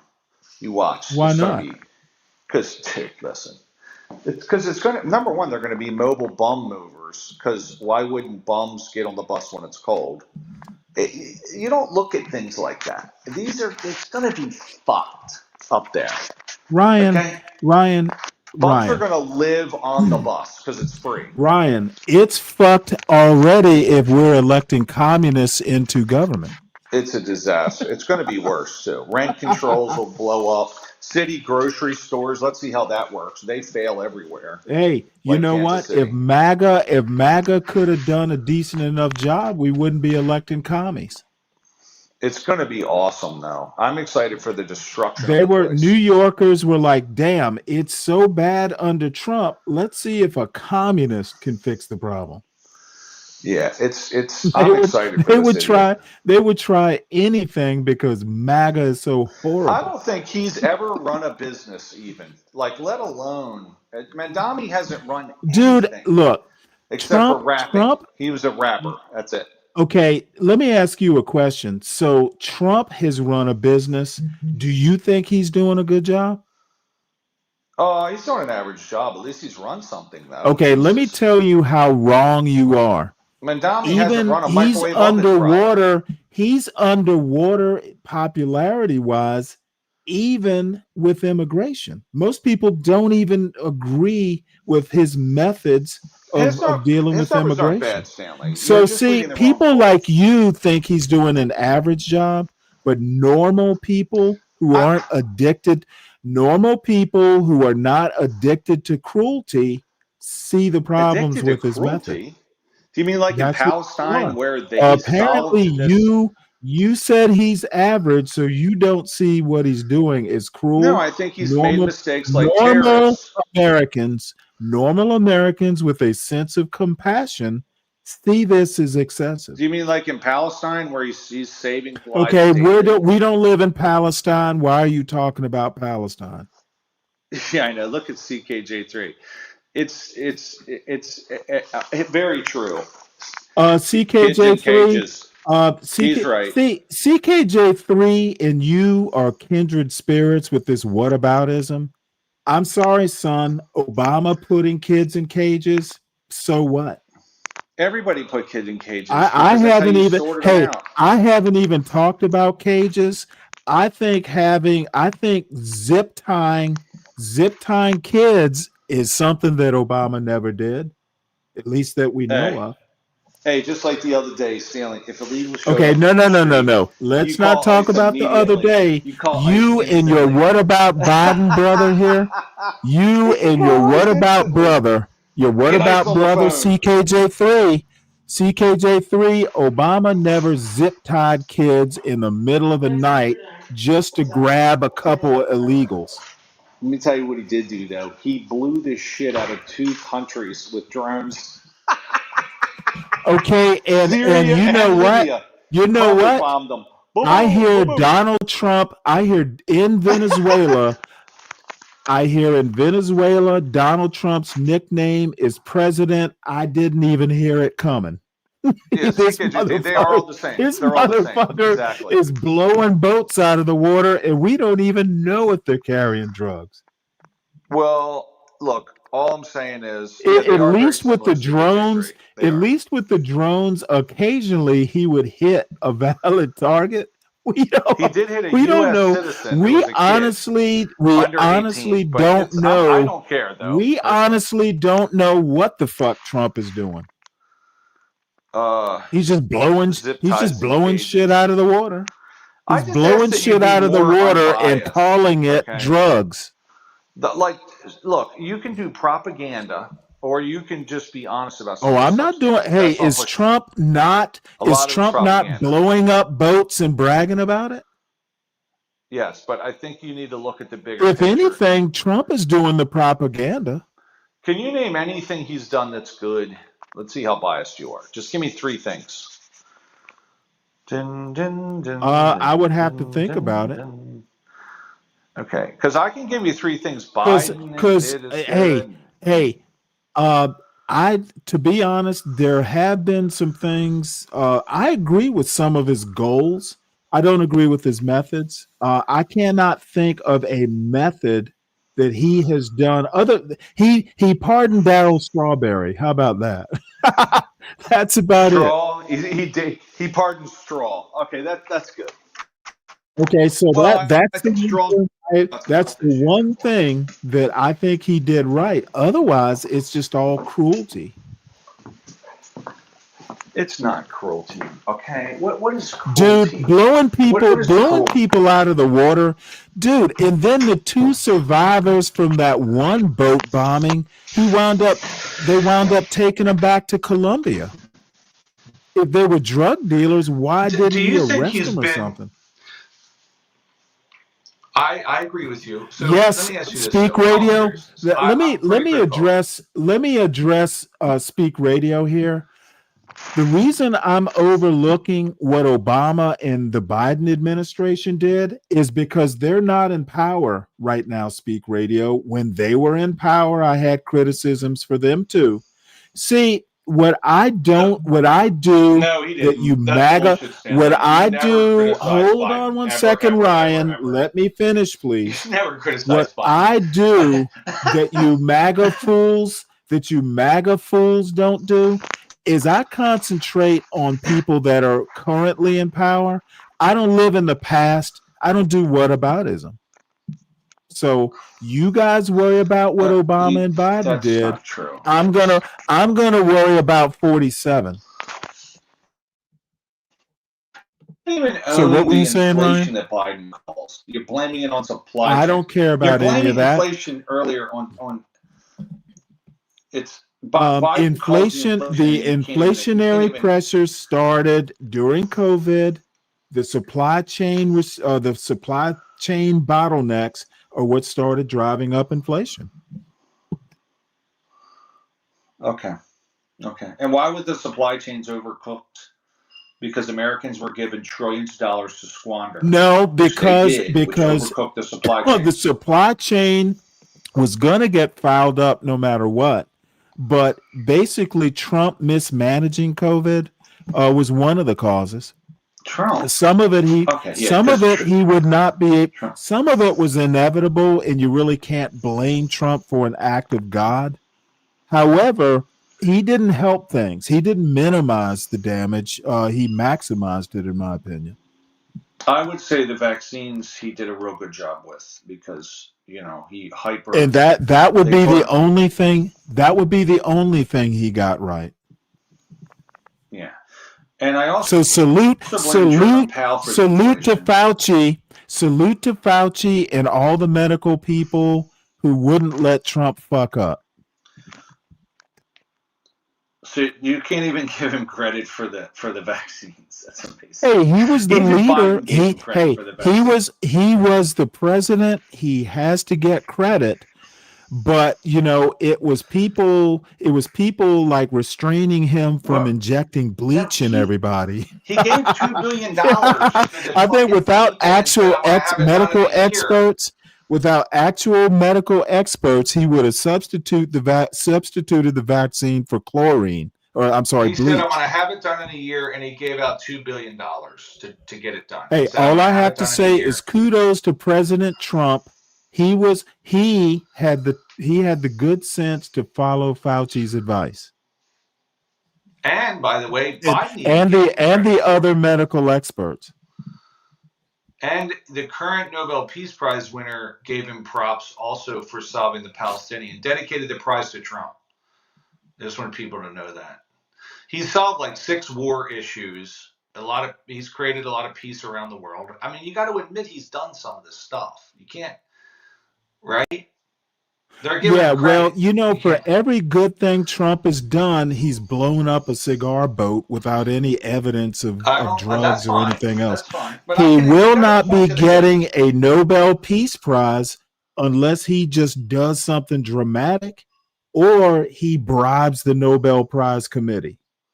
Blowing up cigar boats is not blowing up cigar boats, possibly illegally, is not going to get you a peace prize. Starting a war in Venezuela, not going to get you a peace prize. I don't disagree with that. And I don't know much about this drug boat. I know he's blowing them up. I don't know what. Okay, all I have to say is I read the newspapers every day, right, wrong, or indifferent. Something's happening.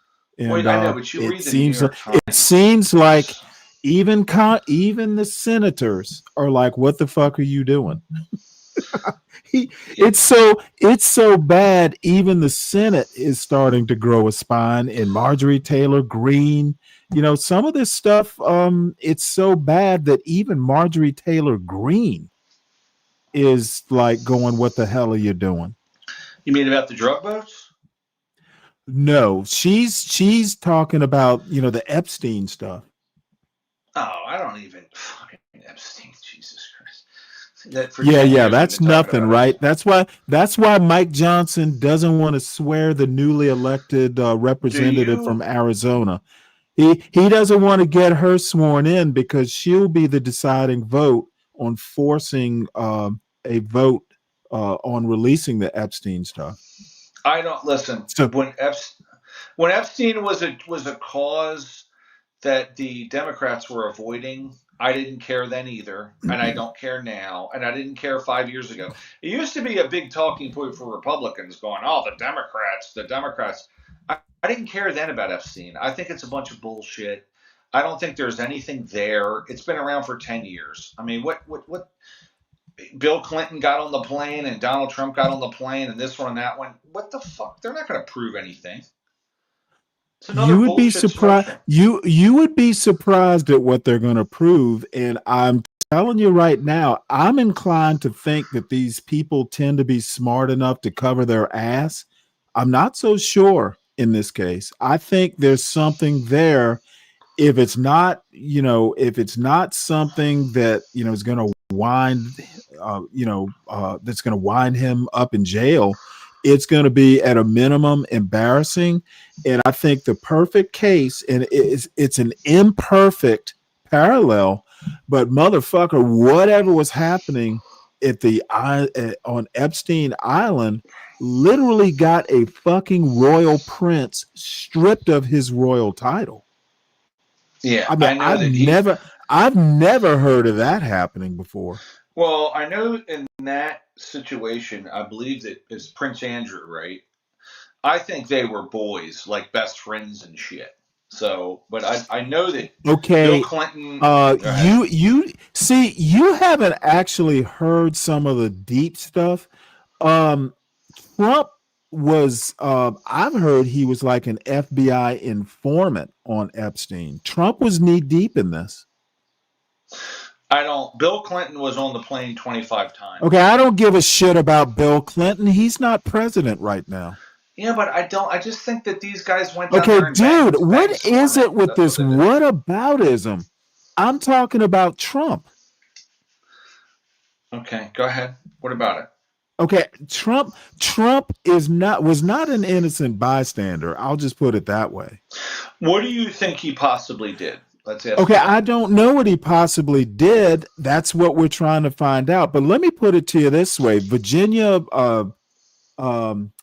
Jeffrey, whatever her last name is, the one who committed suicide. she worked for Trump. She was in like some, I don't know what she did. Trump had spas at Mar-a-Lago or something. Yes. Trump is not an innocent bystander. Okay, What that's about all I'm Alan going to say. Dershowitz? Alan Dershowitz. Don't care about Alan Dershowitz. He's never held a position of power, There's 50 and he's not. people And that have he gone to is this not the. God damn it, dude! There is nothing that annoys me more when I'm talking about Trump and everybody else's name comes up but Trump. Okay, Stanley, my point is, dude. It is so annoying. Why is Trump the only one that's guilty of anything? Because he's the only one who's president right now. But of all the is Trump not president right now? He's president. But my okay, question then is, that's why I'm concentrating on the president of the United States. And that's fine. He is the biggest issue right now because he's running the country. But if there were crimes committed, I would think that there would be a lot more people charged with various things. You know what? I don't care about that. I care about my president. Okay, and that's fine. But my question is, if there is actually, there's smoke, there's fire, right? So if there's some smoke here, why is no one else being charged? Because no one else is 47th president of the United States. So just the president's going to be charged. Not Yes, Dershowitz, just the not president the other 15 people. Hey, I don't know about anybody else. I do know about me. And my only concern right now is President Trump. And that I don't care about from a criminal standpoint, right? I don't know that he's done anything criminal. Dude, I'm not saying he's done anything criminal. I'm saying it's not just, he was an innocent bystander. And I would like to know the nature of his involvement, especially since he was the one who said he would release all the Epstein files. Yeah, that's fine. And I don't release them. Go ahead. Feel free. I think it's all bullshit personally, but whatever. Release them. Yeah, I think you should release them. You know what? You are more than willing. No. You are more than willing to look the other way. I looked the other way before. I have theories as to why you're okay with it. You probably didn't even have a problem when Trump was doing all that birther shit. You probably like, oh, there's probably something there. Really? You really think yes, I'm that really. Stupid to yes, really, Ryan. I said it, Ryan. When I have a you were probably going, hey, inquiring minds want to know. I'm a lot smarter than that, right? Like certificate of live birth is what I have. Hey, you are making excuses for the man. I'm not making excuses. You are literally going, what about Alan Dershowitz? What I'm saying is, why is no one else being charged or discussed but Trump in the situation?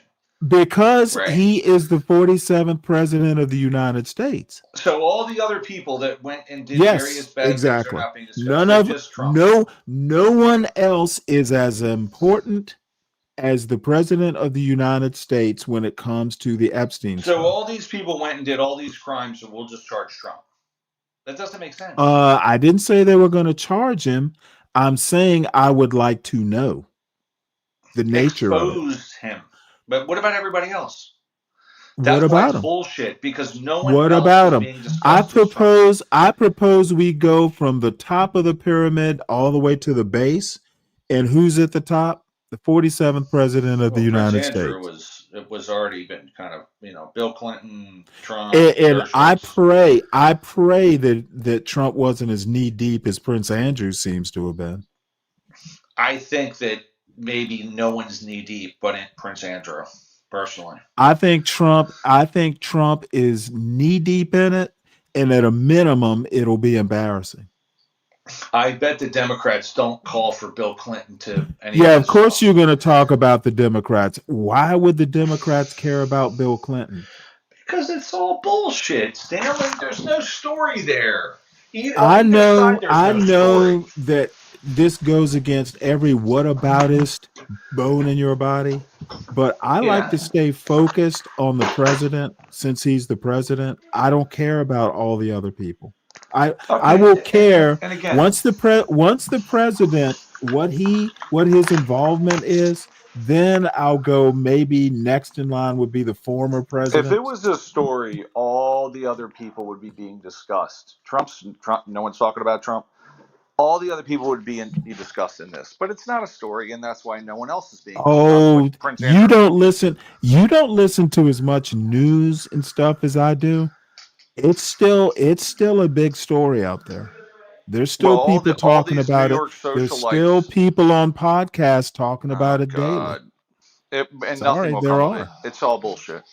It's just another wag the dog bullshit story, is what it is. See, and that is literally why I identify you as a huge MAGA person.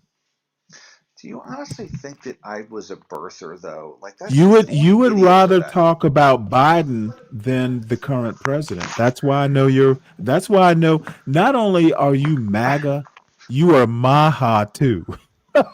You are MAGA and I Maha. think you know that I'm not none of those things. What I'm saying is, I think prior. I keep hearing you going, "Oh, hey, it's no biggie if Trump was involved." No, I'm not saying that. I didn't say that. I said before, when everyone but Trump was being accused of that story, Epstein, I also said it's a bullshit story. It's a bullshit story then, and now Okay, that Trump's dude, how being, about it's Prince been a Andrew? bullshit Since story. you want to bring up every Massive damn bullshit body story. else, is Prince Andrew a bullshit story too? I think that Prince Andrew, who apparently was with him all the time, every fucking weekend, is a story because he was with Dude, him constantly. back in the 90s, Trump wasn't with him all the they were. time. Oh, come on, man. Dude, Trump. Like When's the last time Trump Ghislaine communicated with him? Maxwell, 01? dude, Trump, 08? 06? 03? Trump and Epstein were buds. They weren't They both, buds. They dude. were New Trump York was helping. socialites like the rest Trump of them. was like helping him buy property and shit. Okay. Well, yeah, and he was his financial advisor. He was a New York socialite like the rest of them. They were all involved with each other, but I don't think that Trump was involved in. Look at you trying to in spread the prostitution. blame. No, I'm not. Okay, Stanley. You know what? You're impossible. Dude, hey, he You're met impossible. Melania in that crowd. Trump was Everyone knee was in the deep. crowd, though. Everyone was in the crowd. Okay, I don't know. Maybe I think It's a you bullshit might story. just be this. I actually think you might be this gullible, and I You can't appreciate your even. What's funny innocence. is you I don't even appreciate you allege that being there's anything. 50-some years old and still You a don't allege. wide-eyed, Well, no. innocent Tell me what boy. he did then. Tell me what he did, Stanley. What did he do? Tell me. Hey, we need I to don't find know, but out. something. All I don't I'm know, but saying is he had that to do something. Mike Johnson needs to get that lady from Arizona sworn in so they can get to the vote. That's fine. To I'd love force to know a what it floor is. vote to get the Epstein But I files haven't heard any released, allegations. so we know whether it's something or nothing.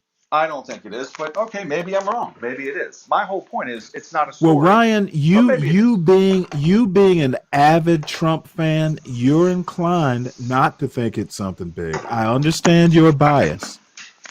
It's not. I don't think it's anything big, and I didn't before Trump. Oh, well, why would you think it's anything big? When they It's probably more like you hope it's nothing big, but I'll take your word for it.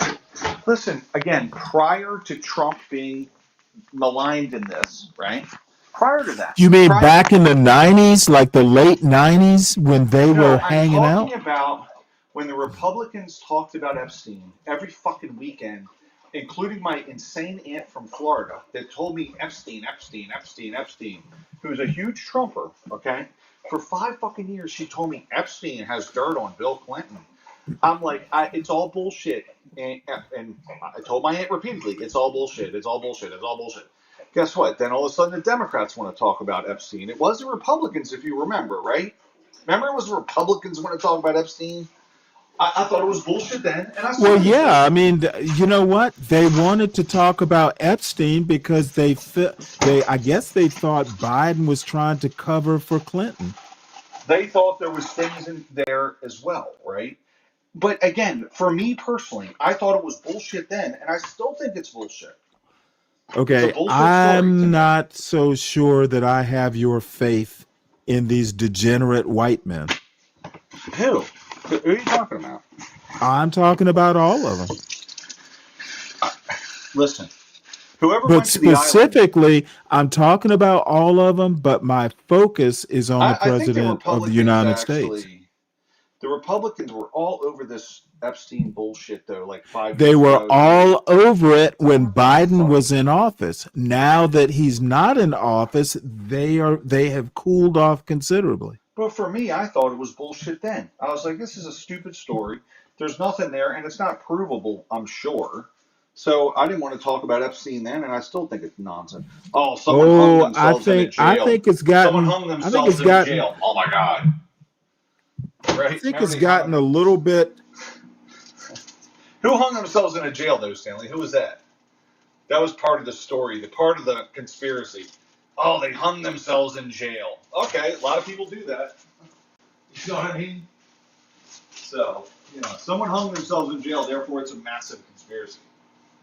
What was that from? What was it? Who hung themselves in jail? Was that him or was that Maxwell? I'm sorry, say that again. Who hung themselves in jail? Because that was part of it, remember? It was Epstein. So he actually did that. So that was part of the conspiracy. Oh yeah, someone else killed him. It was a secret operation. It's always a secret operation, by the way. Like, no, he couldn't have just killed himself because he fucking, was going to spend the rest of his life in jail. It was a secret operation. Such nonsense. I don't believe any of this shit. So anyway, I didn't believe the story then. I don't put a lot into it. Right. Anyway, all right. All right. Well, look, I gotta have dinner. I'll probably see you tomorrow. Okay. Rock on. All right, man. See you, buddy. Take it easy. Yeah, I'm about to wrap this up myself. Okay. Well, have fun. Hopefully, someone else will come up and keep you company. No, I'm tired. Long day. I'm at almost 5 hours, and that's I need my old man sleep. They gotta get some. You need to get some. What happened to 12th man? Is he gone? Where is he? He's probably passed out somewhere. He's passed out drunk. Well, of course he is. Nah, he was up there earlier when I was cycling, and then you got a bunch of people, and then I was riding my bike. Well, he looked like he was having a pretty good time already. So. Oh boy. Well, Alaska, it's 6 hours behind, so it is. I mean, shit, it is 9 a.m. I mean, why wouldn't you already be drunk by then? Well, I think it was a hangover from the night before. Oh, that'll do it. That'll do it every time. That'll do it. Yeah, 9 a.m. Why wouldn't you be 3 sheets in? So, no, I'm just kidding. That's not nice. I shouldn't say that. So, all right. Well, look, we'll catch. I'll see you, buddy. Take it easy. All right. Take it easy. All right, folks. I'm gonna wrap this puppy up for the night, and we will reconvene. I think somewhere around noon tomorrow. We'll catch up with we'll start off with the 777 and what's his name, JB Smooth interview, and we will we will go from there. And everybody, I appreciate the company. Had a good time. Hopefully everybody will have a good night, and we will catch up tomorrow.